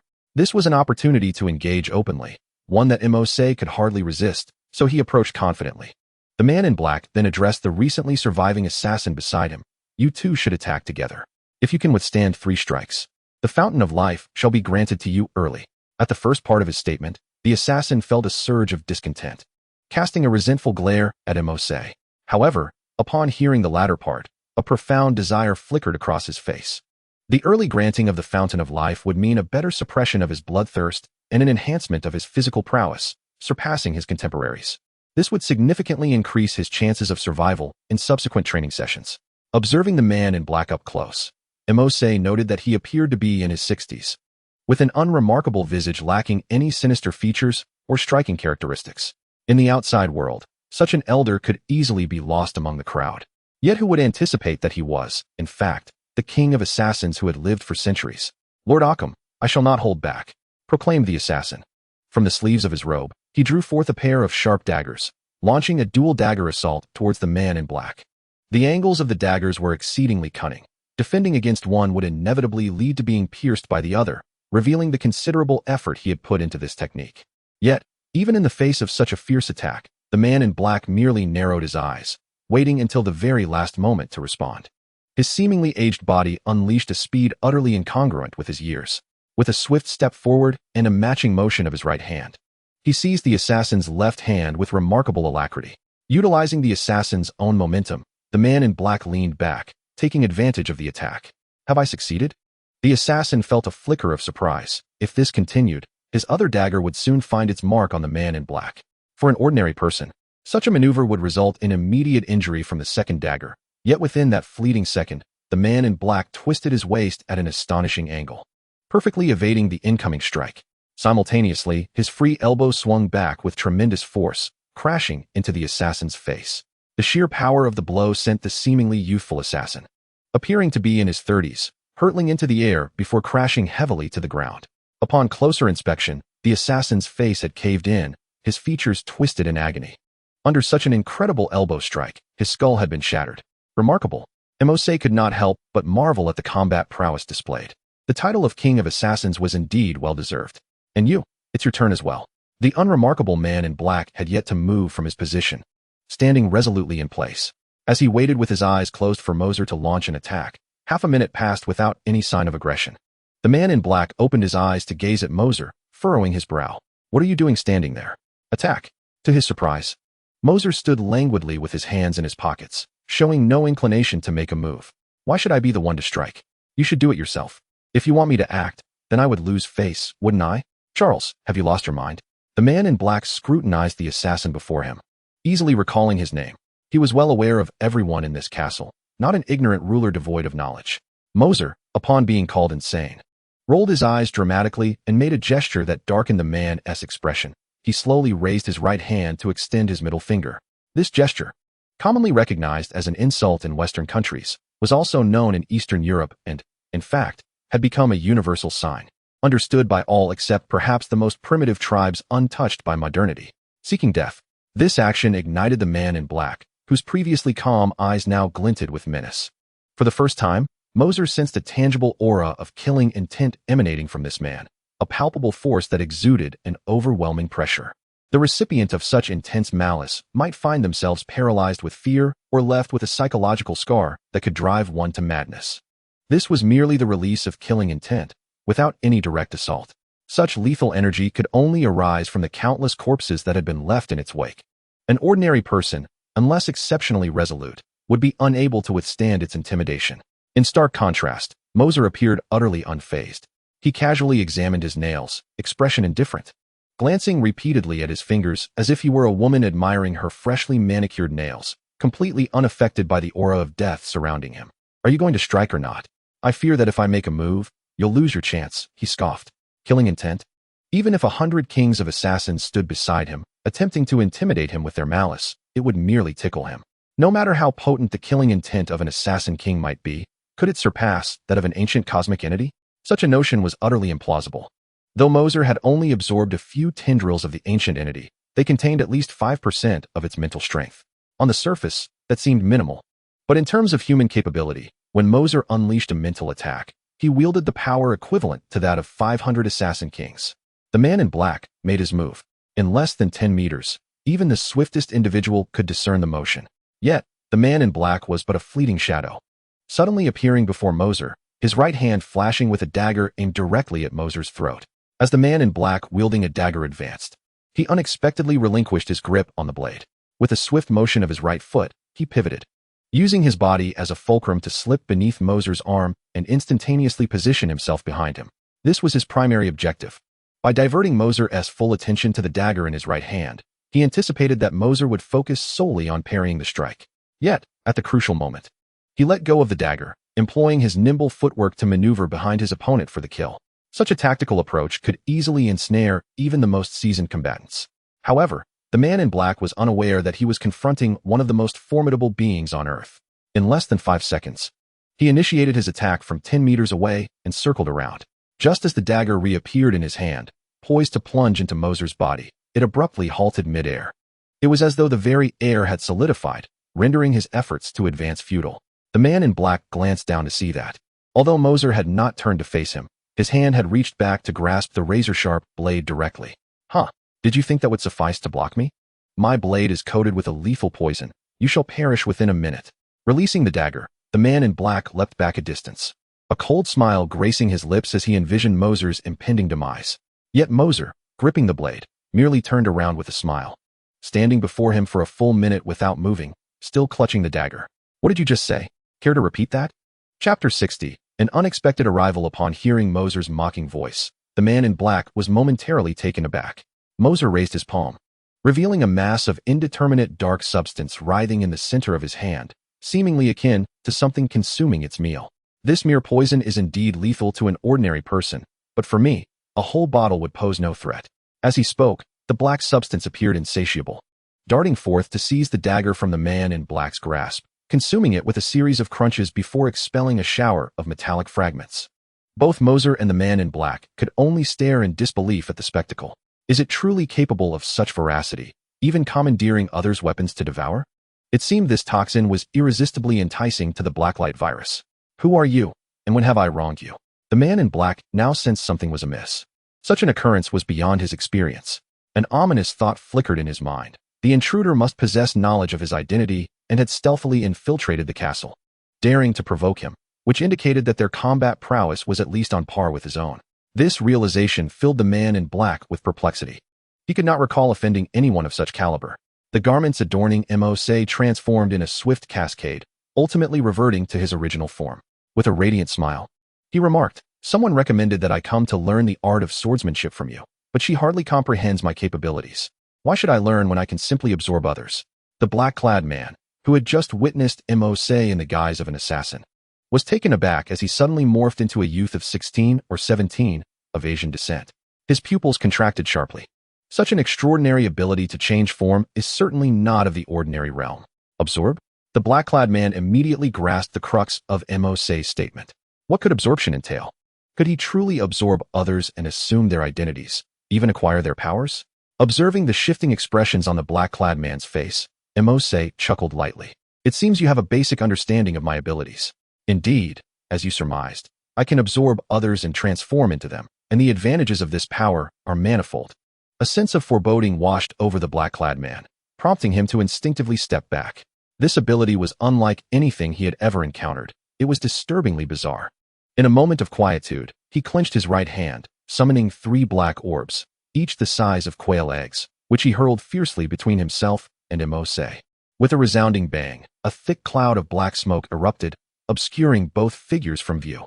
Having resided in this ancient castle for over a century, the black-clad man could navigate even with his eyes closed. He shut his eyes to evade the disorienting smoke and sprinted towards a familiar exit. Left turn, right turn, leap. His movements were swift and fluid. Yet, upon opening his eyes, he found himself still in the same spot. Mose regarded him with a mocking expression, as if he were observing a fool. How can this be? What have you done? The black-clad man exclaimed, incredulous as he surveyed his surroundings. Realizing he had not moved an inch, but he had genuinely run out moments ago. What was happening? You were merely spinning in place, like so? Mose raised his right hand, revealing a ring adorned with a blue gemstone that shimmered faintly. In an instant, his form vanished before the black-clad man's eyes. Just as the black-clad man widened his eyes in confusion, he felt a sudden kick from behind, sending him sprawling to the ground in a most undignified manner. As he clumsily rose to his feet and glanced back, he found the space behind him empty. Out of the corner of his eye, he noticed someone standing to his left without his prior knowledge. Before he could react, another kick landed squarely on his face. This relentless assault came in a flurry of 10 brutal strikes, leaving the black-clad man spitting blood, his fists clenched tightly, eyes ablaze with unbridled fury. After living so many years, this sense of humiliation was a first. Curse it, what in the world is this? The black-clad man hung his head, appearing dazed. Yet in truth, he was feigning weakness, mentally strategizing his possible escape routes. You have no retreat left, Mose declared. Today, it will be either my demise or yours. Alas, you stand no chance of achieving the latter. Mose penetrated his thoughts and instantly materialized beside him, delivering a swift kick to his chin that sent him soaring into the air, only to be seized by the throat. With a sense of exhaustion enveloping him, the moment had arrived. Instead of persuading his opponent to willingly impart knowledge, it would be far more advantageous to absorb him entirely. In doing so, all of his knowledge would become Mose's own, a veritable windfall. My apologies, my brother, but before you embark on your intended actions, I must press your pause button. Just as Mose was about to absorb the man clad in black, an unexpected voice echoed from behind him. Turning in response, Mose's expression faltered upon seeing the figure approaching. Before him stood a man engulfed in flames, his head a skull with hollow eye sockets trained upon Mose. The absence of eyes rendered his gaze inscrutable, leaving one unaware of his thoughts. Recognizing the iconic flaming skull, Mose immediately discerned the man's identity, the Ghost Rider, Johnny, a man who had made a pact with the devil Mephisto and wielded the flames of hell. Though surprised internally, Mose maintained an air of nonchalance. Mr. Johnny, do you require my assistance? The flaming skull appeared momentarily taken aback, astonished that Mose knew his true name. It is no wonder you were able to thwart the descent of a lesser-dimensional evil deity. You are indeed well-informed. However, I am not here to seek you. I am here for him. His words indicated that he was aware of Mose's identity as well. The Ghost Rider extended a skeletal finger, ablaze, pointing at the black-clad man that Mose still held in his grasp. I want him. Why? Mose remained steadfast, unwilling to release his grip on the man. Consider him my quarry. This wretch has committed evil for years and is already on my list. I await his demise to harvest his soul. Please, relinquish him to me. The Ghost Rider's tone was earnest. Absolutely not, Mose replied with unwavering decisiveness. Although the Blacklight virus had not explicitly stated that absorbing a soulless individual would be ineffective, he had no desire to experiment, especially with such a high-value target as the man in black. In this world, no one surpassed his mastery of the sword. Their conversation resembled a mundane negotiation over the price of goods, completely disregarding the black-clad man's visage, which was contorted with rage. Suddenly, the black-clad man produced a slender needle from an unknown source and thrust it toward Mose's forehead. The needle bent upon impact, causing Mose to furrow his brow as he seized the man's hand and twisted it with a force that elicited a visceral reaction. The man, unable to cry out due to the grip on his throat, was overcome with pain, his eyes nearly bulging from their sockets, producing only incoherent sounds. Observing Mose's youth yet noting his capacity for such brutality, the Ghost Rider's demeanor shifted to one of seriousness. It became apparent that he was not someone easily deceived. When he was full of vigor, you did not seek him out. Now that I am on the verge of ending his life, you dare claim that you wish to take his soul? What a fortunate opportunity for you to stumble upon. As these words fell, the spatial gem on Mose's ring began to emit a faint glow, and the space surrounding him rippled with waves of energy. Today, this individual must belong to me. Not even Jesus could save him, I assure you. Chapter 61. The one-sword style. Upon hearing such arrogant declarations, the evil spirit knight touched his inflamed head, his voice turning icy. It seems I have no choice but to seize him by force. Seize by force? At the mention of this phrase, Mose chuckled rather than fuming. There are always those who seek to provoke him, and how fortuitous it is, as he was eager to test the strength he had acquired from mastering swordsmanship. In the next moment, Mose exerted force with his right hand, and the black-clad man, the sole inheritor of the title Assassin King, perished at his hands. The ravenous Blacklight virus surged forth, unable to contain its impatience, immediately engulfing him for absorption and digestion. With the opponent expressing a desire to seize him, could Mose possibly engage in idle conversation? Absorption was the only course of action. Once enveloped by the Blacklight virus, the black-clad man was swiftly consumed, offering no resistance whatsoever. How dare you? Upon witnessing Mose's complete disregard for his words and the immediate absorption of the black-clad man, the evil spirit knight's hollow eyes flickered with a flame of fury. He tore loose 2 chains, each as thick as his forearms, and instantly, flames enveloped the chains as they were hurled toward Mose. The Blacklight material, instinctively protective of its master, formed a massive shield beside Mose, blocking the assault of the 2 chains. However, upon contact with the flames, the Blacklight material was not entirely effective in defense, suffering substantial damage as the fire consumed a considerable portion. What? Sensing the loss of the Blacklight material, Mose swiftly withdrew it. The fire had scorched away a basketball-sized portion of the Blacklight material, its first instance of depletion, which left Mose somewhat displeased. How audacious to steal from him and inflict harm upon his Blacklight virus. Amusement mingled with irritation as Mose had never encountered such brazen behavior. Could it be that the Blacklight virus feared fire? He pondered, recalling that the original narrative did not indicate such a vulnerability. After all, it was a supervirus capable of surviving even a nuclear explosion. No matter how high the temperature of the evil spirit knight's flames, it could not surpass the approximately 100 million degrees Celsius generated by a nuclear detonation. His flames, originating from the depths of hell, inflicted eternal suffering upon the sinful, while the Blacklight virus thrived on the absorption and evolution of others. Although the flame's temperature was not particularly high, it possessed the characteristic of judging evil, which perhaps explained why the Blacklight virus was scorched. Mose deduced the chain of events, confidently concluding that hellfire inflicted significant harm upon the Blacklight virus, making it unusable for offense or defense in future confrontations. Just as Mose was piecing together this analysis, the voice of the system suddenly echoed in his mind, and several lines of text materialized before him. The one who absorbs the Blacklight virus may unlock branches. Please make the following selection. Option 1. Acquire the lifelong teachings of Gil's Occam, allowing the Blacklight virus to evolve. Option 2. The rewards of Option 1 are forfeited, and all rewards are condensed into the swordsmanship reward, Zoro's one-sword style.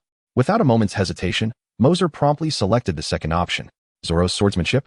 Although it is referred to as swordsmanship, he actually wields a blade. In the land of the rising sun, swords and blades are often indistinguishable. Had Mercer been wielding a conventional sword, he might not have chosen this option. However, with the dark sword in hand, a weapon devoid of the concept of a shattered blade, Mercer was confident that the dark sword possessed the capability to execute such sword techniques. He chuckled, reflecting on his past life where he could not witness the conclusion of One Piece. Now, possessing one of its skills, he felt a sense of fulfillment for his passion as an avid fan. It is not an exaggeration to say that, within the current realm of Earth, no one could rival him with such swordsmanship. He was destined to refine it to its utmost. His mastery of the blade was beyond reproach. The instant Mercer made his decision, the system immediately instilled the corresponding rewards into his mind. The dark sword flashed in his grasp. Previously, when he held the dark sword, it felt like merely an extraordinary weapon. Yet now, he was acutely aware of the weight of the hilt and the state of the blade. He felt as if he were a master swordsman, steeped in swordsmanship for decades. Regardless of the black-clad man's swordsmanship prowess, it remained within the bounds of humanity. In Zoro's universe, even the one-sword style is adorned with flamboyance. In an instant, the malevolent knight, facing Mercer, sensed an unusual intensity in his opponent's gaze. Why did it seem that he was slightly exhilarated? Moreover, his weapon appeared far from ordinary. Observing the blade glimmering with white light, contrasted by its black core, the malevolent knight could not perceive its temperature but understood that what Mercer brandished was surely not favorable for him. Hey, I hope you can withstand a bit. Do not kneel after just a few moves. Mercer's voice rang out. Without waiting for the malevolent knight's response, he propelled himself forward like an arrow released from a bow. One-sword style, Wicked Harbor Bird. Just as the malevolent knight prepared for a direct confrontation with Mercer, the latter suddenly halted. The dark sword was unleashed in a crescent slash, transforming from azure to black. As the crescent slash flew, it expanded rapidly. What began as a mere arc within seconds burgeoned to a height of 2 to 3 meters and continued to grow. Cold sweat streamed down the malevolent knight's brow as he instinctively dodged to the side. Had it not been for the infernal flames within him guiding his retreat, he might not have reacted in time. The Ghost Rider, taken aback, abruptly turned to glance behind him, a curse escaping his lips. The very spot where he had stood moments ago was now split open with a massive, willow leaf-shaped fissure. Had that strike landed upon him, he would have been filled with dread. What a remarkable combat technique, exhibiting such devastating power. Morse's figure suddenly shifted. As the electric light of the thunder fruit enveloped his fist, accompanied by a sonic boom, he struck towards the Ghost Rider, whose fiery mane flickered in response. The Ghost Rider raised his hands in a cross, conjuring a shield of hellfire before him. The thunderous assault crashed against the fiery barrier, dissipating the lightning. Yet the fierce gust of wind from the punch surged around the shield, obliterating the ancient castle on either side. The onlooking assassins, caught off guard, were flung away, their fates uncertain. Such formidable force. The Ghost Rider was momentarily astonished, yet he quickly regained his composure, violently unleashing two fiery chains, searing towards Morse. Just in time. Morse's eyes gleamed with anticipation as he sheathed his dark sword at his waist, extending his right leg forward and bending his left knee, adopting a combat stance. The fiery chains approached, and with a sudden draw of his sword, he executed a swift strike. One sword style, lion's song. A series of sharp sounds echoed, as the fiery chains shattered into fragments the size of a fingertip, cascading to the ground and gradually extinguishing into embers. The exhilaration within Morse caused the corners of his mouth to lift slightly. Truly, the technique from Zoro was formidable, perfectly wielded even with a sword. It was indeed impressive. Morse mused inwardly. Observing the Ghost Rider's retreat, Morse let out a soft huff. It was not over yet. He unleashed a flurry of punches, each accompanied by a sharp whistling sound and dazzling lightning, echoing even within the depths of the castle. Assassins who believed they were safe by standing at a distance found themselves mercilessly torn apart by the wind from the punches, their ends gruesome. The Ghost Rider could only passively defend himself, managing to leap back a distance. He stared at the chaos around him, bewildered. This attack was overwhelmingly potent. How could such a young individual possess such terrifying explosive power? Initially, he had presumed the opponent's combat style to be magical, knowing that he had previously confronted an outer god. Yet, Morse's current assault bore no resemblance to magic. Was this merely a trick? You seek souls? My soul is far superior to that fellow's. Would you care to continue? Observing the Ghost Rider's stillness, Morse did not rush to attack. A detached voice soon echoed, as black energy coiled around the dark sword, poised to unleash another crescent strike. Witnessing the opponent's calm demeanor, the Ghost Rider felt an unsettling chill within. The adversary's recent assaults have been astonishingly fierce, inflicting immense damage. Yet, he appears utterly unfazed. I have not even landed a single basic attack, while his strike seemed to unleash a devastating power. Who can withstand such force? This time, I acted with undue haste. Although Occam is indeed a malevolent entity, I am reluctant to offend another formidable individual on his behalf. It would be a futile endeavor. The Ghost Rider chuckled. Since we have yet to engage in conflict, why not become friends? Flames manifested upon the stark white skull, forming a crescent with upward curving horns, reminiscent of a smile. However, this grin appeared exceedingly bizarre on his skeletal visage, exuding no semblance of friendliness. Moser smiled faintly, observing this. The Ghost Rider believed reconciliation was at hand, and was about to inquire his name when the next words left him momentarily speechless. Very well. But you must relinquish a portion of your hellfire to me. As he toyed with the dark sword, Moser approached the Ghost Rider, weaving intricate patterns with the blade. How could I possibly grant you that? I acknowledge my prior transgression in injuring you. Why not allow me to treat you to a meal instead? The Ghost Rider stepped back, raising his hands in a gesture of surrender. Ah, that is not yours to decide. Moser's palm gestured toward the Ghost Rider with a commanding grip, the ring encrusted with a spatial gem glimmering faintly. The Ghost Rider, perplexed yet aware that it boded ill, found himself immobile, as if the very air around him had solidified. There is no way I will let you depart so easily. Come here. Moser beckoned with a finger, causing the flames encircling the Ghost Rider's head to vanish mysteriously, leaving a bare skull. In the next moment, flames identical to those that had enveloped the Ghost Rider ignited in Moser's palm. However, the manner of this fire was peculiar. Upon closer inspection, it was not a normal blaze, but rather a struggling entity yearning to escape from his fingertips. An invisible barrier ensnared the flame, rendering it utterly incapable of breaking free despite its frantic attempts. Moser released the Ghost Rider, and flames surged back to envelop the latter's head. Observing the fire in Moser's hands, the Ghost Rider's demeanor shifted. He was taken aback. Realizing that Moser had indeed accomplished the impossible, he had witnessed no one successfully seize flames before. Now we are even. If you wish to continue fighting, let us see who prevails in the end, Moser declared with a smile, eager for the confrontation. If he could not triumph over a mere ghost rider with his myriad abilities, he deemed his existence unworthy, contemplating self-annihilation. Very well, you truly are impressive. The ghost rider, with his head lowered, spoke through clenched teeth. Suddenly, he raised his gaze, and a flicker of flame ignited within his hollow eyes. Eye of judgment. He unleashed hellfire to scorch Mercer's soul. However, the anticipated cries of anguish did not echo. Mercer remained standing, adorned with a serene smile. The ghost rider momentarily froze. For such an attack could not be evaded simply by closing one's eyes. Even a blind person would struggle to escape its grasp. Yet, how was it that Mercer remained unscathed? Upon closer inspection, Mercer's eyes had transformed into an unprecedented crimson hue. If one were to gaze even more intently, they would discern an intangible energy emanating from his eyes, creating a barrier in the air just half a meter before him, resisting the advance of hellfire. Thus, the Ghost Rider's judgment I proved utterly ineffective. How could this be? What other abilities do you possess? The Ghost Rider exclaimed incredulously. Such transcendent swordsmanship, coupled with fists crackling with thunder, was enough to astound anyone, rendering ordinary means futile against Mercer. The judgment I had never before failed. Yet today it faltered before Mercer, an outcome the Ghost Rider had never anticipated. If you wish to know, I can reveal everything to you, provided you can endure it. Mercer remarked, his smile unwavering. A violet aura emanated from his eyes, enveloping him in a layer of violet armor, though the formation process was languid. As if waiting for the Ghost Rider's response. You are indeed formidable. We shall meet again. Having his flames usurped and the judgment I rendered useless. The Ghost Rider recognized the multitude of unknown abilities possessed by his adversary.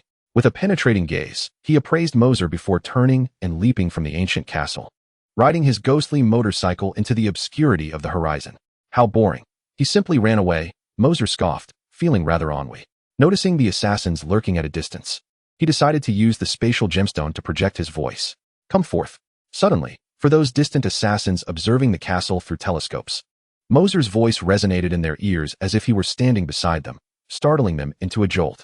After a moment of internal conflict, they resolved against fleeing. It seemed wiser to return quietly, for their opponent was extraordinarily powerful, and they were uncertain if escape was even feasible. Except for those who had perished beneath the aftermath of the prior attack, all the assassins within the castle gathered before Mercer.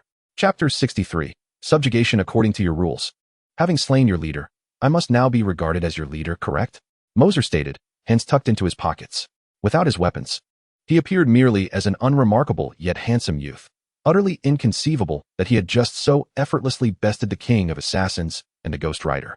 The assassins exchanged glances, seemingly seeking any dissenting opinions among them.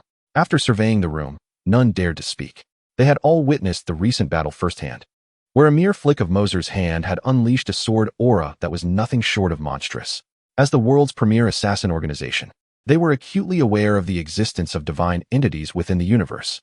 Yet, the damage inflicted by that colossal sword aura lay starkly before them. Did they truly wish to resist? Before them lay a strike, an onslaught they could not withstand, destined to dissolve into nothingness beneath its force. How could they resist? Their only recourse was submission. One individual knelt in half, and soon after, another followed suit. Gradually, the entire assembly descended to their knees in unison. How many are nearing the time to partake of the fountain of life? Mose inquired. Though the reason for his question remained unclear, he was now a king, and several among the assassins raised their hands obediently. Mose surveyed the gathering, counting 20 souls, and nodded approvingly. Step forward and report how many days remain until your time of consumption. I have 1 week left. I have 5 days remaining. I have but 1 day. I must partake today. As the last assassin uttered his words, his body began to convulse. Alas, the blood toxin has begun to manifest. Is there any blood left in reserve? Upon witnessing this scene, the assassins quickly understood the gravity of the situation, and one cried out, there was some. But now it's gone. A weak voice emerged from the crowd, and all eyes turned toward a particular spot behind them, where their gazes converged. There lay a vast pool of blood, defying logic and suggesting that some colossal beast had been wounded to yield such a flow. The blood bank has been destroyed. A shiver coursed through the crowd. That pool of blood was their amassed essence, intended for this very day. Should the man in black lose interest and deny them the fountain of life, this blood would serve as the antidote to suppress their primal savagery. So this is what they referred to as blood toxin. The blood bank had been obliterated in the recent skirmish, and I failed to notice. Mose rose and approached the assassin afflicted by the toxin, whose eyes quickly filled with blood vessels, turning the whites a sinister red, his expression grotesquely contorted. Upon seeing Mose approach, the overwhelming urge for blood rendered the assassin incapable of rational thought, and he lunged at him with a ghastly snarl. This action sent a chill through the surrounding assassins. A hallmark of the blood toxin was its ability to infect the mind, compelling individuals to rush at even the strongest adversaries indiscriminately. Mose's previous display in battle revealed a prowess that rendered them utterly outmatched in a direct confrontation. Their chances of victory reduced to nothing. How fortuitous! A living example lies before us. Mose waved his hand toward the charging assassin, and in an instant, the air around him solidified, suspending the assailant mid-leap as though a pause button had been pressed. I abhor this bloodthirsty method of control. Henceforth, you shall no longer be ensnared by such afflictions. It is time for an evolution. A small black orb, no larger than a pinky finger, coalesced in Mose's palm and was cast toward the assassin. The orb adhered to the back of his hand, and before the eyes of all present, it gradually merged into his very being. Observing this bizarre spectacle, the onlookers exchanged bewildered glances, uncertain of what had transpired. Yet the scene was undeniably strange and appeared far from benevolent. Mercer offered no explanation, his hands casually tucked into his pockets, a smile gracing his face as he regarded the assassin before him. After a brief span of 10 seconds, as he received feedback from the released dark energy, Mercer promptly lifted the spatial confinement. The assassin, known as Carl, plummeted from midair, collapsing to the ground, gasping for breath, astonished by the changes within him. Am I cured? The bloodlust has vanished. His exclamation sent ripples of astonishment through the crowd of assassins, who hurriedly approached him, probing his body in disbelief. The blood toxin had truly dissipated. Unbelievable. This was a toxin that even the strongest antidotes could not suppress, yet it had been eradicated. How could this be possible? Each voice echoed greater astonishment, for all present had endured the torment of the blood toxin. They had contemplated various remedies, from potent potions to relentless consumption of pills. Yet no dosage could contain the toxin's outbreak, and often led to fatal overdoses. In the midst of their excitement, Mercer raised his hand, unleashing a multitude of dark energy orbs, each one adhering to their bodies. He was harnessing the absorptive nature of the dark energy virus to devour the blood toxin residing within them. To these assassins, the dark energy virus was akin to a panacea, perfectly capable of replenishing the recently lost dark energy while simultaneously exerting control over them. Mercer chose not to retract the dark energy. Instead, he allowed it to remain within their bodies, not only cleansing the blood toxin, but also augmenting their physical prowess, ensuring they would serve him with greater efficiency thereafter. Relying on blood for sustenance was far too ludicrous, akin to living as vampires, merely unable to venture out during daylight. A minute later, the assassins felt as though the shackles that had long constrained them had suddenly been released, akin to the relief of dislodging food stuck in one's throat. Freed from the limitations imposed by the blood toxin, its resurgence proved far more terrifying than any drug-induced frenzy. We pay our respects, Master. An assassin immediately knelt before Mercer, demonstrating his allegiance. We pay our respects, Master. The assembly fell to their knees in unison. Previously, Mercer's battle with the Wraith Knight had seemed a mere trifle to them. However, now, having liberated them from the blood toxin, he had become their savior. The combination of a trivial contest and a significant boon had earned their heartfelt submission to this young man. Had their submission been compelled by force, they might have retained some dissent in their hearts. However, with the removal of a toxin that had plagued them for years, they could harbor no thoughts of rebellion. Many had sought medical assistance, only to discover that this toxin was deemed incurable. Yet Mercer had eradicated it, showcasing his prowess far exceeding that of the previous king of assassins. Such a figure commanded their respect. Observing the kneeling crowd, Mercer nodded in satisfaction. Before he could utter a word, a voice echoed in his mind, solidifying the smile upon his face. Alliance acquired, Assassin League. Card activated, Shadow Legion. Chapter 64. The Shadow Assassins. The moment Mose heard the name Shadow Legion, he found himself momentarily stunned. Before him, a card materialized, its presence ethereal and elusive, visible only to him, seemingly activated by the system. The card bore a name composed of 4 characters exuding an aura of enigma, Shadow Legion. The accompanying illustration confirmed Mose's suspicions. It depicted several figures clad in ninja garb, their eyes the only visible feature, glowing a vivid crimson. Obscured in expression, yet radiating an overwhelming intent to kill. Could it truly be the Shadow Legion? The definitive illustration left Mose astonished. This Shadow Legion was the very foundational combat unit frequently summoned by the antagonist from Jackie Chan Adventures. Though considered basic, it was remarkably versatile, boasting a comprehensive combat capability. And their appearance was less bizarre than that of other shadow factions. This unexpected delight had not crossed Mose's mind. He had long aspired to establish an organization of his own. Despite holding the authority of an 8th-level agent in S.H.I.E.L.D., he did not belong to their ranks and had no desire to join an organization that had been infiltrated by enemies, only to realize it too late. If he sought to cultivate a force, the Shadow Legion was undoubtedly the most fitting choice. Nothing could surpass a ninja faction that remained utterly loyal to him. At that moment, Mose also noticed a small line of text on the Shadow Legion card. Note, the first use of this card requires the initial assimilators. 1 becomes 2, 2 become 4, ensuring a continuous source. Assimilators? The term momentarily perplexed Mose, but then he realized he was surrounded by a group of potential assimilators. Upon reflection, it made sense. He possessed this card precisely because he had subdued the Assassin Alliance. Before Mose could utter another word, not a single kneeling assassin dared to move, not even a finger. This was their absolute obedience, as long as their leader remained silent. They could kneel for an entire day and night, until they could endure no longer and succumb to unconsciousness. Do you wish to possess stronger, more covert assassination methods? Mose inquired. Yes. The assembly of assassins responded in unison without hesitation. Very well, then become my shadows. In this world, no place shall hinder your incursions. As the Shadow Legion card shimmered, it transformed into dark beams that penetrated the bodies of all present assassins. Their appearances began to shift, morphing from their original forms into that of ninjas clad in night garb, their eyes now a singular shade of blood red, rendering their expressions inscrutable, yet emanating an inexorable aura of lethal intent. The sudden transformation left all the assassins momentarily stunned. After a brief moment to acclimate to their new forms, expressions of horror emerged on their faces. 1 minute to familiarize yourselves with your new bodies, Mose stated calmly, as the words fell from his lips. All those who had transformed from assassins into ninjas instantly melded into the shadows, darting towards the surrounding darkness. In an instant, the hall was left desolate. Mose, unfazed, turned and walked towards the throne at the back. Upon reaching 2/3 of the way, he paused momentarily, but ultimately ascended the throne and took his seat. After he turned around, the assembly of assassins silently knelt on one knee in their original positions, not a sound escaping their lips. How do you find your new forms? Are you satisfied? Mose inquired with a smile. Satisfied? The crowd replied in unison. Satisfied? It was an understatement. The word could scarcely encapsulate the tumultuous waves of exhilaration rising within them. This flawless method of disguise, coupled with an ability to track without a whisper, rendered them nearly undetectable. No matter how adept one was at hiding, they would always cast a shadow, and wherever there was a shadow, they could emerge.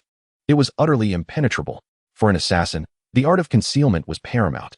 Once perfected, even a 5-year-old could wield a fruit knife lethally, let alone these highly trained elite assassins. The assassins retained their original attire, though the hues had shifted to predominantly black. Their silent presence exuded an overwhelming sense of pressure. And Mose nodded in satisfaction, gesturing with his hand. From this moment forth, the Assassin Alliance shall be renamed the Shadow Alliance. Yes, I should now be able to summon you from any distance, Mose mused, stroking his chin. The Shadow Assassins exchanged glances, astonished at this possibility. Let us test it. Run far away, as far as you can. Scatter. At his command, the Shadow Assassins leapt into the void behind them, racing into the distance without uttering a word. Blending with the night, their speed reached a level imperceptible to the naked eye. Mose mentally counted the seconds. Within 5 minutes, the Shadow Assassins had covered nearly 5 kilometers. This was an extraordinary enhancement. Feeling it was time, Mose thought, come forth. Dozens of shadows materialized beside him, transforming from 2-dimensional silhouettes into 3-dimensional figures. Not a single one was amiss. They were indeed the very Shadow Assassins who had just sprinted away. It was truly possible. Both Mose and the assassins were astonished. If the Shadow Assassins could expand in number, it would be akin to carrying an army at his side. What place could withstand his invasion then? Very well, do attend to the damaged wall, Mose instructed, gesturing towards the wall he had just shattered before departing. However, he did not leave the vicinity. Instead, he headed towards the sacred spring, the source of eternal life, typically frequented by the king of assassins. The fluctuations of the space gem radiated throughout the castle, allowing Mercer to perceive everything within its confines, even the hidden safe house beneath the ground. Soon, he arrived at an immense chamber. Rather than a mere room, it resembled a cavern. Upon passing through 2 ancient doors that appeared far older than himself, he was greeted by a grotto, minimally developed, with only the surroundings smoothed out, yet retaining the essence of a natural cave. It was no wonder the ancient fortress was built in such a location. It was intended to safeguard this spring of water, Mercer marveled. At the back of the cavern, a spring flowed gently. As he approached, he noticed the water was crystal clear, surrounded by naturally luminescent stones, casting a unique ambience upon the cave. Though it was not overly bright. Is this truly the fountain of life? It differs greatly from my expectations. Chapter 65. Unexpected wealth on his way here. Mercer had envisioned a grim scene, littered with bones. He had imagined the fountain of life to be a viscous, blood-red liquid. A ghastly and terrifying image befitting the notion of eternal life. However, everything appeared disappointingly ordinary, revealing that his own thoughts were the ones that seemed unhinged. Before him lay a pool of water, roughly the size of a bathtub, uncertain whether it had been crafted by the previous king of assassins or was a natural formation. Just large enough for a single person to recline within. Is this really the fountain of life? Observing the pristine water, Mercer dipped his hand into the spring, his palm enveloped by a black luminescent substance. The water level did not diminish, yet the quality of the water began to alter subtly. What was once crystal clear began to cloud over. It was not that the water was dirty. Rather, the microorganisms and bacteria within were vanishing. This water indeed is the fountain of life, Mercer exclaimed. The black substance was continuously absorbing the bacteria from the water, without their protective presence. Other impurities began to dissolve into the water, causing it to become murky. Previously, the unique bacteria had repelled other foreign substances, rendering them colorless and formless. It was precisely for this reason that the water in the spring appeared so clear, despite the absurdly high concentration of bacteria within. After using the black luminescent virus to absorb them, Mercer gained insight into their life habits. Those who partook of this fountain of life would harbor these bacteria within their bodies. Indeed, the concept of eternal life held true. They would consume the harmful cells and generate new ones to replace them. Eventually, the majority of the human body would be composed of cells created by them. They would not fall ill, nor would they consume themselves. Hence, they required sustenance. Blood, or the essence of new life, was the nutritional component they craved. If the host did not provide blood, they would resort to consuming the host's own blood, leading to the suffering experienced by those afflicted by blood toxicity. Without the timely infusion of new life-giving springs to restore balance, the host would be utterly consumed, a truly terrifying prospect. Such entities ought not to linger in this world. A torrent of dark luminescent matter surged forth from Mercer, swiftly cleansing the spring of all its afflictions, leaving not a trace behind. This dark essence experienced a significant rejuvenation, restoring all that had been scorched away by the flames of the malevolent night. The spring, now, was reduced to mere ordinary water. Disinterested in that which had lost its value, Mercer turned his back on the dark cave. As he stepped beyond the threshold, the space rippled, and he found himself before another door. This one, cast in bronze, bore the marks of antiquity, likely crafted centuries ago. He had previously detected the treasures within this ancient castle using a spatial gem, and the mere thought of them sent a shiver through him.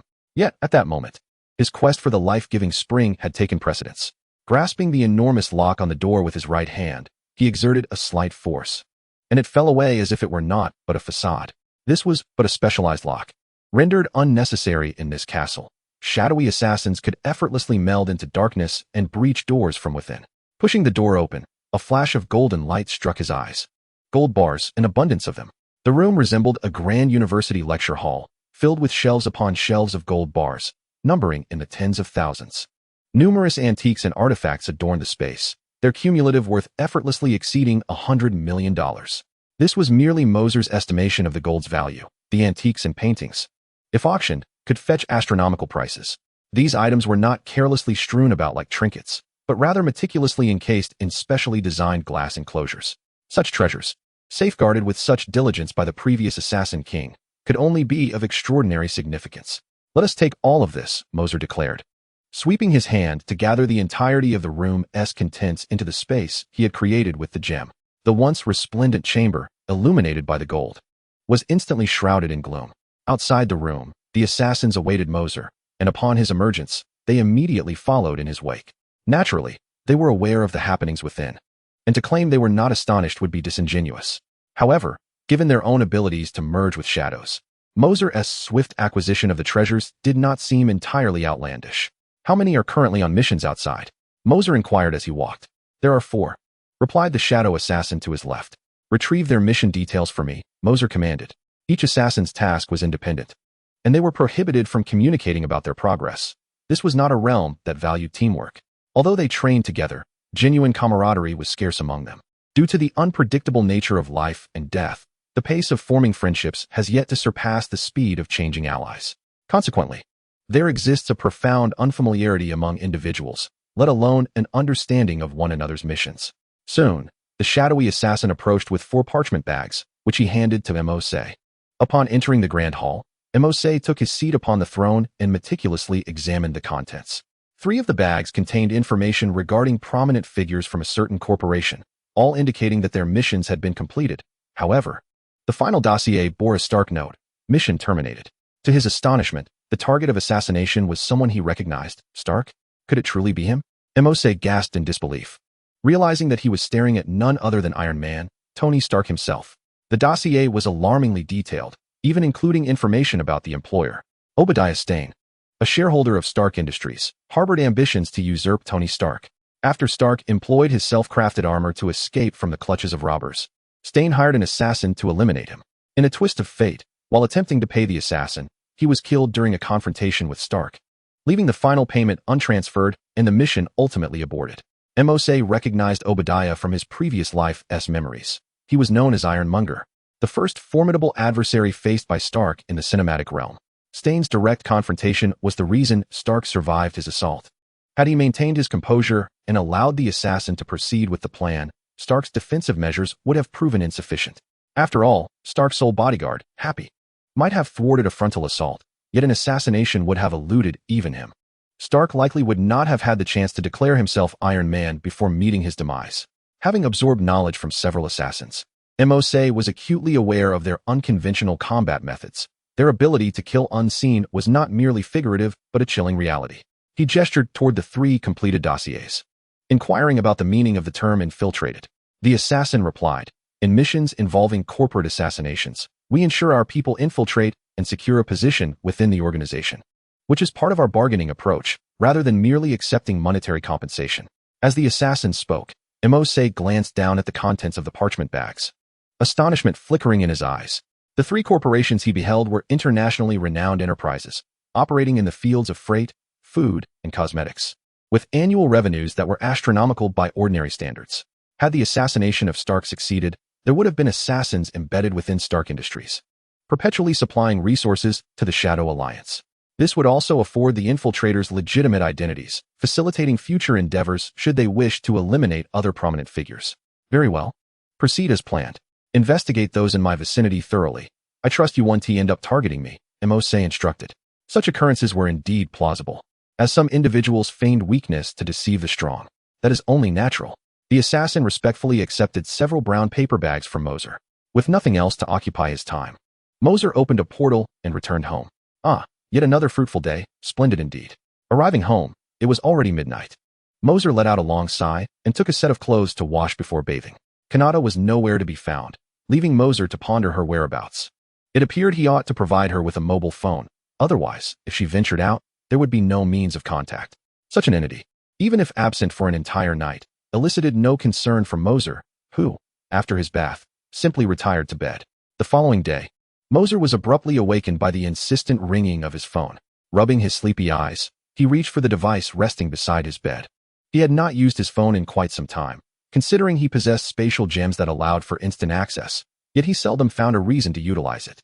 Upon noticing an incoming call, Mercer was suddenly struck by the sensation of being yanked back from a celestial realm to the mundane world. Upon answering, he was met with a rather sardonic tone. "Alex, I'm delighted that your phone is still operational. I want to dwell on the fact that I've attempted to reach you numerous times without success." A woman's voice resonated from the other end, and Mercer realized he had over 20 missed calls. He had been oblivious, as his phone was always on silent, and with so many matters at hand, it had escaped his notice. The woman continued, "You're about to start school. Are you still planning on attending? If not, we want to cover your tuition fees, which would be a waste of money." The speaker seemed eager for Mercer to declare his intention to drop out, allowing them to forego any responsibility towards his education. Despite the myriad of events that had transpired, Mercer had acquired formidable power, yet his societal status remained that of an ordinary second-year high school student. "I must devise a method to elevate my social standing," Mercer mused. "Even if I possess the strength to vanquish gods, I still remain merely a typical high school sophomore in the eyes of the world. What did you say? The voice on the line inquired, having not caught his words.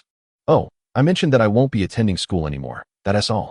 With that, Mercer had little desire for further conversation and promptly terminated the call. During his previous struggles, that foster family had provided him no assistance whatsoever. His life had mirrored that of Harry Potter, yet far more dismal. It felt as though he were not a foster child, but rather a slave they had taken in. After a few days of crossing over, Mercer had moved out, bewildered as to how the original inhabitant had endured such a situation for so long. Now that he had improved his lot, he felt no inclination to inform them, lest they orchestrate a melodramatic family reunion. At present, he no longer required formal education. For ordinary individuals, schooling serves as a pathway to a brighter future. However, Mercer now possessed vast wealth in the form of gold bars and antiques awaiting his attention. Whether he attended school had become rather inconsequential. Just as he contemplated this, another round of ringing interrupted his thoughts. Glancing at the screen, he noted that this call came from an unfamiliar number. Upon answering the call, a somewhat familiar voice resonated. Mercer, this is Stark. What's the matter? Mercer glanced at the clock. It was still early morning, and Stark had already reached out to him. Didn't you say you could let me examine your sword? I can hardly contain my anticipation and wanted to know if you're available now. Stark's laughter echoed through the line. Right now? Certainly. Just send me your address, and I'll come to you. Mercer responded, You're coming to find me? Isn't it more appropriate for me to visit you since I'm the one in need? It's not a bother at all. I'm quite eager to see your Iron Man suit. Is it inconvenient? Mercer inquired. Haha, not at all. I would be delighted to have you over. I'll send you the address. Just drive straight in when you arrive. Stark chuckled. Without further ado, they ended the call, and shortly after, Mercer received a text message. He glanced at it briefly before rising to wash up and head out. Though he could have directly traveled using the Space Stone, he preferred to drive. There was no rush. Such a splendid car should not be disregarded. It deserved to be driven occasionally, unless the destination was truly far away. After an exhilarating 40-minute drive, Mercer arrived at his destination. Stark's mansion towered over Mercer's modest villa, undoubtedly worth several $1 million, not to mention the exquisite interior design. Approaching the grand entrance, the automatic doors opened, and an English-accented voice greeted him. You must be Mr. Mercer. Please come in. Mr. Stark is awaiting you in the studio. Mercer turned to the small camera perched under the eaves, which he presumed to be the artificial intelligence Stark frequently utilized, JARVIS. Without further delay, he drove through the opened automatic doors.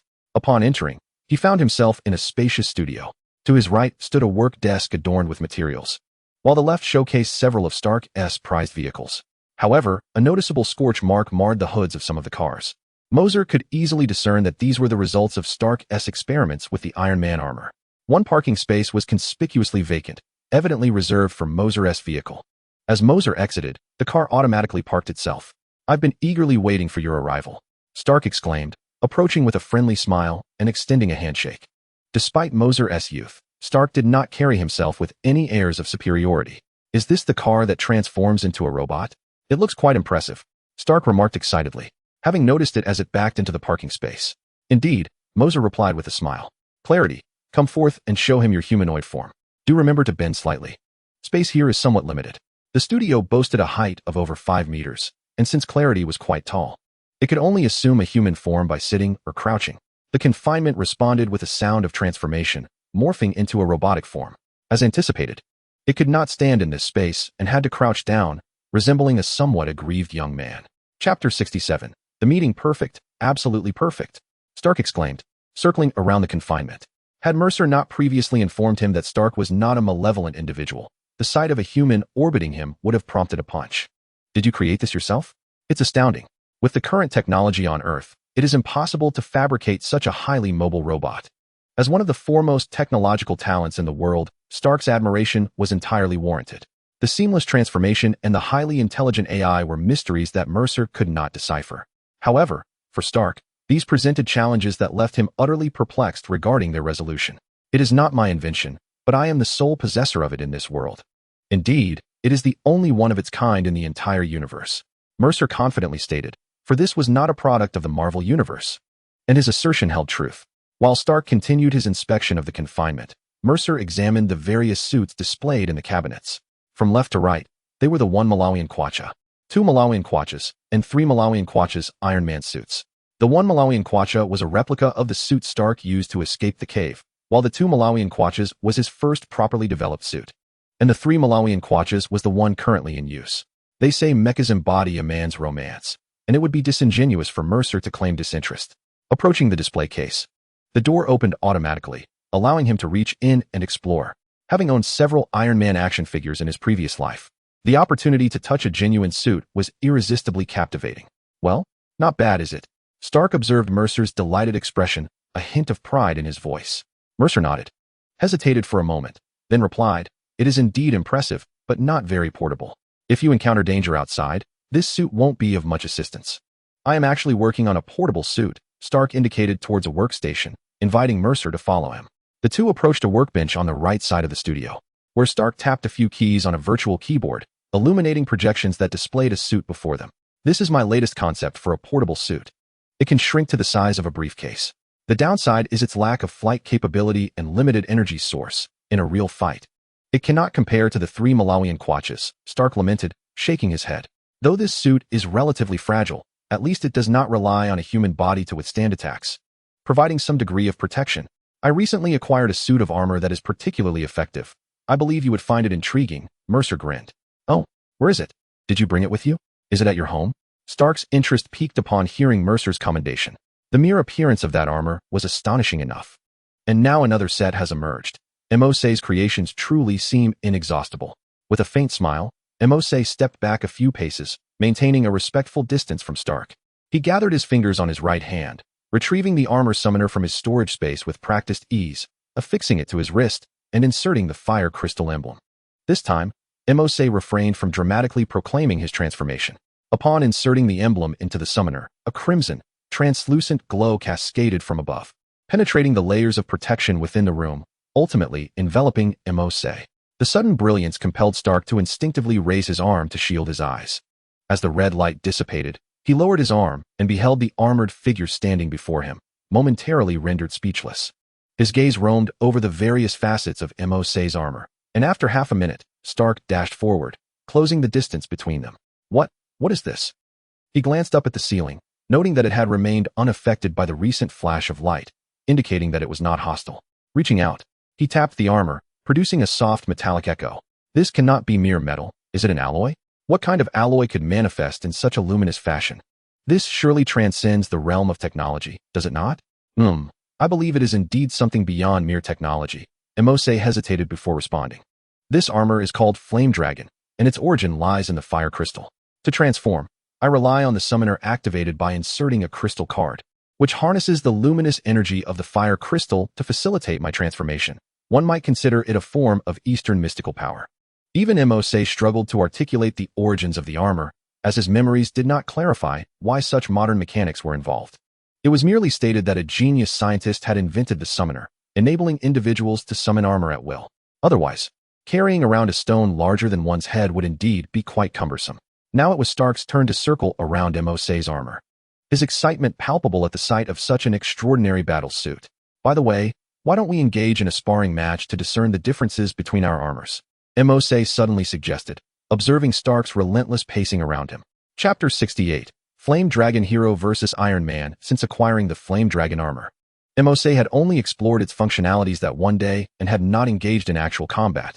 He remained unaware of the armor's combat data. Naturally, it would be impractical to seek a sparring partner like Ganata. Aside from her willingness, her physical capabilities were far beyond that of an ordinary human. Moreover, he could not suppress his enhanced abilities to the level of a normal person as Mose had done, thus missing out on practical combat opportunities. Now that he was with Stark, he could finally have a chance to spar. This was a splendid opportunity for real combat. Certainly, a few days ago, after my spar with Obadiah, I have been tirelessly engaged in the workshop, developing battle armor, while also seeking to refine my combat skills. Ever since Stark acknowledged his identity as Iron Man, he has been eager to seize opportunities to don the armor for practical training. However, finding a worthy opponent is no simple task. "All right, let us suit up," Mercer exclaimed, unable to contain his excitement. "Absolutely," Stark nodded, preparing to don the armor when someone entered the workshop. "Tony, why did you skip today's crucial meeting? There are numerous matters to address following Obadiah's demise." A woman entered, clad in a crisp white office uniform, writing notes on a document as she hurried in. Upon noticing Mercer in his blazing dragon armor, she gasped, "Tony, have you developed another suit of armor?" "Madam, this is not his creation. There is someone inside," Mercer interjected, waving his hand, startling her further. Let me introduce you, Stark said, jogging towards them. This is Pepper Potts, my secretary, and this is Alex Mercer, my friend. Mercer recognized the woman, often playfully referred to as Pepper by Stark, one of the few individuals who genuinely cared for him and who would eventually become his wife. They exchanged nods as a form of greeting. Looking at Mercer clad in armor, Pepper turned to Stark. Do you have something important going on right now? Indeed, Mercer wants to spar with me, and I'm just about to put on the armor. No time to waste, Stark replied, rushing towards the Iron Man suit. With the aid of the AI, Jarvis, he began to don the armor. It was a rare sight to behold Stark exhibiting such excitement. It was the first time she had seen that expression on him. As she watched him suit up with Jarvis's assistance, his smile captivated her, for such pure joy was seldom displayed by Stark, apart from his armor development. In less than a minute, Stark stood before Mercer, fully equipped, with both men locking eyes in silence. Oh right, I should probably step outside. I wouldn't want to get caught in the crossfire, Pepper thought, hastily moving towards the exit. I'll be upstairs, call me when you're done. Tony, you still have numerous matters to address. Don't let your mind linger solely on the armor. Yes, Stark replied, his voice tinged with a hint of exasperation beneath the mask as he listened to Pepper's admonitions. She truly cares for you. Such individuals are rare, Mercer remarked with a smile. Stark turned his gaze towards Pepper, who was just about to ascend the stairs. Upon noticing his gaze, she offered him an encouraging gesture. Before departing, she pointed to the documents in her hand, reminding Stark not to overlook the affairs of Stark Industries. A secretary who manages the CEO to such an extent is indeed a rarity. Upon witnessing the impending clash between the two individuals, the perceptive Gene Bee prudently crouched to the side, seeking to avoid any collateral damage from their impending confrontation. Shall we engage in battle here? Observed Mize, gesturing towards a cluster of luxurious vehicles nearby as he inquired of Stark. Not to worry, we can fight right here. Any damage incurred will be my responsibility, Stark declared with a boisterous laugh, flexing his limbs in preparation, eagerly anticipating the bout. Very well, let us commence, Mize retorted, shaking out his wrists. He inhaled deeply, regulating the enhancements bestowed upon his physique by the Blacklight virus to align with that of an ordinary human. Presently, his normal punch could deliver a force of tonnage, and augmented by his armor, he could easily dispatch Stark with a single blow. It was only by tempering his abilities to the realm of the average that a fair contest could be warranted. Otherwise, a unilateral domination would serve no purpose. With a powerful thrust of his foot against the ground, the force unleashed by the flame dragon armor exceeded Mize's expectations. In the blink of an eye, the distance of 10 meters between him and Stark was closed. His raised right fist ignited with a fierce flame, crashing down towards Stark. Your fist is ablaze, Stark exclaimed, utterly taken aback by the unexpected swiftness of his opponent, hastily raising his hands to block, only to be propelled backward by the searing impact of the fiery strike. Be cautious, for my armor is no trifling matter, Mize proclaimed, though he too felt a tinge of surprise. The portrayal of such feats in television series had significantly understated the reality.